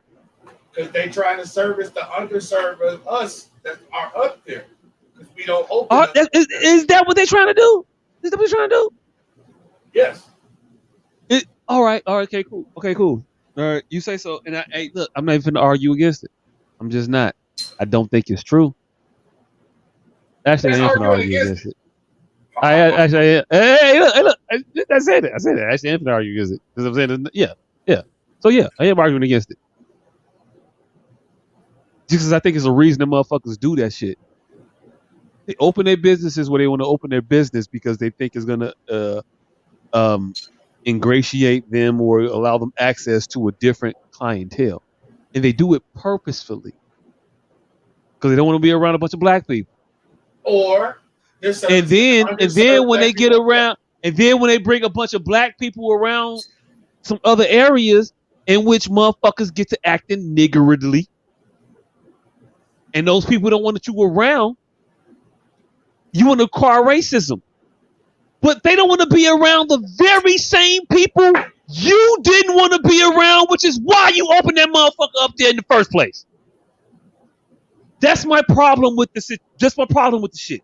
That's my issue with the shit. That's it.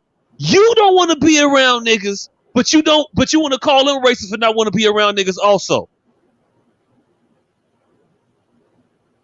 How is it racist? I don't want to be around the motherfuckers neither. I don't want to be around motherfuckers that's always trying to shoot shit up or destroy other people's property. I'm all for you twerking. Believe me. I am a fan of it. Just not on top of my car. Shake your ass on the concrete. I'm a fan of that. You doing that shit, and I'm okay with you doing it outside. But not while I'm trying to go to bed. There's a time and a place for everything. And we got to stop acting like motherfuckers that do shit when they're not supposed to do it. And motherfuckers taking umbrage with it. We got to stop acting like the umbrage is wrong. No, the time and place in which you're doing this shit is wrong. And let's just call out wrong where it's wrong. Let's just call balls and strikes. I don't want equality. I don't want equity. I want motherfuckers to call, and what I'm describing may actually be one of those. I just want motherfuckers to call balls and strikes. Just tell the truth about shit as we see it. This is experience. That's it. Mm-hmm. And I'm still of the mind of them first. Because at the end of the day, y'all been doing this shit for 400 years. We've been doing it for 12. Y'all can't get mad at us at the shit that we've been doing for 12 years that you've been doing for 400. Get mad at yourself first. And then hold me up to that standard. Hey, look. 12 years now, slave? I didn't even hear what you said, but I just want to say this. No, I want to hear what you said. What you said? That nigga just called us 12 years not a slave. 12 years not a slave. Like a motherfucker. Look. You can be all the black you want to be. But I am not going to sit here and be a party to you claiming ignorance is black shit. Who's claiming ignorance is black shit? I don't know. I don't know. The motherfucker who's claiming is racist that they don't want you at the place, as opposed to they don't want you to be just ignorant. They don't not want you to be black down there. They don't want you to be ignorant down there. No, they've already proven that they don't want us to be black down there. Hey, look, we've already proven we don't want us to be black around here or black around us. Call the shit what it is. Don't sit here and try to act like you trying to provide an experience in this area for black people where we don't even we don't live. We don't want to be down there. We where we at. We where we at. Provide the experience for where we are. And then when the experience for where we are is fucked up, call it out.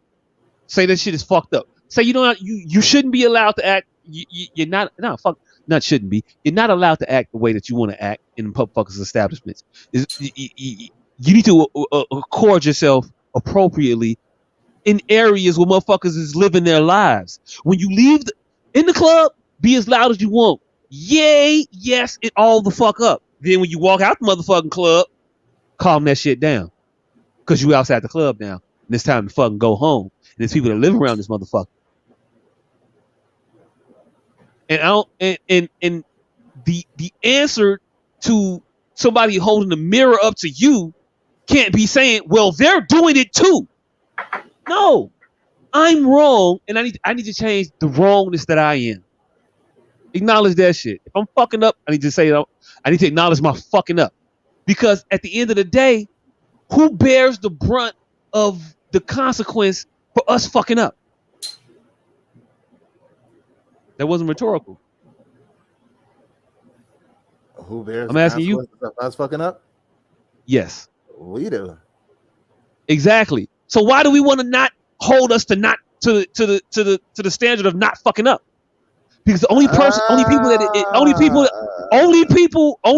that it hit or that it hurts is us. We only hurt us with our fuck ups. So let's stop fucking up. We fucking us up. We don't see that. We think that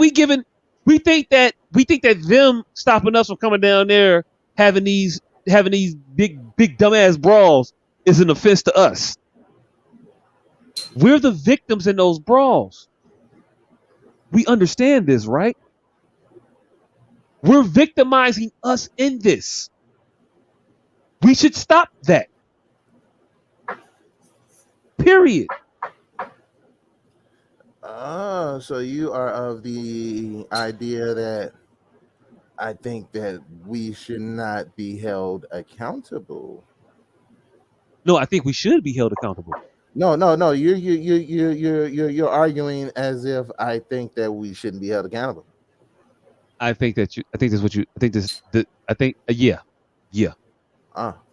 Okay.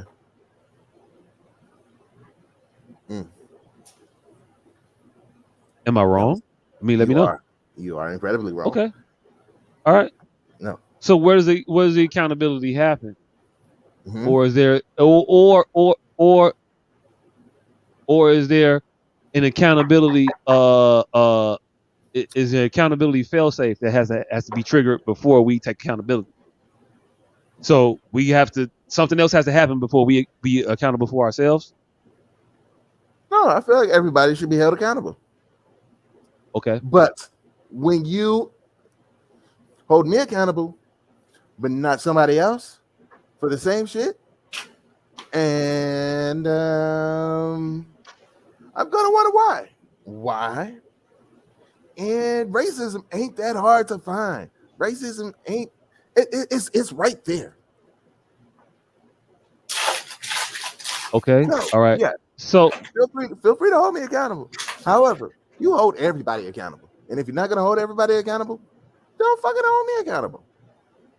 Okay. Now, only thing I'll ask in this is why, if I'm bringing up black on black violence as a problem, would you bring up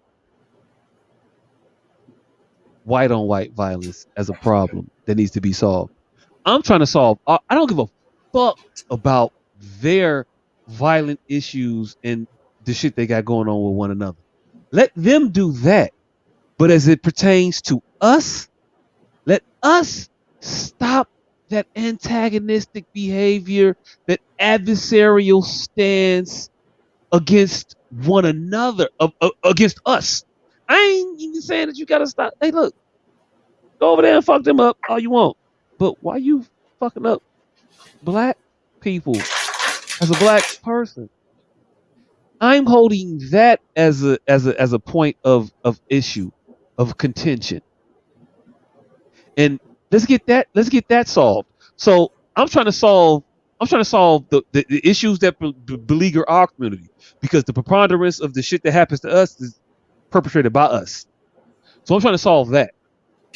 So in me trying to solve our shit, why even bring up them? Fuck them. I don't give a fuck about them. I don't give a fuck about them cleaning up their shit. I'm trying to clean our shit up.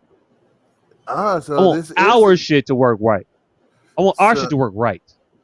Okay, so this isn't about why is it that this restaurant has been closed, when we're showing you that racism is the issue, because you started this shit out by saying that this happened at this club, so this club shouldn't be open anymore. We just showed you examples of where it happened in other places that wasn't shut down. You said, Did you? But that Did you? Okay. I did. He did. Okay. And I agree, they should be shut down. But again, how does our concern about them correcting behavior that affects them negatively take precedence over me showing concern over issues that affect us? Oh, so you switched the topic of the discussion. No, I didn't switch the topic of the discussion. I've been on the same type of time the entire time. Yeah, and I've been on the same type of time of them first. I know. I've been arguing to that point. Them first, and I'm saying, as the whole them first argument is asinine. When, hey, look, all right, cool, all right. So, by your logic, there's a line, and there's a black man shooting black people, and there's a white man shooting white people, right? I want to stop the line of black people shooting black people. I am not concerned about that line of those white people shooting white people. That is not a concern of mine at all. What I am saying is the line with the black people shooting the black people, we need to make them motherfuckers short. We need to stop that shit. We need to get that shit the fuck out of there. And your response to me is, well, the white people shooting white people. What the fuck? No. What the fuck about them shooting each other? I don't talk about us. I'm talking about us. Okay, so cool. So you don't understand. All right, I'm glad you let me know that. Now I can explain to you. Please. Okay, so I am not saying that it is okay for us to shoot us. I am not saying that we should stop shooting us. I'm not saying none of the stupid shit that you just claimed that I said. I am saying, yes, I don't want us shooting us, but us shooting us is happening. Them shooting them is happening. All of it needs to be looked at the exact same way. Yes, I would prefer that none of the shit happened, but it is happening. And it is happening to everybody. And everybody should be punished accordingly. So, no, I don't want us to be okay with shooting each other. I don't. So why the fuck you decided to argue that? Who knows? But if the shooting shit happens, I started. It doesn't matter who's doing the shooting. Everyone should be punished the same, and that is not the case. And why isn't it the case? Racism. Racism. Yes, everyone isn't punished the same because of racism. Yes, but my thing is this: why I gotta be them first when we're talking about shit that's detrimental to us? Why them first? Oh, we're talking about us. And You talking about us? You talking about us though? Because at this point, it ain't personal. okay. Hey, listen. I'm not saying we should stop shooting each other first, and then they stop shooting each other. No, I'm saying people are being punished for it. Everybody should be punished for it. And if you want us to stop, but no. And if you want us to be held accountable for doing this shit, they should be held accountable for doing this shit as well. The punishment shouldn't begin with us if the actions didn't begin with us. I'm not saying, hey, we can keep shooting people. I'm saying punish every fucking body. But can you see? Speaking of that, hold on. Speaking of that, Ain't no more speaking of that. It's 1:15. Don't change the subject. Keep it here. Don't change it. Don't make it move.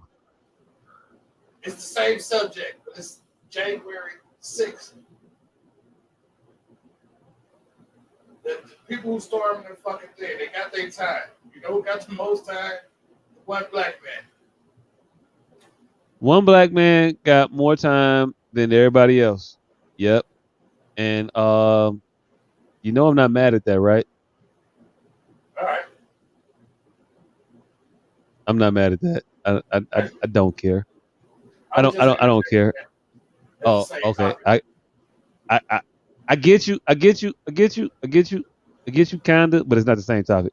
That black man that got sentenced more time than all the other people that have been sentenced so far for the insurrection shit. Hey man. You in there with the motherfuckers. We told you not to take your ass in there with the motherfuckers. You thought you was one of them. Found out you're not. Got his nigga wake up call? Got his nigga wake up call. And I hope, well, you know what? I hope he got his nigga wake up phone call. I don't know if he answered it. I don't know if he know what's happening and why we not all up in arms at this point. No, Nick, because you was with them, fam.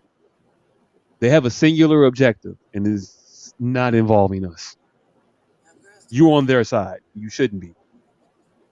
Me doing all the Blexic shit, me saying that and coming to know, it's not to just join their side. No. Motherfuckers should be a nation unto themselves. Motherfuckers should be their own entity at a point. I'm not telling you to join somebody else's. I am saying to make your own and get your ideas fought for. Coalesce with your people that look like you, that feel the same things you feel, or that you're feeling now, even though you may have thought you was something different, and you being reminded, no, you're not. You just like the rest of them. So yeah, I'm with that. I'm with that realization of our people. I'm just also with the acceptance of our shit. And well, I'm with the rejection of the acceptance of our shit by juxtaposing it to their shit. Like all like shit just supposed to happen. Nah, they clean up their shit whenever the fuck they feel like cleaning up their shit. We need to clean up our shit now. We need to get our shit together. Fuck them. Let them motherfuckers walk right the fuck off the cliff like the lemmings they want and need to be. But let us not pattern that same lemming behavior. Let us be able to recognize the faults of our own people and call it out so we can correct it. Because if you care, you fix some shit. When you don't give a fuck about it, you just let it dilapidate and go on and be in disrepair and fuck it. You know, that's my thing. I gotta go piss. I gotta go piss at 1:15. Let our rejoice sing bright. High is the listening sky. Let us march on to victory is won. Sing a song full of the faith and the hope it brought us. Sing. All right, you know what? Yeah, that's about enough of that because I'm ready to go my ass to goddamn sleep. It is 1:39. So we gonna end this broadcast. We gonna start our closing shit. So by the time he comes back, he can not tell us what the fuck he's doing in November.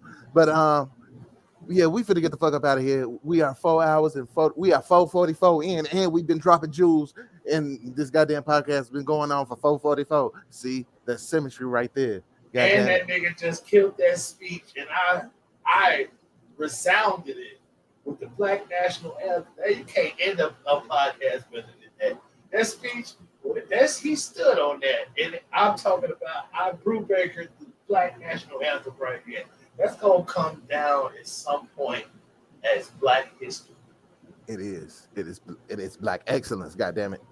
If I get anywhere near another time capsule, I am definitely putting that clip in that time capsule.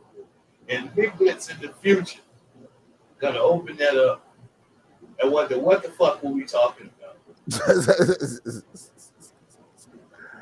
Yeah, they have no clue, but they will feel it in their soul. But it's provocative. It gets the people going. Mm-hmm. So we want to thank y'all for tuning in. We do this shit every goddamn week. The nigga who's not on the screen got personal protection gear. Nigga got herbal containment units, ashtrays, all that shit, t-shirts, whatever the fuck you want. So with COVID back on the rise, y'all need to get y'all PPE back up, man. It's coming back again with a vengeance. It is COVID 2. Nope, COVID 3. COVID with a vengeance. COVID 4, nigga. It's already been free. COVID, Delta, and Omarion. Oh, so it's COVID resurrections. Hell yeah. But yeah, so yeah, get that shit. Look good, protect yourself. All right, see, I told you he'd be back in time. To not tell us what the fuck is going on in November. But November, something is coming up. First table reading is when? This August 6th. I'm gonna read the script for the. Hey, look, not for nothing. I don't read script before table reads. I don't. Some people do. I don't. Method acting. A little bit. I can read though. Hey, look, not evidenced by my performance this show, but I'm very good at reading shit like off the top. I can read it. I can digest it. I can process it. I can understand it in real time. So I like cold reading, and I like cold reading at table reads because I like to figure it out when everybody else figuring it out. And I like my initial interpretation to be real, and I like to grow from that initial interpretation. That's why I don't read it before I get to the table read. I'm discovering this shit as everybody else. I'm being surprised. I'm being wow. All of that is really and I like to. I don't know. It's just me. It's like in English class when you read a story along with the rest of the group, rest of the class. You get to your paragraph. You read your shit. You don't go. You read your shit. No, you read the shit as it goes. I get that. Well, nah. Well, you gotta kind of be present though, because you gotta know it up. I don't. It's weird. It's weird. It's not an extra hard thing to do. I don't know. It's just what I do. I experience it as it happens, and I learn my lines differently than other motherfuckers do. I guess I don't know. Stage plays is different than film. Film, you got to know it before you get. You got to know it before you get there with film, because it's film. Holy shit! I think I just came up with a pun. Matter of fact, I know I just came up with a pun. Good, because I don't have one. I could tell you my favorite. I could tell you. I could describe to you. I could tell you my favorite beer, sir. I could tell you. I could tell you my favorite beer. But why, sir?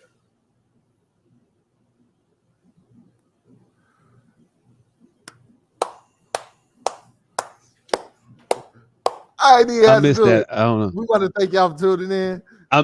I missed it. I missed it. It broke up. It broke up for me.